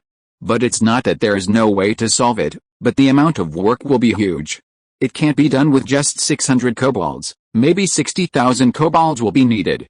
According to Attilan's understanding, the area controlled by the dwarves is actually only the production area of various minerals. For example, the Snow Peak land further west is not included in the scope of the dwarves' rule. But every year, the melted snow from the Snow Peak flows eastward, bringing infinite vitality to this continent. A tributary of the melted Snow Peak passes through the halfling town, making the land of the 3 halfling towns fertile. In fact, there is a large tributary of the Snow Peak. The melted snow water does not flow eastward, but flows westward directly into the sea. This is really a waste. If these tributaries that flow westward into the sea can divert half of the water flow to the southwest desert, this area will be immersed in floods every year. The flame madman who originally killed quietly underground will also come to the surface. So Attilan's goal is not big. He only needs to intercept a small part of these westward tributaries and flow from the winding mountains to the wasteland in the form of canals. Nourish the land in the south of the mountains and the north of the desert. Attilan also had to trick the druids into planting trees along the route in advance to avoid miscalculations and water overflowing from the canal, so as not to impact too much of the desert. First, put the water element into the water cellar, And then Attilan asked the dog-headed men to level the soil along the carras. Grain cannot be grown directly here, as the soil is saline alkali land and needs to be treated with alfalfa. Then plant black beans. I believe the yield here will be even more impressive. Then Attilan came to Bighorn Town to find Lista to ask about the situation of the Minotaurs and Centaurs. Do you think the experience of farming in the past 6 months has reduced the combat effectiveness of the Minotaurs and Centaurs? Lista shook his head. It was not reduced, but he couldn't tell the difference. I feel like it has increased a little, although I have been pushing everyone to eat grass, which may have made everyone gentler, and we have been farming for half a year, so we have indeed experienced fewer battles. Even though I organize everyone to practice combat skills from time to time, I feel that everyone is still a little rusty, but there is a very important factor that everyone has eaten too well in the past 6 months. They have all become much stronger physically. If they were to fight against themselves 6 months ago, they should be able to win. It's good as long as the combat effectiveness has not decreased. After the black beans are harvested, we will gather all the Minotaurs and Centaurs for training. I need to select 50 elite soldiers from each group and have them wear the armor I purchased from the dwarves to fight. How many Minotaurs and Centaurs are there now? More than 300 Minotaurs and 500 Centaurs? That's about the same. Dragon Lord, you also know that we are not good at counting, so we don't know the exact number. Anyway, according to your method, there are 10 people in a row, a total of 10 rows, more than 3 Minotaurs, and 5 Centaurs, so that should be the number, because the Minotaurs can only count to 10. Attilan asked him to count the square formations. 1 square formation is 100 people, 10 square formations are 1,000 people, and 10 rows of square formations are 10,000 people. Square formation training is not too difficult. The Minotaurs only need to prepare 19 people horizontally and vertically, and then let the others stand facing these 19 people to get a square formation. This is a kind of obedience training, which can cultivate a little discipline for the chaotic Minotaurs and Centaurs, and be more strategic in war. Attilan is most exposed to military training, so of course he has to start training the Minotaurs and Centaurs with simple military training. Why didn't he try a more complicated way of training soldiers? As long as excellent soldiers like the Minotaur and Centaurs are trained in the way recorded in military books, such as the Jigsaw New Book, they will be the best soldiers in the world. This is true in theory, but the reality is often very bleak. It took half a year just to arrange the square formation. It seems that now these Minotaur have finally learned to look ahead and look left and right, and can form a good square formation. Otherwise, Lista would not be able to get such an accurate number of people. But Attilan was very confused. How come there were 100 more Minotaur and 300 more Centaurs? Where do so many Minotaurs and Centaurs come from? They all come from the desert. Dragon Lord, you sent people to the wasteland and desert to capture sand sheep and sand rabbits. When they met a tribe they knew before, they told their old friends the news that there was more than enough food here, although they all said that I would only tell you and you must not tell anyone. More and more tribes know about it. They heard that you, Dragon Lord, were recruiting warriors, so they all came to join you. Attilan asked curiously, I remember that most of the food stored in Bighorn Town is forage grass. Can they accept it? Why not? What they eat in the desert are scorpions, lizards, or cacti. They are prickly, but not as delicious as forage grass like alfalfa. Why didn't you inform me earlier? Suddenly recruiting so many Minotaurs and Centaurs will put us under food pressure again. Forget it. We need high-quality soldiers right now. With more of these people, we will be more confident in attacking the werewolf kingdom. After Attilan counted them, he was surprised to find that the number of Minotaurs and Centaurs who came to join him was even more than Lista said. There are 350 Minotaurs now, and more than 700 men and horses. There are not only 5 of them. It is estimated that Lista missed the 200 men and horses that have been grazing outside. Because there have been 200 people grazing sand sheep outside, he thought there were only the 500 men and horses in front of him who were cultivating farmland. Sure enough, men and horses are like the wind, and the speed of information transmission is fast. It is definitely not possible for so many men and horses to act as archers. The number of lancers must occupy the mainstream, and then they will attack the army of the Nulls together with the Minotaurs. The current premise is that the Nulls must have an army. Now, after half a year of training, the Minotaurs and men and horses under his command cannot form a complete army formation when they are still, not to mention the chaotic Nulls. More people is a good thing, but you have to worry about food again. Chapter 91 Mysterious Druid.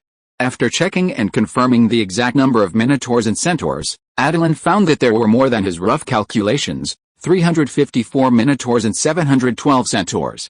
Among them were 11 calves and 42 foals that could not participate in the battle and could only serve as food buckets. Among the newly added cattle and horses, there were also those disabled due to combat. Lista simply thought that he was doing charity. What's wrong with these missing arms and legs? Why do you want them too? Isn't this a waste of food? And where do they get their wooden arms and legs? Lista scratched the horns. I didn't want them at first, but a druid told me that if I was willing to take them in, he would provide them with wooden arms and legs so that they could work normally. I thought since they can cultivate the land, plant and harvest, then it's okay to keep them. Facts have proved that my decision is right. Compared with those minotaurs and centaurs with healthy hands and feet, they work more actively and seriously, Attilan nodded. These disabled cattle and horses were not abandoned and had the opportunity to eat. If they missed such a good place, they would not find another one. Their loyalty would indeed be higher. Dragon Lord, can they stay? Dragon Lord, I am kind-hearted, so let them stay. By the way, where's the druid who can make wooden prostheses? Why don't I remember there is such a talent in the forest? This wooden prosthesis is so well made that it can almost make these disabled people move like normal people. Moreover, Attilan found that this was not a simple wooden prosthesis, but also had traces of druid spells on it. The cattle and horses with prostheses had a bit of the flavor of tree druids. If this secret technique could be obtained, Attilan would no longer have to worry about the placement of those disabled relatives due to the war. If they could not fight, they could just farm. Besides, from Attilan's perspective, this technique of connecting wooden limbs to tree-like broken limbs was very valuable. The fighting power of the minotaurs and centaurs with such limbs might even increase. Of course, they were not druids, and could not control the natural magic to use wooden limbs freely. They were certainly not as flexible as tree-like druids, but the lack of pain was the biggest advantage of tree-like limbs. Lista shook his head and said, since he disappeared after making all the wooden hands and feet needed by everyone, I was thinking of inviting him to Kingland Town for a big meal and introducing him to the Dragon Lord. He smiled and said that he was just an ordinary druid who spread the gospel of nature, let more people believe in nature and follow the way of natural balance. He just did some things within his ability and was not worthy of thanks. At the same time, he hopes that we can take good care of the farmland opened up in the wasteland. If we can turn this wasteland into an oasis, he will come back then. Hiss. After hearing what Lista said, Attilan felt that this mysterious man was definitely not an ordinary druid. He was either a great druid or a legendary druid. But he didn't expect that there were missionaries among their druids. It's a pity that I can't meet this master, otherwise I can ask him a few questions. A druid who travels around like this must have a lot of seeds of rare plants in his hands, and maybe he can solve the problem of severe salinity in the northwest corner of the wasteland. The more serious the problem of the land, the more it needs to be dealt with in advance. Attilan originally thought that if he dealt with a saline alkali land now, he would be able to carry out agricultural planting normally in 3 years. However, the problem of saline alkali land was more serious than he had imagined, and he could not deal with it at all. When he went to Shujiao town just now, he specially looked at the germination of alfalfa seeds in the farmland, which was very poor. This was because the alfalfa variety he had was not a variety specially planted in saline alkali land, and the salinity of the land around Shujiao town was too high. This resulted in a very low survival and germination rate of alfalfa seeds in his hand, which were theoretically salt-tolerant but could only tolerate a little bit. The 100 acres of land reclaimed in Shujiao town were watered before sowing, just to flush the saline alkali components in the soil, and all of them were sprinkled with alfalfa seeds wrapped in black soil mud. Wrapping seeds with mud can increase the germination rate, but less than 1/10 of the alfalfa seeds germinated. This is not okay. If we don't grow food here and trade with the dwarves, then how to transport it to the western halfling town and trade with the dwarves is a big problem. Taking advantage of the geographical advantages of Shujiao town, we can let the dwarves come to purchase. Everything was ready, but he was stuck on the first step of the saline alkali land. This was indeed his problem. If he had considered breeding salt alkali tolerant alfalfa seeds half a year ago, the first generation of salt alkali tolerant alfalfa would have almost produced fruit. The seeds directly ripened by druid spells were almost the same as the parent generation, unless they could be mixed with spells for selecting gene fragments used when breeding specific varieties. so that the speed of breeding salt-alkali-tolerant alfalfa varieties could be accelerated. This spell combination was very difficult.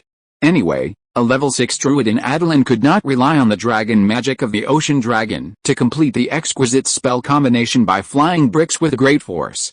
In the entire Green Sea Forest, the druid who was best at this spell combination must be the old naughty boy, who could select gene fragments to make so many strange animals. He would definitely be able to breed the salt-alkali-tolerant alfalfa that Attilan needed. Attilan smiled slightly. It seemed that he was going to launch the food diplomacy tactic again. It just so happened that he had promised the old boy last time that he would prepare a large table of food involving multiple animals to entertain the old boy. He only needed to add a dish made from alfalfa. He could then draw the topic to the salt-alkali-tolerant alfalfa. As for the old boy, as long as you can make him laugh happily and your request is not too excessive, the old boy can satisfy you. All he wants is salt-alkali-tolerant alfalfa, which is a piece of cake for the old boy. Send some minotaurs and centaurs to Shujiao town and ask them to level the mountain road. Go over 3 mountains to the northwest and you will see a small town of dwarves. Once this road is built, the dwarves can bring their iron tools to trade with us. It doesn't need to be built too well, as long as it can pass people and horses. Only with a road can the dwarves come to trade with the kingdom of nature. As long as you tell the dwarves that there is wine here, they will definitely travel through mountains and rivers and bring iron tools to drink. Maybe the dwarves who owed wine debts and had no money to pay back will become military blacksmiths of Attilan. Speed up the reclamation of the 10,000 acres of land in the rainforest outpost. If we don't hurry up, we will miss the season for planting black beans. Lista nodded and said, I will arrange it, but Dragon Lord, if it is really too late, can you plant the black beans first and deal with this oil after the harvest? Okay, a low yield per acre is better than no yield. I'll deal with the problem of saline alkali land first. When he returned to Kingland Town and was about to give orders to the old fishman, he suddenly had an idea and asked, Lista just gave me a big surprise. There are more than 600 more mouths to feed. You won't have gathered a group of fishmen waiting to report to me, right? Who knew that? The old fishman grinned. Dragon Lord is wise. I did ask the young men of the tribe to inquire about the situation in the rainforest. I found several small fish tribes and am trying to attract them to join Kingland Town. There are less than 200 people in total. I didn't expect that Lista, a barbarian, could recruit people faster than me. The fish tribe can be recruited. The fertile soil along the shore of Long's Lake has not been fully utilized. There is a lack of aquatic races such as fish and snake people to work. For example, the fish pond in Kingland Town now is a piece of water enclosed in the lake by the fish digging mud and sand to raise the captured herbivorous fish. It is a bit simple, but the fish can stay in the water while working. If it were a terrestrial race, their legs would definitely be broken if they stayed in the water all day. The rainforest is full of ponds and swamps. If you want to occupy the rainforest in the future, you have to let the fish, snake, and lizard people play the main role. By the way, how is the situation of the lizard tribe? The old fish lowered his head in embarrassment. Dragon Lord, the latest news is that the lizardman tribe made an offensive gesture to bluff, but in fact they were packing up and fled south along a large river in the rainforest overnight. Talented people, if there is a chance, he must invite this group of lizardmen to join his team, not only for the linen weavers, but also for their leader who can use bluffing, feinting to the east and attacking in the west, and running away as the best strategy. It made Attilan salivate. Let Apatia prepare water for me to bathe. I will host a banquet for the distinguished guests later. The druid spells he practiced for this month were not in vain. Attilan directly wrote a bark paper invitation letter to the old naughty boy, and asked the owl on the treetop to help deliver it with full sincerity. The owl was the animal messenger summoned by Attilan. Seeing that this snowy owl was very useful in delivering letters and looked good, Attilan kept her and named her Hedwig. Let the kitchen prepare the ingredients, and I will cook after I take a bath. Yes, Dragon Lord. Although the old fish man didn't quite understand what was the meaning of bathing after cooking in person. Lying on the polished stone slab, Attilan closed his eyes and enjoyed the snake princess's white and slender fingers holding the wet silk to wipe his scales. What does the old fishman know? If it's just a simple body wash, he can just summon the water element directly. Let the snake princess help him bathe and enjoy the process, not the result. It was 2 hours later when the old naughty boy rabbit pulled the cart to Kingland Town. The dishes prepared by Attilan filled the 3-meter-long table, and only he and the old naughty boy enjoyed it, and mainly the old naughty boy. crystal clear ruby braised pork, the fish belly hidden sheep known as the ultimate delicious, the 8 treasure gourd duck with 8 ingredients stuffed into the duck's belly to shape it into vermilion gourd. I won't go into details about the others. In short, Attilan has done his best. Today's theme is to be delicious and beautiful, to meet the needs of the old naughty boy's customers. Senior, are you satisfied with today's dishes? Satisfied, very satisfied. I heard about it from Gauge. Tell me, what do you want to talk to me about? But the problem is big and it can't be solved by a meal. It will take at least a month. A friend of mine is coming tomorrow, and you must prepare a set of more sumptuous dishes than today to entertain him. Old naughty boy, I didn't expect you to be so easy to bribe. Chapter 92, The Jackals Attack Again. The friend of the old naughty boy? Attilan showed a strange look in his eyes. Senior, is your friend also a druid? Does he have any dietary taboos? Some druids of the animal school will choose an animal as their life and death partner.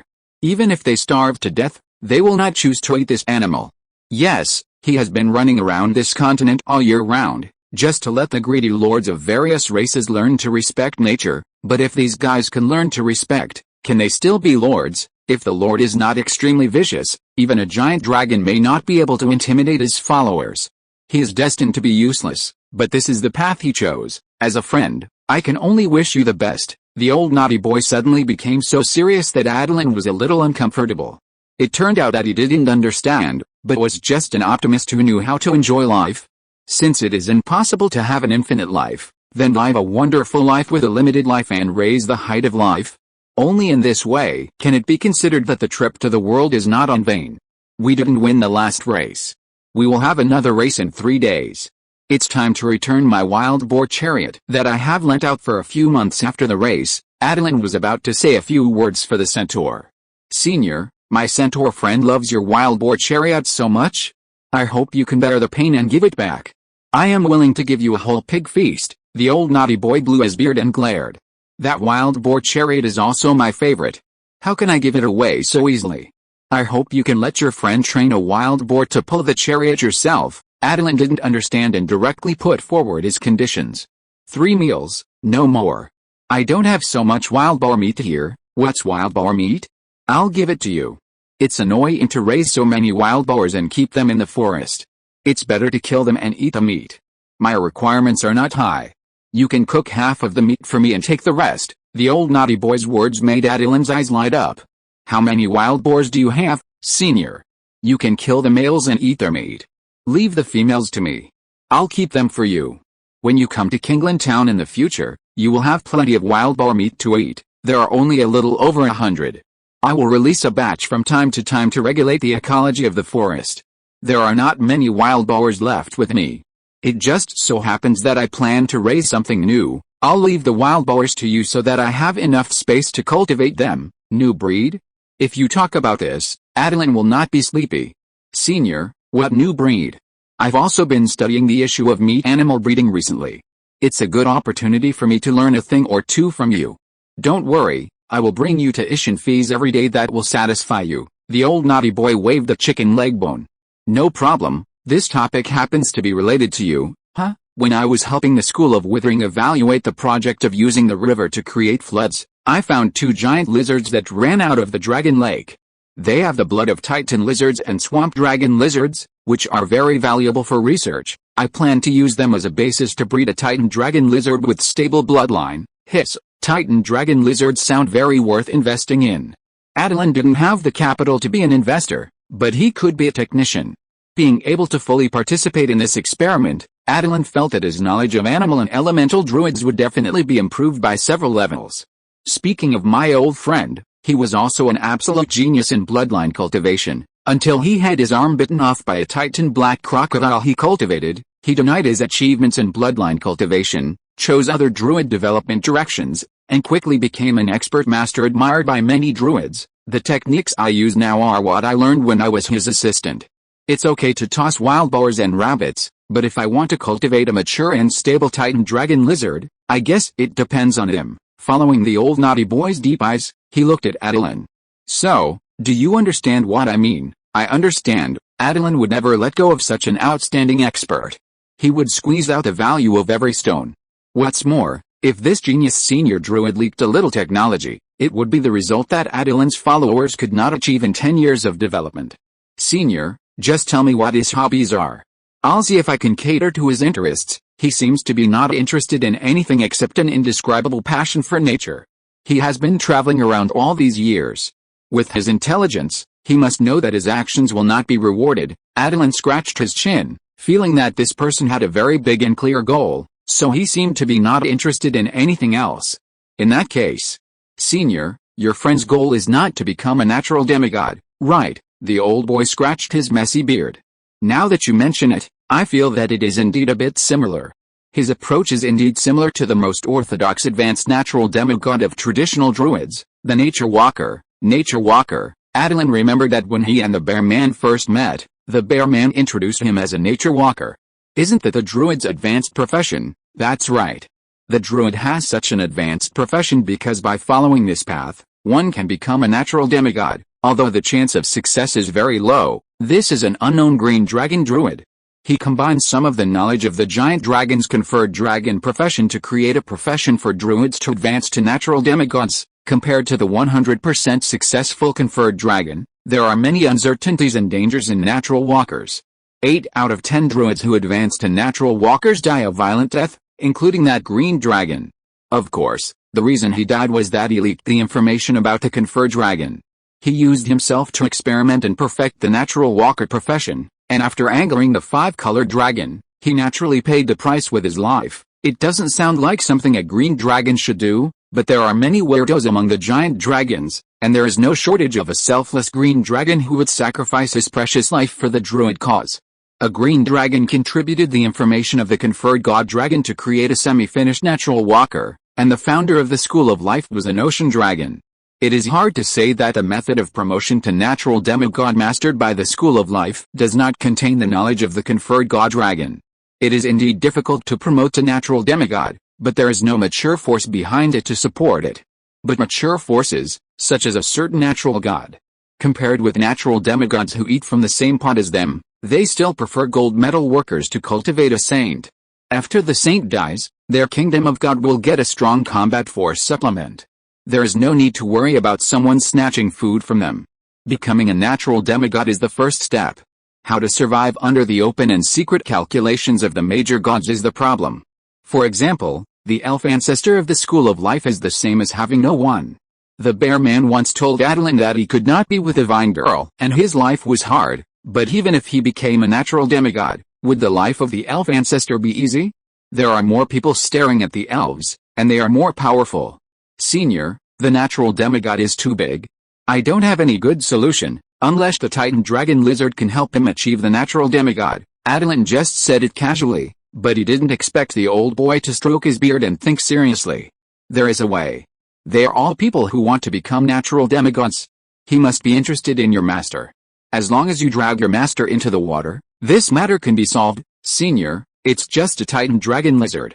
Isn't it more costly to drag my master into the water? It's better to let my master help you directly. I think his skills will not be bad. It seems to be right. Any of the topics of the natural demigod are too profound. It's not worth selling the Bear Man for a Titan Dragon Lizard that may not be promoted to legendary. Senior, I have a project on salt-tolerant alfalfa. If we can improve the saline alkali land into soil suitable for grazing and planting, how many more lives can this continent support? If these stories are passed down, they will definitely be of great help to natural walkers. Right, the old naughty boy nodded again. He didn't like to use his brain. The source of power for the traditional nature-revering druids was the various lives that made up nature. The birth and withering of life, and the operation of the natural cycle would bring power to the druids. If there was a large piece of land where the lives on it were completely cultivated by a druid, then the power obtained from these lives could theoretically push the druid to the realm of natural demigods. But the problem is that it is impossible to have a forest that belongs entirely to a druid. The gods in the natural realm will use their authority to intercept a large part of the surplus power. You can seek power from the outside, but the way to use energy must also be clever, otherwise it is impossible to become a natural demigod. Let's start with your salt-tolerant alfalfa, and then extend it to my Titan Dragon Lizard. This time you kid got the advantage. At this time, the old fishman suddenly walked in.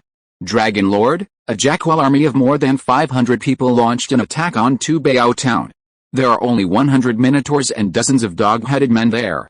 Lista led people to support, but I feel that the jackals have an ambush. The wall of Tubao town is 3 meters high, and there is a 3-meter long and 3-meter deep trench outside the wall. It was processed again in the later period, and the wall was not raised. The technology required to raise the wall is much more difficult than digging a deep trench. The damn jackals are here again. 500 jackals dared to attack Tubao town. Isn't it a bit too much to take the wall seriously? Last time, it seemed that the old naughty boy wanted to hold a speed race, and then the jackals swept the wasteland. This time, the jackals dared to attack Tubao town directly. How many people did Lista bring? He brought 100 minotaurs and 500 horses to support. There are so few jackals, and he brought so many people to support. Doesn't that mean that there is not much defense left in Gajao town? Attilan's face changed. His intuition told him that the damn jackal's target was his 20,000 acres of farmland outside Bighorn town, and the black beans and forage grass planted on it were what they were going to destroy this time. Chapter 93, One Dragon versus Thousands. Attilan's face changed, and he narrowed his eyes slightly and said to the old fishman, "Go and gather all the fishmen and snakemen who can fight, and let them rush to Bighorn town along the waterway as quickly as possible." Then he looked at the old naughty boy and said respectfully, "I'm sorry, Senior, the output of the 20,000 acres of farmland is related to the livelihoods of thousands of people under my command. I must watch it personally. If it is destroyed by the damn gnolls, then everyone will starve for at least half a year." The old naughty boy waved his hand casually. "Go ahead, there's just such a big table of food for me to enjoy alone." After leaving the banquet hall, Attilan immediately wrote a letter about the invasion of gnolls on bark paper and gave it to Hedwig, asking her to give it to the Eagle King. The content of the letter asked the Eagle King to gather all the druids who were willing to fight against the gnolls. The 20 druids who joined the Thunder Mutual Aid Association one after another, if they joined forces to cast the lightning summoning spell, 20 lightning bolts would hit the group of gnolls in an instant. Just ask them if they are afraid. Attilan flew to Bighorn town at the fastest speed alone. Because he also sent some people to Water Cellar town and Rhineforest outpost, Lista took away almost all the fighting power of Bighorn town. With only 500 jackals, Lista led 100 minotaurs wearing rattan armor, equipped with 3 obsidian short spears, 1 obsidian spear, and a serrated sword, and 1 round of charge could solve it. But he also took 500 people with him because Lista suspected that these 500 jackals were just bait, and the real main force of the jackals was still hidden in the shadows. The biggest advantage of centaurs is that they have long legs and run fast. Only 200 of the 500 people followed the minotaurs, and the remaining 300 were fan-shaped and scattered to the west to search for jackals who might be ambushed halfway. Lista hoped to defeat 500 jackals with a round of charge, so that other jackals hiding in the dark to observe the battle situation would know that there was a big force in the wilderness that they could not afford to provoke. Ordinary gnolls are chaotic and stupid, but fangs that confuse with a demon spirit will be smarter and more cunning. In particular, this kingdom with thousands of gnolls, led by their king, has a tendency to break away from the control of the demon lord, the king of gnolls. Compared with endless killing of lives, destroying the habitats of other creatures, and offering death and destruction to Lista believes that this group of gnolls will tend to preserve their strength. Through adjusting the diet structure, absorbing the elements of the earth, and communicating with the spirit of the white bull in the past 6 months, Lista is transforming into a smart minotaur barbarian. But he still underestimated this group of gnolls. When Attilan arrived near the town of Bighorn, he heard the anxious horns of the people and horses. According to the melody of the horns, this meant that an army had invaded the vicinity of Bighorn. The ram's horn is the equipment of the centaur captain who commands 50 people, so that they can quickly gather the centaur subordinates scattered nearby. Attilan taught the centaur captain to blow the ram's horn with a specific melody. But he didn't expect that someone would invade the Great Horn town so soon. Attilan continued to fly forward and found that dozens of centaurs were running back and forth near a large army of gnolls, and from time to time they would get close to the edge of the gnoll formation and shoot 2 arrows. There were also more than a dozen centaurs who pretended to raise obsidian spears and pretended to attack the gnolls, delaying the speed of the gnolls. But they were just pretending. They didn't have the ability to attack the gnoll army led by the demon warlock. Attilan saw it clearly in the air. There were 7 or 8 fangs who took the initiative to expose their whereabouts. A demon warlock led 100 gnolls. These 7 or 8 demon warlocks, The number of gnolls in this army is estimated to be thousands. What is Lista doing? He led so many people to the battle, but thousands of gnolls found their way to Bighorn Town. His career as a warlord is over. It was normal for thousands of gnolls to evade the surveillance of Earth Castle Town, but it was a problem that Lista led his team westward without encountering these 1,000 gnolls. Attilan was also furious. Lista's subordinates were just a group of rough men, and there were not even 1 or 2 shamans. As long as the demon warlocks used spells to cover up, Lista would not be able to detect the traces of thousands of gnolls. Attilan did not move forward, but stopped in the sky to activate the life energy field, gather water vapor and prepare thundercloud magic. Since Lista took all the soldiers away, he only had 1 dragon to resist the army of 1,000 gnolls. Besides, he was not a dragon. There were more than 50 people shooting arrows to stop the gnolls. They only need to be blocked for an hour, and the 500-man army led by the Minotaur chieftain can come back to help, attack the jackwalls from behind, and smack them hard. The centaurs kept retreating, and the jackwalls finally came under the rain cloud of Attilan. With a loud dragon roar, 7 or 8 thunderbolts fell on the jackwalls. Attilan's first target was the demon warlock, but the range of the rain cloud was limited, and only 2 were hit, and none of them were killed. But the other ordinary jackwalls who were unfortunately hit were turned into charcoal by a thunderbolt. It's the Dragon Lord. Brothers, shoot these jackwalls to death, the centaurs cheered one after another. They persisted for so long, sacrificed more than 30 brothers, and even one of the team leaders died. Finally, they waited for reinforcements.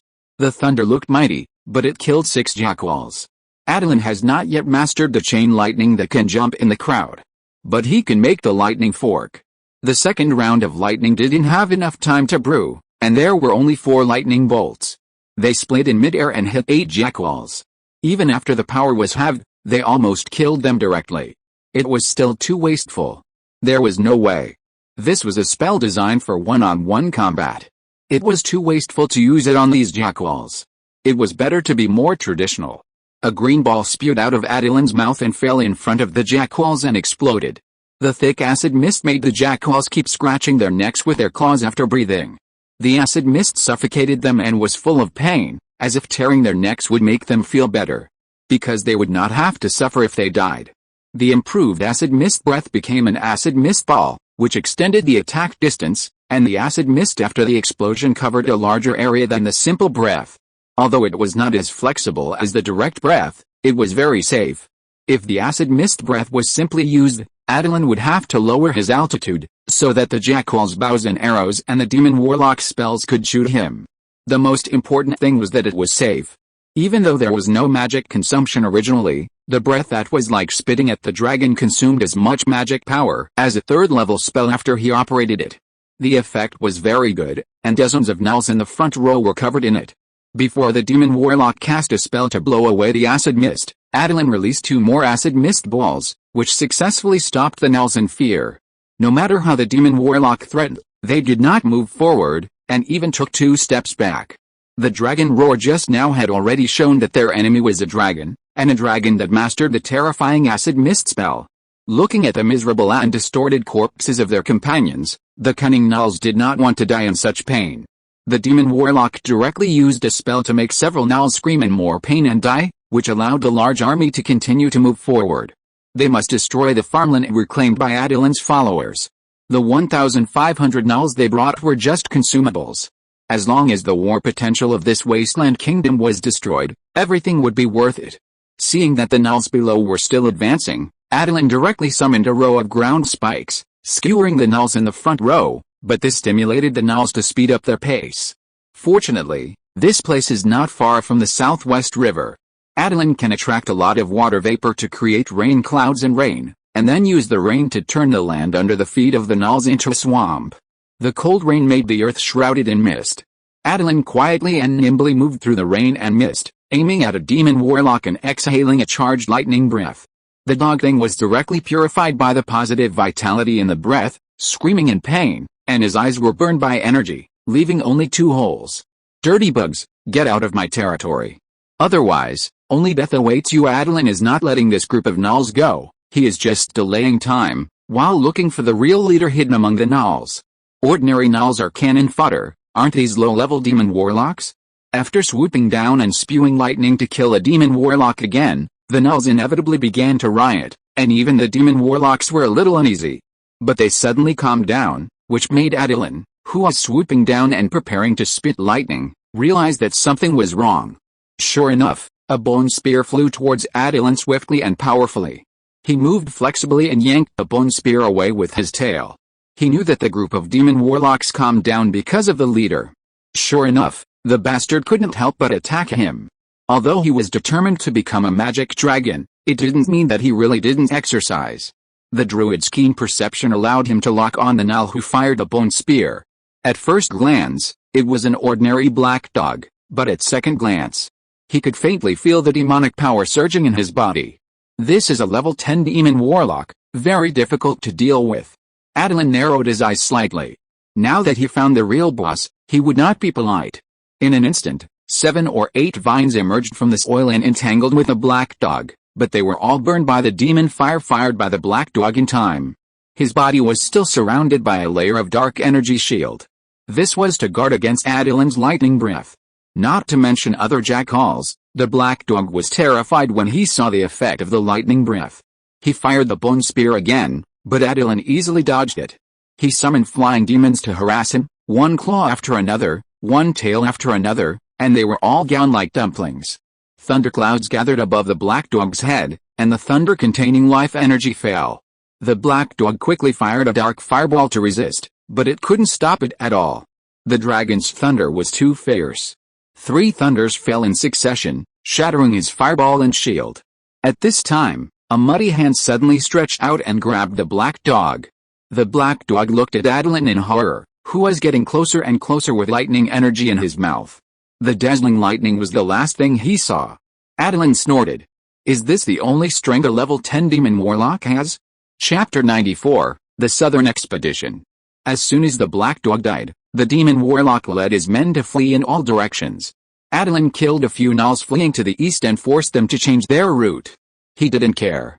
Killing this level 10 demon warlock was a bit tiring. Landing on a tall mountain not far away, Attilan's trembling limbs betrayed him. It was not easy to defeat a level 10 demon warlock. But it was beyond Attilan's expectation that the black dog could be killed so easily. He was ready for the black dog to open a portal and run away, but the dog kept resisting. Of course, the black dog didn't expect that just a spell would expose him. Dragons are indeed sensitive, but there are not many dragons as sensitive as Attilan. Dragon druids are rare in Attilan. There are not many dragons in the neutral camp, and even fewer are willing to become druids. It is rare to have such charismatic druids who can mobilize 20 or 30 druids by issuing a call. The Fang brothers rode on mastiffs, which were faster than the flying Eagle King. When they saw Attilan, they shouted, "Attilan, where are the gnolls? Why are there only corpses on the ground again? Are we too late?" "No, I have dispersed the gnolls. Chase them to the south. I see the most gnolls running in that direction. I guarantee you will have a good time." How could Attilan tell the two brothers the direction where the real gnolls are running? With the way they were acting, if they really ran into a group of hundreds of gnolls, they would probably not be able to fight their way out. To the south is the Southwest River, and there are the fewest gnolls running in this direction. Most of them ran to the northwest. The area where Attilan set up the water cellar town is the route for the gnolls to invade the halfling town. The gnolls are most familiar with this area of the wasteland. Got it, just watch our brothers perform. Go ahead, Lifu, Wang Ke, let's speed up too. After tricking the Fang brothers away, the Eagle King arrived at the battlefield with his Storm Eagle, landed beside Attilan, and pointed at the dead gnolls everywhere in surprise. "You are a dragon, and you defeated an army of 500 gnolls with these dozens of people." "No, it was 1,000, and the leader was a master." Only then did the Eagle King notice the corpse of the black dog that exuded the evil demonic aura, and his eyes almost fell out. "This gnoll was stronger than me when he was alive, right? Just looking at his level, he is indeed higher, but his strength comes from the demon spirit fused in his body, and he has mastered few spells, so he can't deal with complex situations at all. You can fly, and you are quite fast, especially after the wind element accelerates, so you are still a little harder to kill." The Eagle King's mouth twitched. Just think that Attilan was praising him. Attilan was right. The wind element was very important. At least it could speed up the escape when encountering an opponent that he couldn't defeat. "Eagle King, Go west to inform Lista and ask him to bring his men back and kill all the escaping gnolls. Don't let them go back alive. Eliminating 1,500 gnolls at one time would be enough to cause serious damage to the Gnoll Kingdom. Maybe it's time to launch an attack on the Gnoll Kingdom. It's just a matter of military rations. Maybe we have to ask these lovely druids for help. With just one dragon, he couldn't guarantee that the soil nutrients would not be consumed too much while using spells to ripen the food to ensure the yield. He was responsible for ripening the food and replenishing the soil with nutrients. He could only ask his powerful druid friends. Otherwise, how could we say that the most important props during adventures are friends? Because friends are really useful. In the process of raising meat livestock, we have encountered diseases, and they are infectious diseases, which have caused large-scale diseases in meat livestock. At that time, it was Attilan who provided diluted water of life to keep the livestock alive, and the druids cast spells to remove diseases and make herbs to treat diseases. Chickens, sheep, rabbits, pigs, even fish and river clams all had problems, big and small. But doesn't he have 500 gnolls to deal with? Attilan glanced at him indifferently. It is obvious that my side is the main force of the gnolls. They were all defeated by me. If Lista can't even deal with those 500 gnolls, I can only cut off his head with tears. Okay, I'll go over there to see the situation. The Eagle King actually felt that Tauren like Lista who awakened on their own and intended to change their tribe were very valuable for research, and the value that a level 11 barbarian could create was too much. It would be a pity to kill them directly. If Lista hadn't dealt with the 500 gnolls, he planned to bring the Eagle group to help him.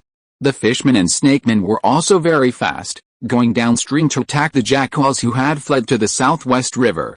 The old fishman and the bluefish spirit used the water element together to add a water element blessing to the warriors to increase their physical strength and recovery. It was mainly due to the water element spirit that he was allowed to appear in Attilan's underwater dragon nest. If there was a chance, who wouldn't want to raise such a cool bluefish spirit as a water pet? Although Attilan did not open the life energy field to gather the surrounding water elements because the underwater dragon nest was in a lake, he opened it to breathe life when he practiced. The big bluefish picked up the life energy that overflowed when swallowing and spitting. Over time, his originally white spirit body was dyed with a green of life, and from a distance it looked like the light blue color when he was alive. The old fishman couldn't help but shed tears, as if he had returned to his childhood when the big bluefish was still alive and the fishman tribe was still strong. Of course, compared to that time, the old fishman was still more willing to be loyal to Attilan. This is the best dragon master in the world. The gnolls who had fled to the river were already scared out of their wits, otherwise they would not have chosen to run here. Suddenly, a group of murderous fishmen and snakemen emerged from the river. They thrust their spears into the chests of the gnolls, and their fierce appearance made the gnolls turn around and run away again. Even though the number of fishmen and snakemen combined was slightly less than theirs. As for the leader of the demon warlock, the fishman barbarian Fisher rushed in front of him and chopped off his head with a clean knife. This obsidian long knife was made of earth elements and polished with water elements. It was engraved with 3 runes, sharp, solid, and bleeding. It was a real magic weapon. It was an experimental product of the second phase of magic weapons made by Attilan and Tarzan. If the experiment had not failed, it would not have appeared in Fisher's hands.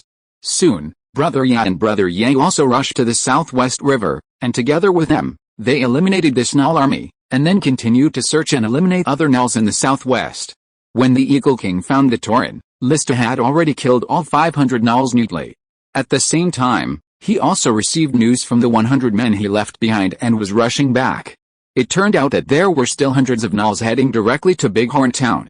The angry Lista rushed directly to the leading demon warlock, punched his head directly, and killed all 500 gnolls as quickly as possible. This time he learned his lesson, leaving 100 Tauren and 100 men to guard the city, and took the remaining personnel to rush back as quickly as possible, and met the Eagle King halfway. After learning the specific situation of Bighorn Town, Lista secretly breathed a sigh of relief, and at the same time felt ashamed that the Dragon Lord needed to take action personally. Although his intelligence was growing, he was not yet a mature warlord, and it was too stupid to rashly lead all his troops to fight.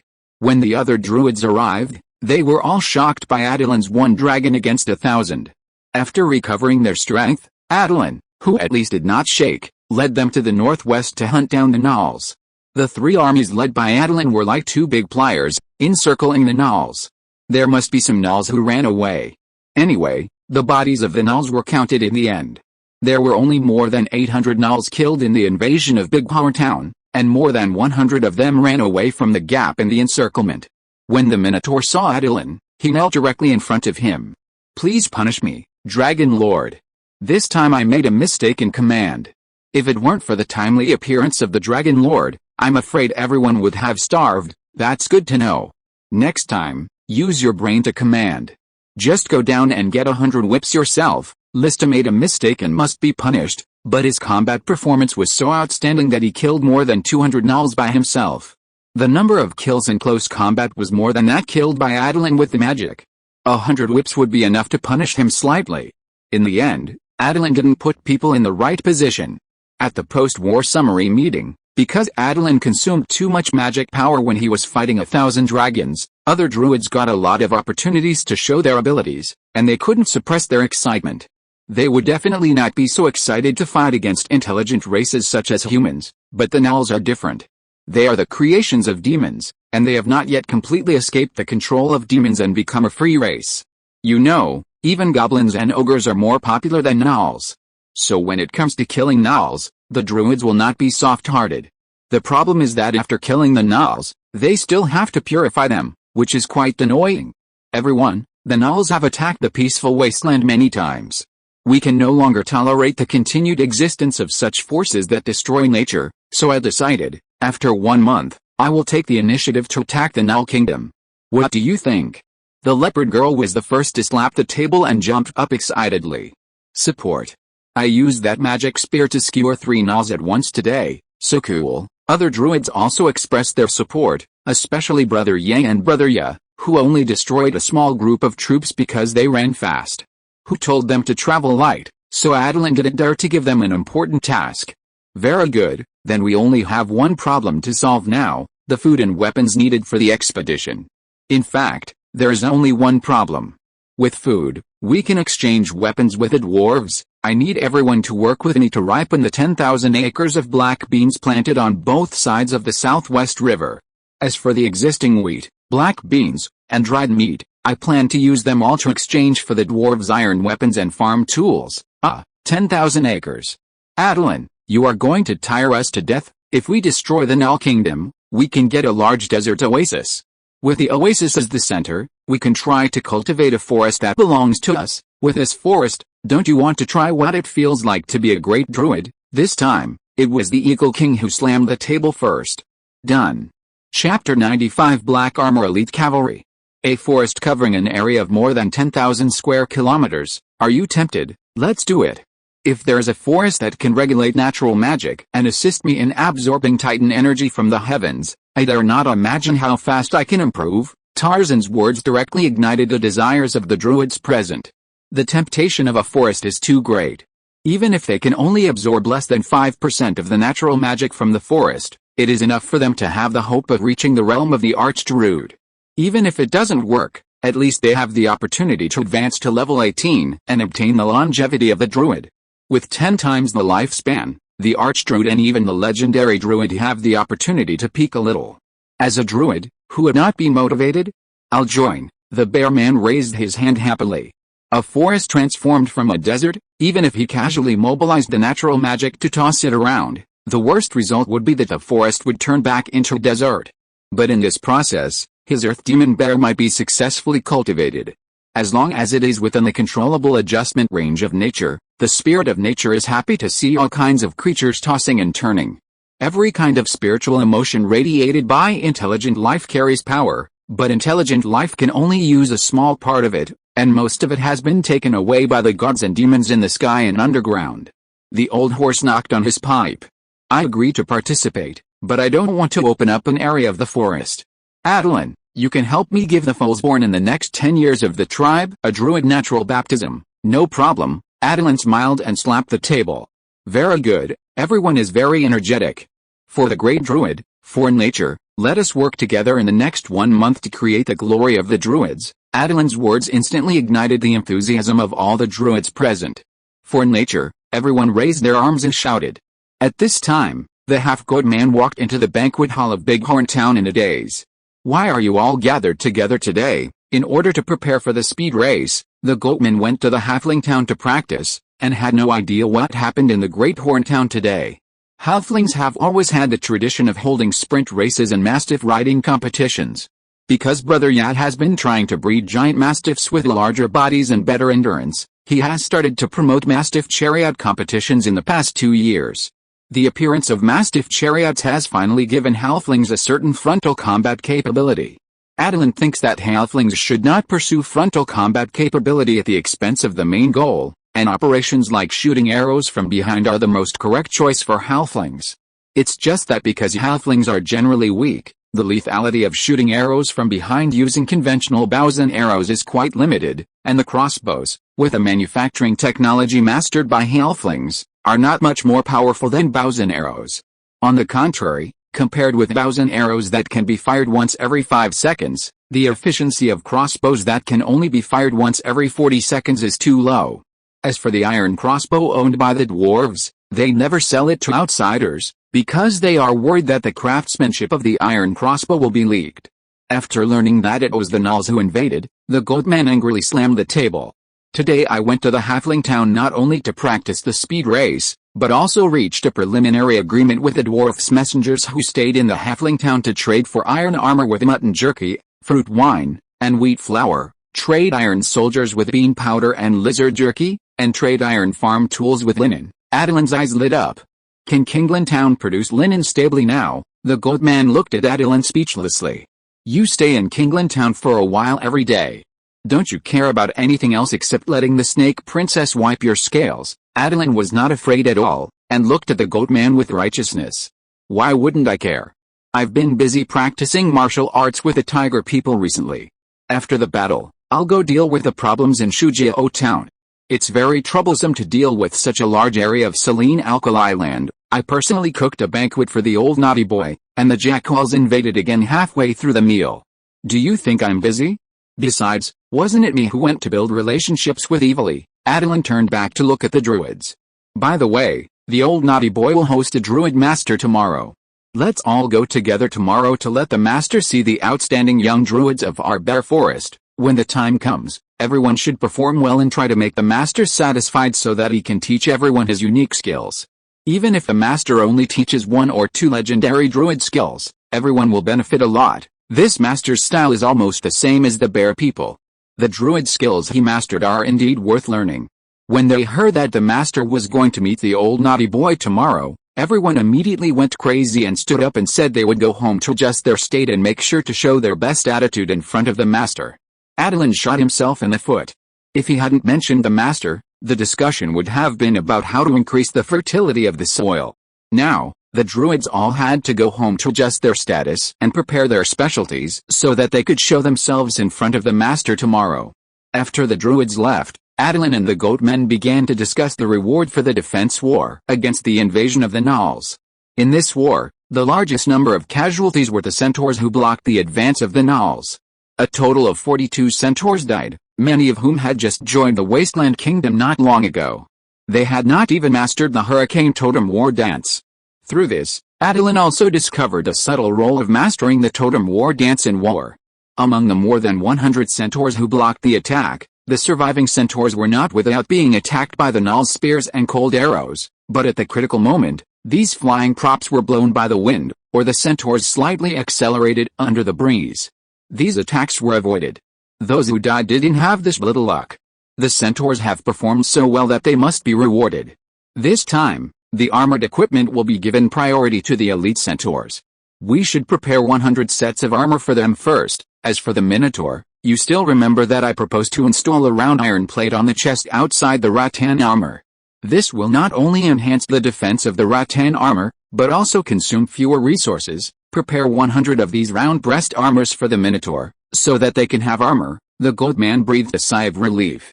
It just so happens that the dwarf said that the iron armor for the Minotaurs needs to be customized, because their body size is too different from that of the northern humans, the main customers of the dwarves. The dwarves must design a new type of iron armor specifically for the Minotaurs. As for the centaurs, the chainmail used by humans and the horse armor are combined to make iron armor suitable for centaurs. The price of customizing 100 sets is not expensive. The 10,000 kilograms of dried mutton, 5,000 kilograms of dried lizards, 100,000 flour, and 100,000 bean powder you gave me can be exchanged for 500 sets of centaur's iron armor, and an iron spearhead. This is the price I negotiated with great difficulty, 500 sets. And with an iron spearhead. Attilan's eyes widened in surprise. These days, the fish people have produced 1,000 pieces of linen, which can be exchanged for 500 iron pickaxes, 100 shovels, and 100 rakes. Is the linen production speed so fast? And it is so valuable? As for the round iron sheets you mentioned, I want the dwarves to give 100 as gifts. They should agree.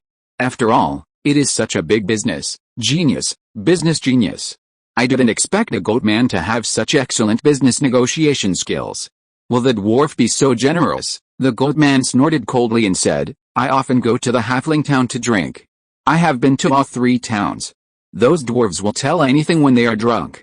There has been no rebellion in the Northern Kingdom in recent years, and no enemy invasion from outside. The demand for dwarf weapons and equipment has dropped significantly.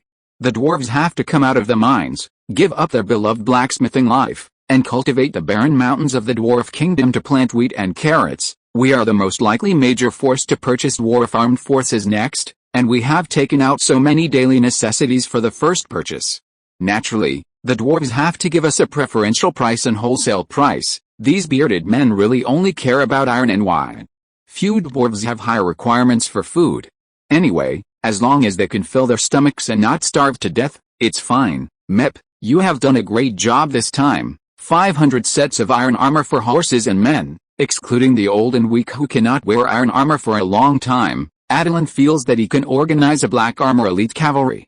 The harsh environment of the wasteland and desert makes all the surviving soldiers elite. Only the second generation of soldiers who grew up with wheat and black beans in the wasteland kingdom will have inferior soldiers who are not suitable for fighting. When can the dwarves deliver the goods? I have asked people to open up the mountain road from Shujiao town to the eastern border town of the dwarves.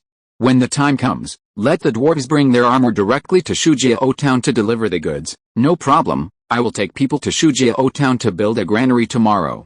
The environment there is indeed suitable for storing grain.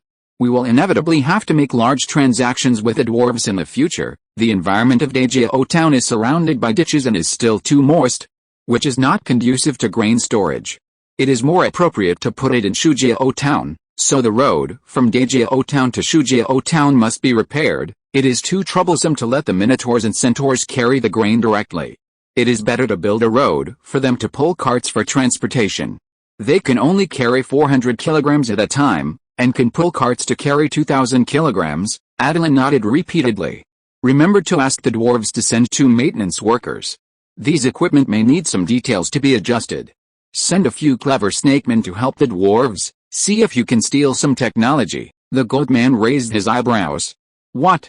Are you planning to train a blacksmith yourself? Attilan smiled and said, you can do without some things and be worse than others, but you can't be without them. Otherwise the dwarves will stop selling iron tools to us. We can't even repair these equipment. As a Chinese time traveler, Attilan knows too well the feeling of being strangled by others.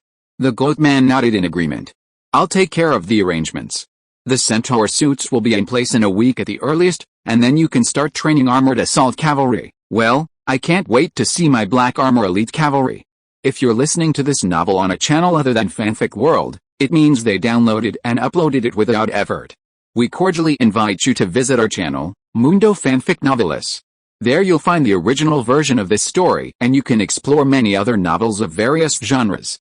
We're waiting for you to immerse yourself in a world of incredible novels. Chapter 96 The Kingdom of Atlantis was established. The fishmen are already skilled in producing linen. Attilan feels that he may have neglected the development of the territory due to his spell training this month. In addition to linen, there may be many surprises waiting for him. Tell me in detail about the recent changes in the territory, and I will see if there's anything that needs to be adjusted. The half-goat man sat lazily in the chair and swayed back and forth. Everything is being advanced according to the development plan you formulated. The more than 10,000 square kilometers of farmland enclosed by Shujiao Town, Kinglan Town, Rainforest Outpost and Tubao Town can only be used directly after development.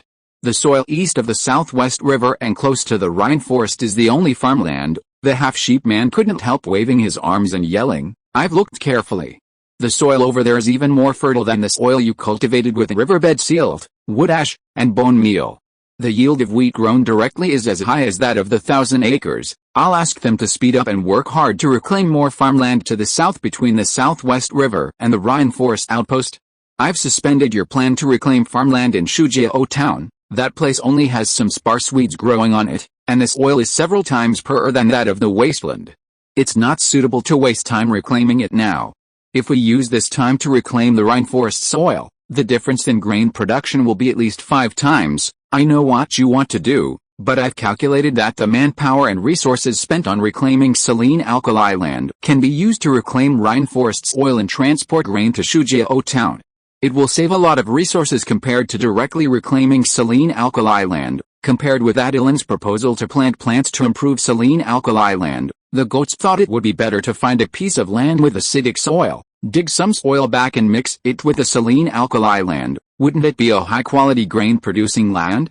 The concept of acidic and alkaline soil was taught to the goats by Attilan, as well as the organic matter, microorganisms, and minerals required for high-quality soil. In these 3 aspects, Rhine Forest soil crushes wasteland soil in all aspects. To be honest, I don't understand why you want to make the west bank of the Southwest River your base. What if you cultivate the soil on the east bank, plant trees on the mountains, and grow crops on the plains? If all the suitable areas of the Rhine Forest are reclaimed into farmland, how many people can be fed? Do the races in the Rhine Forest need to fight each other just for such a small amount of food? The goatman couldn't help but sigh again. Attilan smiled and explained, the technology required to grow food is too complicated. It is precisely because the soil in the Rhine Forest is relatively fertile that the amount of naturally grown food is not small, which allows them to concentrate on fighting, and the way of thinking is very important.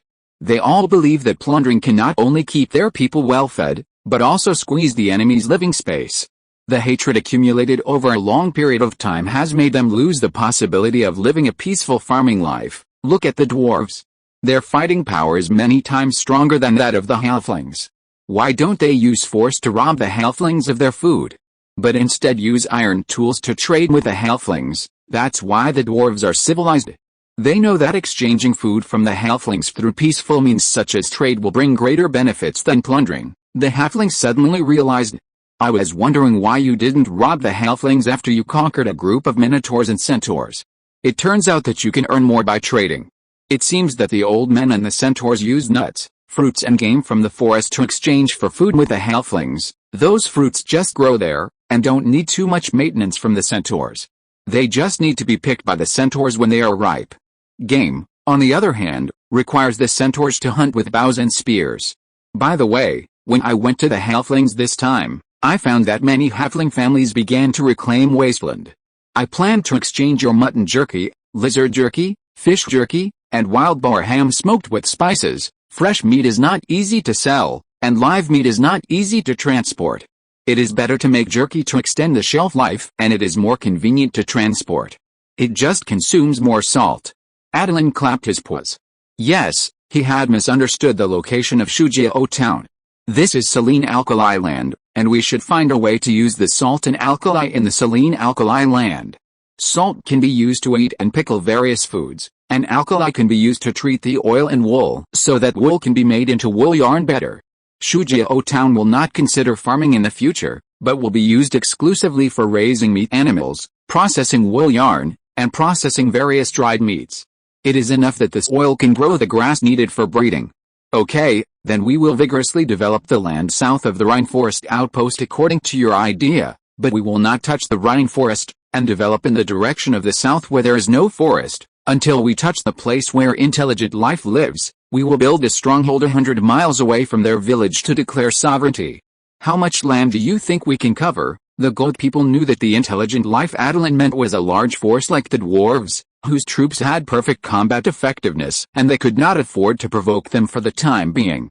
He touched his chin and said, I sent a team of centaurs to explore south several times, and they actually found an elf village. They estimated that the straight line distance was about 500 kilometers. They had a simple communication with the elves in the village. The east, west, and south of this village are all the sphere of influence of the elf kingdom, which covers a semicircular territory of 3 rivers extending from the Rhine Forest, They should be water elves close to the ocean, and the number of elves is limited, so the sphere of influence of the kingdom is only 300 to 400 kilometers in radius. From that village, it is estimated that another 300 kilometers to the south will reach the coastline. The capital of the Water Elf Kingdom, Elfport, is on the streamline of the three rivers in the east. The centaurs followed west of the three rivers in the Rhine forest and arrived at the elf village. Attilan originally wanted to stay in the wilderness and use the poor soil of the wilderness to practice his druid skills. Who knew that the half-goat man who couldn't wait to reunite with his lover would open the map to him directly to the border with the Water Elf Kingdom? Where are these people? I want to meet them and ask them about something. They are now building a frontier outpost for our Attilan Kingdom on the west bank of the Rhine Forest West River, 100 miles north of the elf village. When the black beans planted in the farmland they reclaim mature, I will send more fishmen and snakemen to fill this outpost. By the way, give me 100 gnolls who are good at the rammed earth walls you used to build the earthen fortress, 200 fishmen, 100 snakemen, and 100 men. With a 5-meter-high rammed earth walls, we should be able to defend this outpost. First of all, naming the kingdom directly after him made Attilan feel ashamed. Secondly, it would be a miracle if the rammed earth walls could stop the attack of the water elves with magic fleets. Are you taking it for granted? The earthen walls can hardly stop the impact of a minotaur chief like Lista, let alone the elves who are good at using magic. The satyr said as a matter of course. Who said we have to stop the elves? We have to stop the centaurs, lizardmen, madwags, minotaur, murlocs, snakemen and other races that are active on this land. They rely on the resources brought by the abundant rain to fight endlessly on this land. You can use food to recruit the minotaurs and centaurs in the desert, but you can't recruit them directly, but you can make them surrender by force, and it happens that you have these races under your command, so it won't be too difficult to make them surrender. Attilan asked with wide eyes. Your goal is to take advantage of the loopholes in the non-bordering spheres of influence of these tribes, send some people to the south to occupy the border, and then attack from both the north and south. Then what about the werewolf kingdom? Attack the werewolf kingdom first, or the loose tribal forces first. The goat man took out a sheepskin map, pointed at the Gnoll kingdom on it and said as a matter of course we should attack the Gnoll kingdom first. Those cattle, horses, insects and fish are not as difficult to deal with as the Gnolls. After defeating the Gnoll kingdom, the elite soldiers will be able to crush them easily. Looking at the same race under your command, the other side is so elite. Do you think they will be envious? Will they surrender? Attilan looked at the goat man with admiration. Military advisor, what you said is very true, but I am very curious, how did you suddenly change so much after just going to the halfling town? Actually, it was a mysterious man. He heard me and the dwarf discussing the purchase of weapons. He later invited me to have a drink together. I don't know how I told him all the information about the kingdom. Hearing this, Attilan's smile froze. Then he suggested that I should focus on the east. The soil of the southwest river is much more fertile than the soil in the deep wasteland and the desert. What about the soil of the Rhine forest? If we can integrate the narrow triangle area of 30,000 square kilometers between the southwest river and the west river of the Rhine forest, the cultivated farmland will not be less than 500,000 acres. 10 acres of land can feed one person. How many people do you think your kingdom of Attilan can feed? 10 acres of land refers to the soil that is directly cultivated and planted with crops without maintenance. If it is carefully cared for, wheat, black beans and other crops can be cultivated to increase the yield per acre. 5 acres of land can feed a big appetite minotaur or centaur. Snake people, fish people can feed 2, and 1 acre of land can feed a dog-headed person. Attilan looked at the goat man seriously. Tell me exactly, how much farmland have you commanded the fishmen to reclaim in the north of this land? And how many fishmen have you asked the old fishmen to recruit? Less than 300, and there are more than 100 snakemen. They are all reclaiming farmland to the south of the outpost. The farmland we own now has just exceeded 10,000 acres. Black beans were planted as soon as they were reclaimed. There is no need for excessive watering here. The yield will be similar to that on the west bank of the southwest river. However, if we reclaim another 10,000 acres to the south, we will encounter the first tribal force, then we will let them see the iron fist of the kingdom of Attilan. Attilan said with a dark face, don't call it that name, but the kingdom has no name. The kingdom of Atlantis is officially established from today. Chapter 97, 4 Gods Mountain and Sea 8 Treasures Soul Calming Bun. Now that the kingdom of Atlantis has been established, it is time to settle accounts with a goat man who betrayed state secrets. He actually told an outsider that the kingdom was led by him, a dragon druid, and that the kingdom's territory, races, crops grown, livestock raised, and props that could be produced were all told to him. The goat man was still muttering in a low voice, "What, Atlantis? Isn't it just a variant of Attilan? It's not as simple and direct as the kingdom of Attilan I named it, so, you were so easily seduced by his charm magic and told all the information. Are you a fae? I said it so obviously, but you still don't notice something is wrong." The goat man raised his head and saw Attilan looking at him fiercely. "What's wrong?" Attilan didn't answer, but slapped the goat man directly. "Mep, are you awake?" The slap made the goat man turn 3.5 times on the spot, and then kissed the hard wooden floor of the banquet hall with his face. After a long time, the goat man finally rubbed his face and climbed up again. He looked at Attilan with horror. "I seem to have told him everything. In addition to the kingdom, there are also things in the forest. This man is too scary." Attilan frowned. Why did he ask about the situation in the forest? He said he was also a druid and was more concerned about the growth of young druids in the forest. "I told him everything about the Eagle King and the others." Attilan frowned. "What about my master and Aunt Gina?" He didn't ask. He probably knew that I didn't know the information about the two masters. It's very strange. If it was an ordinary druid, he would just visit the bear man and the vine girl. Unless he is an evil druid. Let's go find the master now. I feel that there is something wrong with the path he designed for you." Attilan grabbed the goat man and came to the oak hall. He threw the goat man on the ground in annoyance. "Tell me, you are a wanderer, how come you are still fat? A fae is enchanted, and a wanderer doesn't control his weight. You are really weird." The bear man lifted the curtain and walked out, holding a basket of apples in his hand. He ate a whole big red apple in one bite. "What are you two arguing about at the door?" He sold the whole forest and kept praising the other person as a good man. After explaining the whole story, Attilan asked nervously, "Master, did he ask me to develop southwards to take the opportunity to provoke a war between me and the Water Elf Kingdom?" The bear man ate the last apple in the basket. "It shouldn't be. The Water Elf Kingdom doesn't value these territories. As long as you don't lead troops to attack the elf port, it won't hurt if you have a little friction with the elf villages on the border. A traditional agricultural kingdom poses no threat to the Water Elf Kingdom, even if the king is a dragon. Don't think too highly of yourself." The bear man glanced at him indifferently, but it brought such great harm to Attilan. "Don't think too highly of yourself at your age, you should still focus on studying. Just build a kingdom in the wilderness to play. If the scope is too large and you don't have the energy to practice the druid secrets," the bear man just smiled, but Attilan felt a chill on his back and felt creepy. In this case, he had wrongly blamed the goat man. The goat man would gain weight and be enchanted because he had handed over the heavy work of managing the kingdom to the goat prime minister. He gained weight because of hard work. "Master, don't worry. I am studying a technology that involves applying the knowledge of animals, plants, elements, etc. of druids. I need your guidance." "Oh, what is it?" "4 gods, mountains and seas, 8 treasures, soul-calming buns."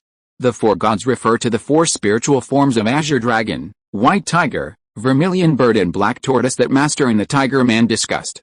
The 8 treasures are 8 corresponding elemental creatures selected from mountains, forests, lakes and seas, blended with druid knowledge. 2 ingredients represent one of the 4 spiritual forms, and the 8 ingredients complement each other, which has the miraculous effect of calming the mind and nourishing the soul. The bear man looked at Attilan calmly.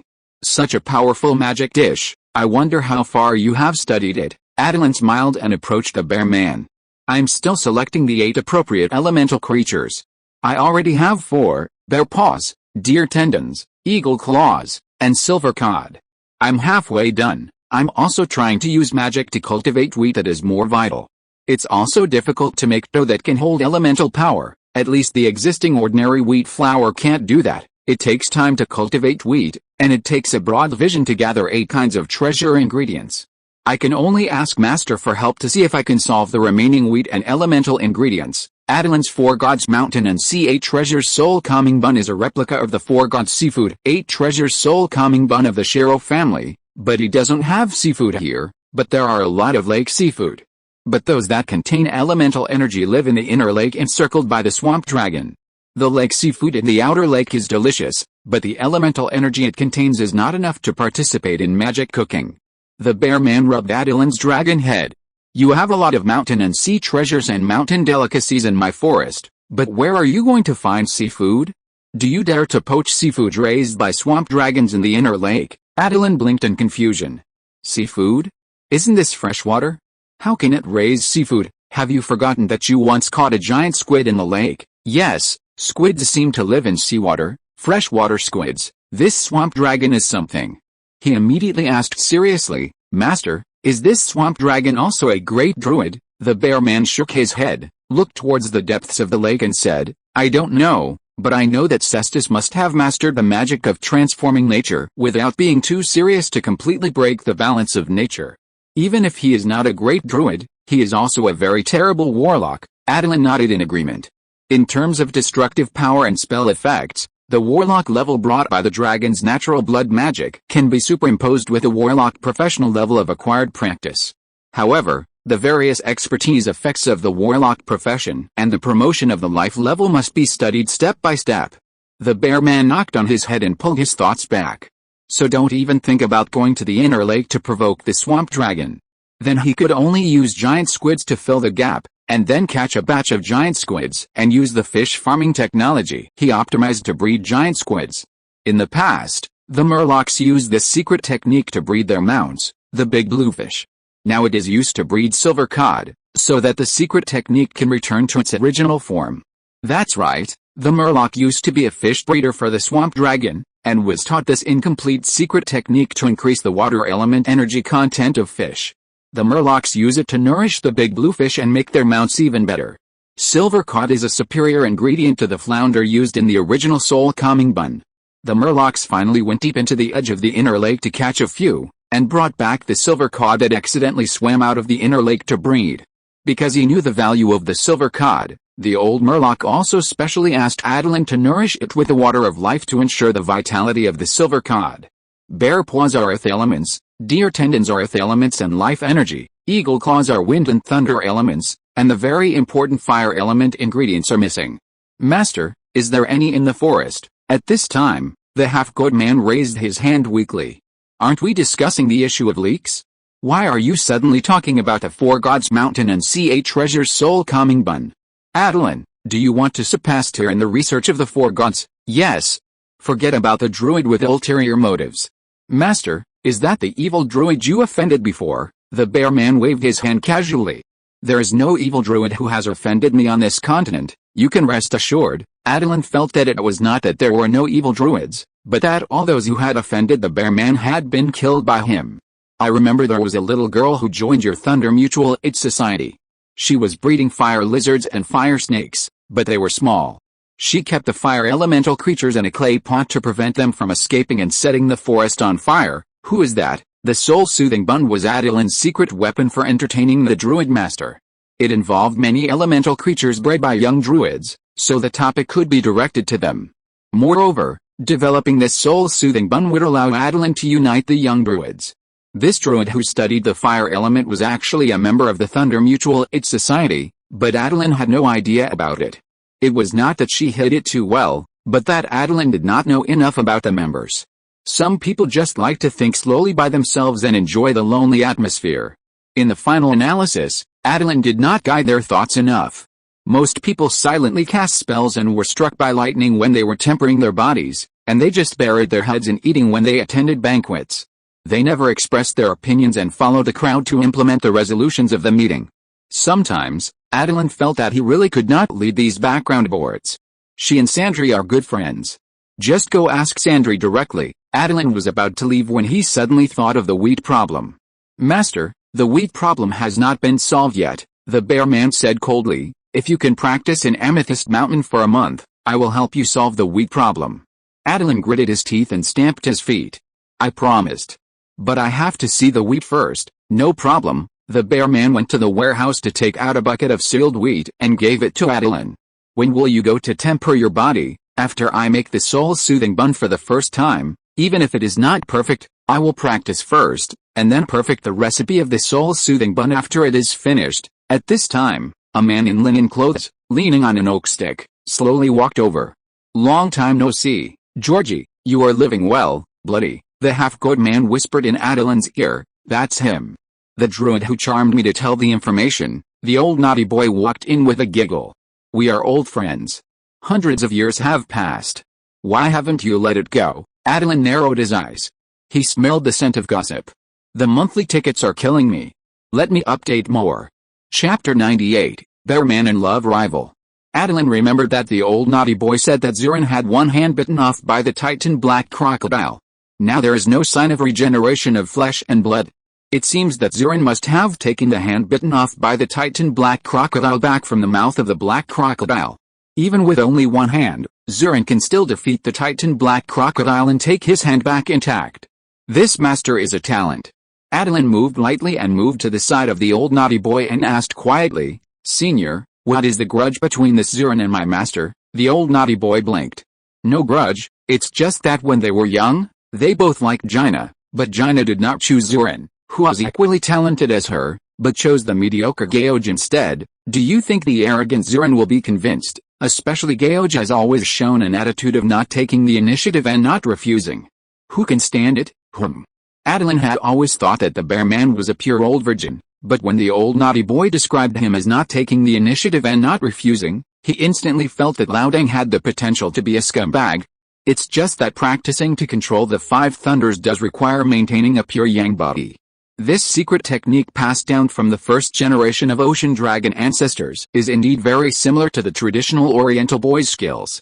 Attilan originally thought that the senior travelers were only elemental dragon gods, but now he feels that this ocean dragon ancestor is also very likely to be a traveler. Fortunately, he can't meet either of them. There is no need to worry about the problem of fellow villagers meeting each other and shooting each other in the back. Wait a minute, he originally planned to use the Four Gods Mountain and Sea Treasure's soul calming bun to obtain the secret technique of Zuran, the knowledgeable druid master, but he and Laodang are rivals in love, and he is Laodang's apprentice. Isn't it that he worked in vain? Wait a minute, he and Laodang are rivals in love, and he looks down on Laodang. Can he just use Zuran's mentality to obtain the secret technique he needs? It is necessary to discuss it with Laodang in advance, otherwise he will not have a good time after Zuran leaves. He is my master's rival in love. Why did you invite him to the forest to hold a banquet? This kind of capable druid master who has conflicts with my master should be invited to my Kingland town for a banquet. The old naughty boy glanced at him indifferently. You don't really think Zuran is here to see me, do you? I understand. Hundreds of years have passed, and this Laodang still can't forget Teng Nu. No, Teng Nu is his master's wife, and she can't be taken away by this cat or dog. Attilan's eyes rolled around, and the half-goat man subconsciously took 2 steps back when he saw his look. He knew too well what Attilan wanted to do with this expression. I don't know who it is, but Xiaolong can use the highest standard of poison to deal with it. Don't think about it. Zuran is an outsider present, who else can he deal with if not him? Zuran used the charm spell to make him lose such a big person, and Mep wanted to help Attilan come up with ideas to perfect the poison plan against Zuran. Since becoming friends with Attilan, Mep felt that his mind had become smaller. Attilan looked at the bear man and the one-handed man in front of him, who were so imposing and seemed to be fighting with their eyes, and felt that it would take a long time to plot against the one-handed man. This old man was obviously a cunning villain. If he wanted to plot against him, he had to disrupt his thoughts and make him lose his normal thinking ability. For example, letting Fujina come out would just stimulate the bear man who only said truth or dare last time, and let Laodang also explode the gold coins. The plan worked. At this time, the one-handed man suddenly took 2 steps back, covered his chest with his right hand that was not bitten off by the Titan black crocodile, and a trickle of blood slowly flowed from the corner of his mouth. Jiaj, I didn't expect you to become so strong now, huh? Attilan was stunned. Did the bear man and the one-handed man stare at each other just now? Why did he suddenly get injured and vomit blood? Did they really fight in a way he didn't know? He ran to the old naughty boy again. Senior, what happened just now? Emerald Dream. Just now the 2 of them entered the Emerald Dream and had a soul battle. Obviously, Geoj won. Everyone's progress has been getting slower and slower over the years. On the contrary, Geoj, who is the slowest to improve at the beginning, is improving faster and faster. Emerald Dream? Attilan remembered that he seemed to have entered it once during his first meditation. It seemed to be a dimensional space filled with natural vitality and energy, a holy place for druids. But in subsequent meditations, he always failed to enter the Emerald Dream. He also asked the Bear Man, and the Bear Man's answer was that his foundation was not solid enough and he did not meet the standards for entering the Emerald Dream to practice. If he reached the realm, the door to the Emerald Dream would naturally open for him. If he did not meet the standards, entering the Emerald Dream would not necessarily improve him. Instead, there was a risk of getting lost in the Emerald Dream. Senior, is there anything special about practicing in the Emerald Dream? The simplest thing is that the Emerald Dream is almost exactly the same as the world beneath our feet. You can safely try out various spells you imagine, although you will still get hurt, but compared to experimenting here and being killed by your own spells, isn't it more worthwhile to experiment over there? And the most important point is that we are mortals, we can train our bodies, our energy, and our spirits, but it is difficult for us to directly train our souls. We can only enhance the power of our souls from the side through training. But the Emerald Dream is different. Attilan's eyes suddenly lit up. The Emerald Dream can actually directly train the soul. Who created such a magical Emerald Dream? A natural god or a natural demigod? No, the Emerald Dream appeared naturally one day, and many archdruids who were in meditation or sleep were suddenly pulled in, wondering if they were under the spell of the Lord of Hell. But as they explored, they found that this was a druid holy land created by natural magic. Here the power grew faster than the outside world, and they had a deeper understanding of the natural truth hidden by the gods. The old naughty boy was very emotional. In the hundreds of years after the Emerald Dream was discovered, several natural demigods appeared, but now it is not the case. The originally pure Emerald Dream has been polluted by evil things. On the surface, it is said that the fallen druids introduced a filthy power into the Emerald Dream, but what is the truth? Only those who know will know. Attilan asked curiously, to enhance the strength of the soul, is there any soul-related druid secret technique that can only be practiced in the Emerald Dream? Rather than training the soul, it is better to say that we enter the Emerald Dream as a soul body. The longer we are active in it, the stronger the soul becomes, but now the Emerald Dream is hiding filth. If you are infected, you will lose the possibility of further progress. So don't enter rashly, otherwise you will be led astray by someone with ulterior motives. With your potential, it is too early to enter the Emerald Dream now. Once contaminated, you will not have the ability to purify yourself. Georgie is very strict, but he will not harm his apprentice. Follow the path he planned, you will not suffer. Attilan asked curiously, Senior, can you take me to the Emerald Dream to have a look? No, when the improvement brought by the material world can drive the growth of the soul, it is best not to go to the Emerald Dream. This is a waste of your potential. Go to Amethyst Mountain and be struck by lightning. Pain will hone you and make your soul shine. Attilan's mouth twitched. Is this the reason why the souls of heroes who have experienced pain in their lives or the masterminds behind them will turn into gold and be fought over by gods and demons to enter the kingdom of God in hell? In order to obtain the powerful soul of a hero, you should never doubt the tacit cooperation between gods and demons. Anyway, Attilan will not hesitate to speculate on people with the worst malice. The goat man came to the two of them at some point. They are done fighting. Should we carry out your plan? The old naughty boy looked at Attilan in surprise. What bad water are you up to again? Attilan smiled mysteriously. I have a plan to restore the love between the old bear and Aunt Gina. The old naughty boy looked over along Attilan's gaze and found that it was bloody. What do you want to do? If they really fight, this forest will not be saved, the bear man snorted coldly. I don't know when the bloody noble would join the school of withering to do the dirty work. Isn't it good to be a master of elemental druids? Attilan became excited. The school of life focuses on life, and the school of withering focuses on death. This one-handed man is going to fight with the old bear. Bloody's eyes suddenly became fanatical, and he raised the wooden stick in his hand. Since I found that the power of elements is no match for the power of death, I decided to join the school of withering to study how to use the death of living beings to gain power. He shook the wooden stick in his hand.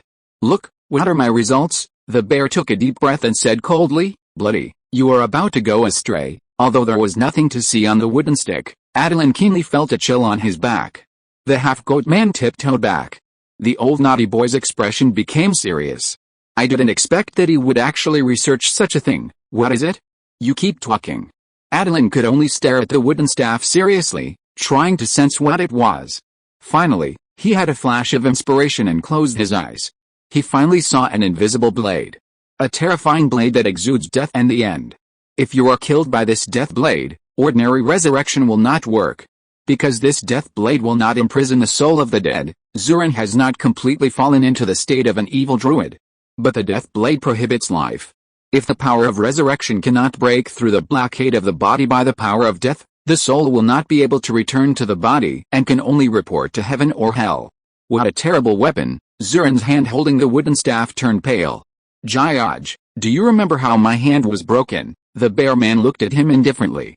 Why should I remember, seeing that the atmosphere was not right and a fight was about to start? Attilan immediately started to grease his feet and said, Old naughty boy, hold on first, I'll go to the fairy garden Trask and Jaina.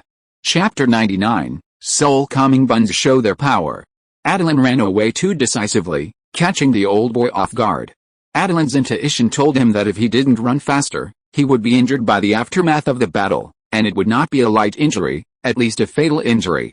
With these two old druid monsters at full firepower and destructive power that could be increased to about level 40, how could Attilan, a young dragon, with fragile scales, withstand it? It would be better to let the old boy, a level 20 archdruid, stay. He can at least save his life and protect the treasures hidden by the bear man in the oak hall from being affected. In fact, with the oak guards, theoretically these treasures will not be in trouble. But Attilan has been with the oak guards for quite a while, and knows that this guy can easily get angry and will come to help fight one-handed. Just now, one-handed specifically mentioned his broken left hand. It seems that the matter is not just because one-handed cultivated the Titan black crocodile, but it seems that there is something wrong with the bear man. Don't think that Loudang seems to be old-fashioned and stubborn, but in fact, he has a dark heart. This is Attilan's feeling for his kind. He doesn't believe that the bear man is a simple person. Often, his little tricks have been seen through by the bear man before he can use them, so he can only rely on his thick skin. Compared with the one-handed man, the bear man has a bottom line and is more respectable. In theory, he will not use despicable means to deal with his rival. Then according to the traditional plot, there is only one truth. The person who poisoned the Titan black crocodile and turned Bloody into a one-handed man is her, the Fusion. Attilan flew towards the fairy garden at the fastest speed. Such an abnormal speed made the druids who noticed it follow him and rush to the fairy garden. Seeing Attilan landing in a panic, the Fusion who was watering the roses in front of her sniffed. Don't panic when you encounter something. With us elders here, the sky won't fall. Attilan suddenly ran to the Fusion. Something really happened this time. Zuran became stronger and then messed up the place.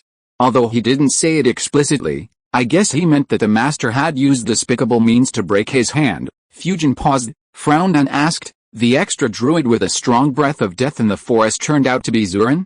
How did he become like this? Did the incident really have such a big impact on him? Because the broken hand was taken back in time by the legendary druid at that time, it actually had no effect on Zuran's druid potential. In fact, because of the legendary druid's action, Zuran's body was tempered and became more transparent. But the impact on Zuran's mind was quite large. One-handed, broken hand, such nicknames are not only called by Attilan. The title of Bloody Nobleman is enough to show how arrogant and talented Zuran was in the past. Correspondingly, those mediocre druids are naturally full of jealousy towards Zuran. When Zuran got into trouble, the first thing they did when they got the news was to spread the titles of one-handed, broken-handed, and bloody-handed, which made Zuran go from being a bloody nobleman to a disgraced man. Who made Zuran arrogantly say that only low-level druids would be hurt by the experiments he led? This statement was actually directed at the bear man. At that time, the bear man and Fusion had a relationship beyond that of a normal druid companion, and Zuran was just targeting the males who appeared around Fusion equally. Seeing Fusion's expression, Attilan asked hesitantly, Auntie, you didn't really do that, did you? Fusion answered subconsciously, I just poured a few bottles of vitality potion prepared by a big bear into the pool of the Titan black crocodile. How could the Titan black crocodile become so fierce? I just wanted to disrupt Bloody's experimental progress and let him know that Big Bear is not easy to bully. Back then, Bloody targeted Big Bear again and again, but he swallowed his anger. I couldn't stand it, so I wanted to help Big Bear vent his anger. If Bloody checked the condition of the Titan black crocodile before doing the experiment, how could his arm be bitten off? It was obviously his own carelessness in the experiment. I thought he would find the problem as soon as he did the experiment, but he didn't. What do you mean you won't be hurt by your own experimental subjects? That's just bragging. I apologized to him as soon as the accident happened. Hundreds of years have passed and he's still bringing up old issues. No taste. Fusion dropped the kettle in her hand and clapped her hands in dissatisfaction. Let's go. I'll go with you to see what's going on. Just as the two were about to leave, the young druids led by Leopard Woman and Tarzan came over. Leopard Woman rushed to the front with her spear and asked excitedly, "Is there an invasion? I can't wait to poke him with the spear to test the magic effect of this new spear." Attilan looked closely and found that Leopard Woman had changed her spear again, and judging from the magic aura, the material of this spear was extraordinary. "Tarzan, when did you become so extravagant as to give such good materials to Leopard Girl to waste?" Leopard Girl's hair exploded instantly, and her right hand turned into a cat's claw and hit Attilan. The sharp claws splashed a string of sparks on the dragon scales, and the pain made Leopard Girl's face twisted. She still said stubbornly, "Hiss. What waste? This Night Walker's Fang and I are a match made in heaven. People like you who can only hide behind and cast spells will not understand it at all," Attilan said with a smile. "Master, wait until you can break my scales before you talk big, okay? Can't break it? That's because I didn't use enough force just now. I'm going to tear off a piece of your dragon meat today and eat it with fruit wine." Shanna, don't hold me. Shanna, who held Leopard Girl, was a red-haired girl. In the past, Attilan referred to her as Red Hair. Who told these guys not to say their names, and Attilan also knew that everyone called him Xialong privately.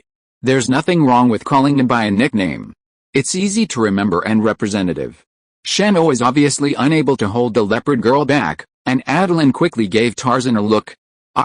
Oh, Tarzan was not stupid at all, and immediately stepped forward and held the Leopard Girl back. "Stop making trouble, let's talk about business." The Leopard Girl stared at Attilan angrily. "I'll settle accounts with you next time." With the current physical attack power of the Leopard Girl, if she didn't use magic to enhance her lethality, she might not be able to break Attilan's dragon scales. After learning that it was a legendary druid who was equally powerful as the Bear Man, the group of young druids were not afraid, but showed an expression of swearing to live and die with the forest. If they couldn't scare them, they could only take them with them. Be careful to act according to the situation, don't really rush forward. That old thing can kill us with one knife. The vitality is not strong enough, even if the skin is only scratched by the death blade. As long as there is blood, it will fight with life, and die if it can't withstand the power of death.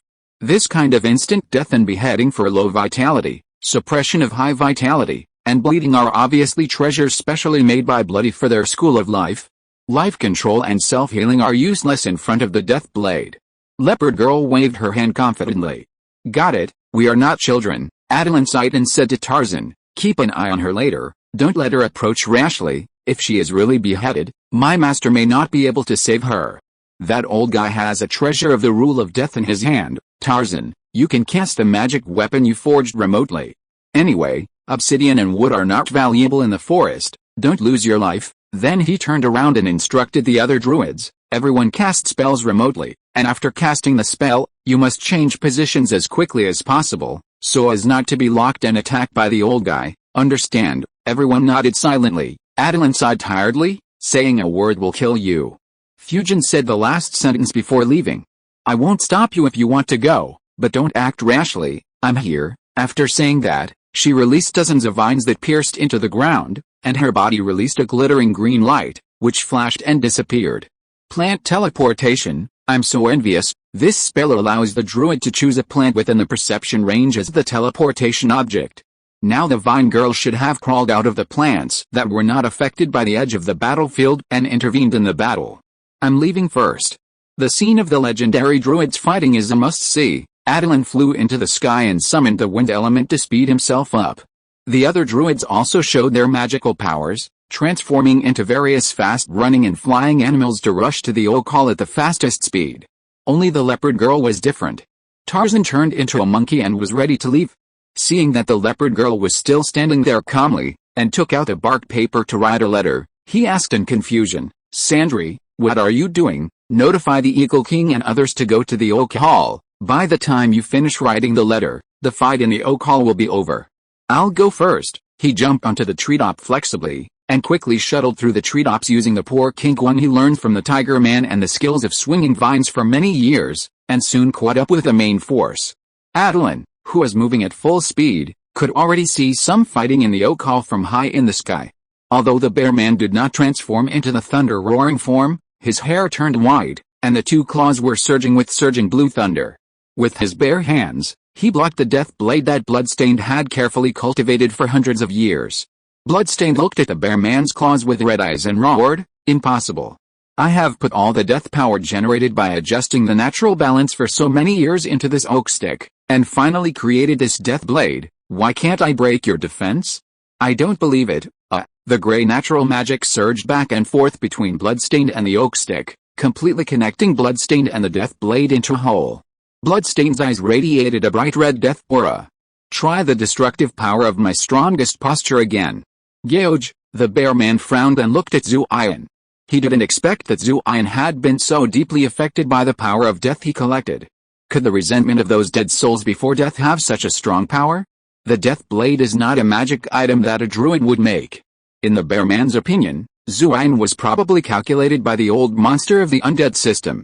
If Zuian is completely lost and polluted by the power of death, then the old lich of level 50 or 60, or the quasi-god or demigod of the undead system who calculated him, can get a powerful death knight.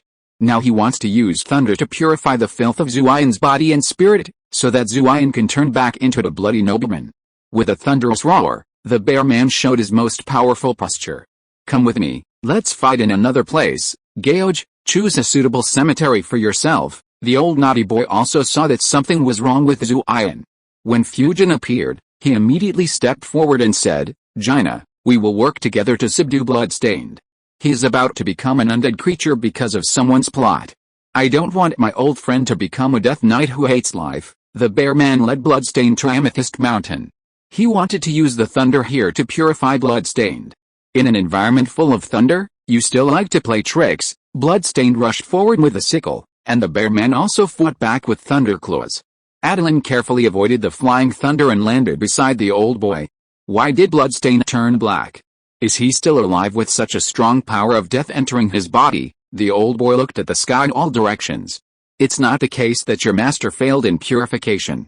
It seems that Zurin is not here to reminisce about the past, but to ask us to help him get rid of the control of the power of death. Fujin frowned and looked at Zurin, who was struck 3 times by the snow-white thunder, and whose body turned blood red and was quickly covered by the power of death, and said, "No, his death blade is connected to tens of thousands of resentful souls who died with their eyes open, and they continuously inject negative emotions into Zurin's body. These resentful souls must be purified first." As Fujin said this, she released a fairy flower fragrance with a positive soothing effect to the battlefield. Unexpectedly, this group of resentful souls became more irritable, and the color of Zurin's magic became darker and darker. How could this happen? Why are the resentful souls completely insensitive to beauty? Attilan had an idea. The resentful spirits are jealous and hate everything beautiful. We can't appease them with beautiful things, so why don't we appease them with bad things? The old naughty boy frowned and asked, "You want to sacrifice the resentful spirits with blood?" Attilan said righteously, "I am a righteous druid, how could I do such a thing? Now is a good time for the Four Gods Mountain and see a treasure's soul coming bun to appear." After listening to Attilan's description, the old naughty boy frowned and asked, "Use flour to make a fake head, are you sure it's okay?" Attilan said with a beaming face, "There's no harm in trying it." The vine girl said bluntly, "Give me the list of ingredients, and I'll get the ingredients I need." The bear man kept invoking thunder to dispel the death power of Bloodstained, and finally restored a trace of clarity to Bloodstained's mind. At this moment, Bloodstained finally had a bit of the temperament of a nobleman. He smiled bitterly and said, "Geoj, I didn't expect you to see me in such a mess. Don't talk about this for now. The 4 of us will definitely be able to suppress the resentful spirit in your body. It's useless. I barely controlled myself to appear here because I didn't want to fall into the hands of the dragon lich who is plotting against me. The 3 of you will destroy my body and soul completely. Hurry up, I can't control myself anymore." "No. Jaina and I will definitely." The bear man turned around and saw that Fujin and the other 3 were actually cooking. "I was fighting with Zurin, and you were eating, drinking and having fun on the side?" As the white, black, red and blue flower heads took shape, the bear man understood what they wanted to do. "Zurin, hold on, you can still be saved." As Attilan chanted this sacrificial spell, more than 100 steamed buns emitted golden light and instantly attracted the eyes of the resentful spirits in Zurin's body. making them rush out of Zurin's body and pounce on the buns viciously. Zurin looked at the buns in shock, not understanding why a kind of food would have such a great attraction to the resentful spirits. Chapter 100 Leopard Girl, you've made it. Attilan admitted that he had a gambling element, but now seeing the ugly way the resentful souls fought for the soul-soothing buns, and even started to kill each other, he knew that he had won the bet. And it was a big win. With the four gods seafood 8 treasures soul-soothing buns that he knew from the anime before he traveled through time, he could not replicate the effect of Zhuge Wu Hao using buns to sacrifice the souls of the southern barbarians and appease the resentment of the souls. All the effects of the four gods sea and 8 treasures soul-soothing buns come from druid knowledge. Attilan provided the concept of this cuisine and processed the ingredients, and the person who blended the 4 elemental energies contained in the ingredients was the old naughty boy. The outer skin made of wheat flour disguised as a human head looks very similar in itself, and then the Fujina used fairy magic to add a layer of disguise to the bun, which looks perfect. The dough disguised as a human head attracts the resentful souls to eat, which is a surface effect. The deeper effect is that the dough can hide the fillings inside that can appease the resentment. At the same time, the dough and the fillings as a whole can arouse the power of the 4 spirits. But there should be no 4 spirits in this material world. When making the 4 gods mountain and sea 8 treasures soul calming bun just now, Attilan tried to draw the power of the 4 spirits, but there was no response.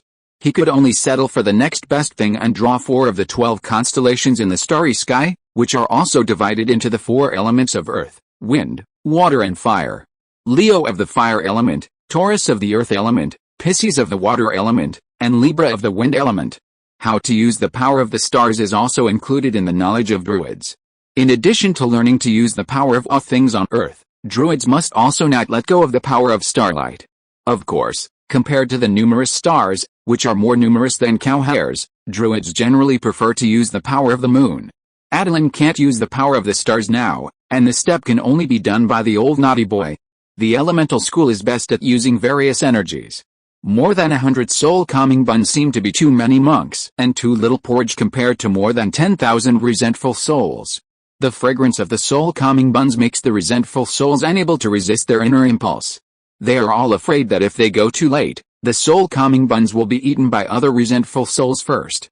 The more resentful spirits emerged, the darker his face became. He didn't know when his body was occupied by so many resentful spirits. The old boy wiped the cold sweat from his forehead. Attilan's method was good, but it was too unfriendly to the old man who was in charge of the operation. The steps of this magic cooking designed by you are so complicated. Are you sure it is for people to eat? Attilan shrugged and smiled as he threw the basalt black bun made from the last scraps into his mouth to fill his teeth. This is not my design.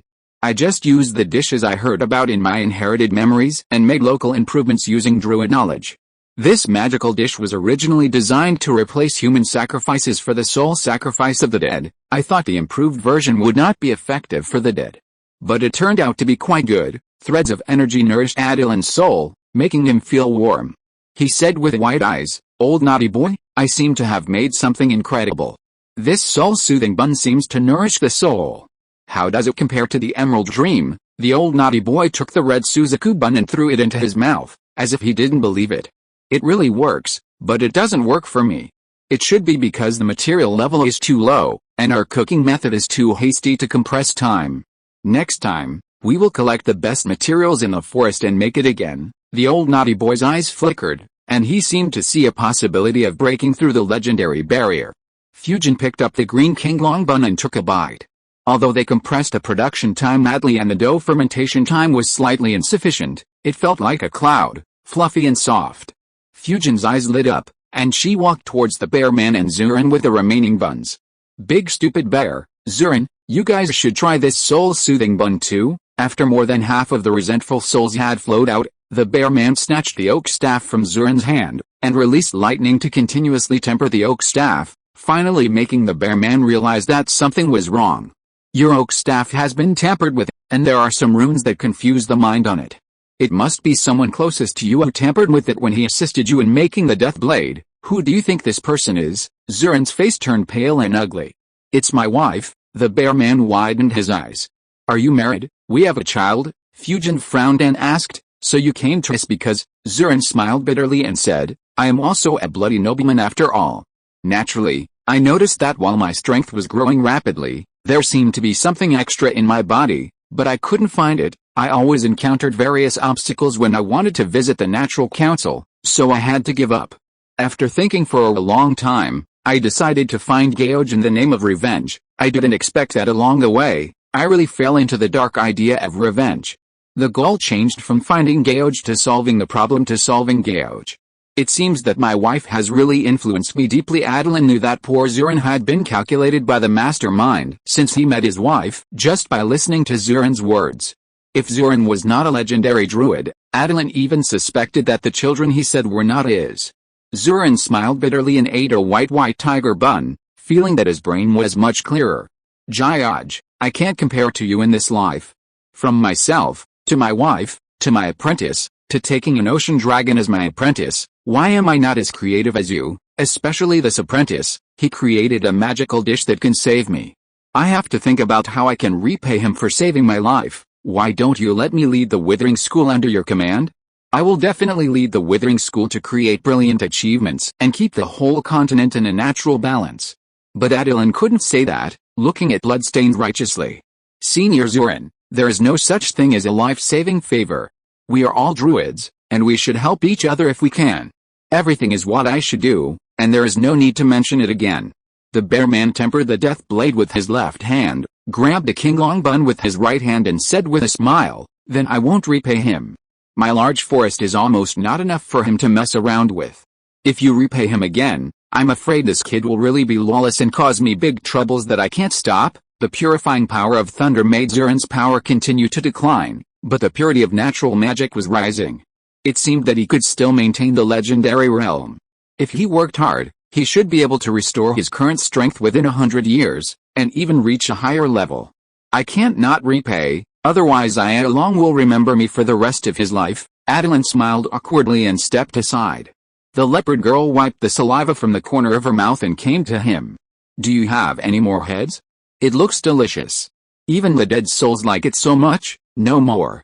Aunt Gina has contributed the last scraps to the respected Kyojin Master Bloodstained. If you want to eat it, you have to wait until next time. But I saw you coming out of the Shadow Plane just now. Your understanding and control of Shadow Energy and Shadow Plane Shuttle have greatly increased. You were the first to arrive at the scene. It seems that you have been training a lot during this period. Leopard Woman raised her head proudly. Not only have I mastered Shadow Energy myself, but I also have a perfect plan to help Black Panther achieve shadow transformation without side effects. I just want to ask if you are amazing. Attilan nodded in agreement. Awesome, very amazing, Leopard Woman, you are really promising. You have researched such an amazing thing without making any noise. I really wonder if you have encountered a mind sucker. Leopard Woman looked at Attilan with a covetous look. What do you mean? Although she didn't understand, she keenly felt that Attilan was slandering her. Shanna said coldly, he said that your brain was occupied by the larvae of the mind sucker, so you became smarter. This is the shadow energy that I mastered after communicating and studying with the old naughty boy for a long time. Moreover, I first mastered the ability to transform into the shadow leopard form, and then formulated the shadow transformation plan for the Black Panther. The old naughty boy can prove this point. This little girl is indeed a little too hard-working. In the past 10 years, she was as lazy as a cat and didn't take the druid practice seriously. Now, in just half a year, she was stimulated by Attilan and was forced to work by Attilan. She actually took the initiative to find him and act like a spoiled child, asking him to train her to master the shadow energy. This was the first time that the little cat Sandri was so motivated. How could the old naughty boy not help her? The little cat is really serious this time. It is not easy to master the shadow energy in just 1 month. She has suffered a lot. Of course, the leopard girl can practice it, thanks to the old naughty boy who supported the leopard girl's unique secret recipe. I wanted to hide for a while longer. After all, I'm not very proficient in the shadow leopard form, but what I got in return was the ridicule of you, a little dragon. I won't pretend anymore. I've already mastered the shadow leopard combat form. After that, Leopard Girl transformed into a huge shadow leopard with a body length of more than 3 meters and a shoulder height of 1.5 meters, which made Attilan dumbfounded. He pointed at Leopard Girl and asked, "Is the shadow leopard so big?" Leopard Girl flashed her claws that were flashing with shadow energy and posed a hunting posture towards Attilan. Now do you think my attack can break your dragon scales? Attilan thought Leopard Girl was just trying to save face, but he didn't expect that she could actually do it. I believe it, a real man can bend and stretch. Attilan decided that the next goal was to improve the defense of dragon scales and muscles. No matter what physical attack, as long as he bulged his muscles, it couldn't penetrate. The Eagle King walked towards the old naughty boy with shining eyes. Senior, please help me develop the Storm Eagle form. The old naughty boy waved his hand impatiently. Don't. I hate trouble the most. Who knew that the Eagle King just said lightly, Senior, the eagle claws in this soul-calming bun are provided by the Storm Eagle eliminated by me, which can meet the production needs of both White Tiger and Azure Dragon buns. The old naughty boy pretended to be impatient and glanced at the Eagle King and asked, what is the challenge level of your best Storm Eagle now? Challenge level 3, I am confident that I can raise the challenge level to 5 within 10 years. With the help of seniors, I think I can do higher. Attilan frantically hinted to the Leopard Girl, and she finally understood. Old naughty boy, the Eagle King is my best buddy, you can't not help him. Okay, I'm really afraid of you guys, a group of difficult kids. End of this chapter. Thank you very much for reaching the end. Don't forget to like. Looking for more exclusive content and immediate access? Subscribe to our Patreon. Remember, every like, subscription, or donation encourages us to continue. Thanks to everyone, see you in the next video.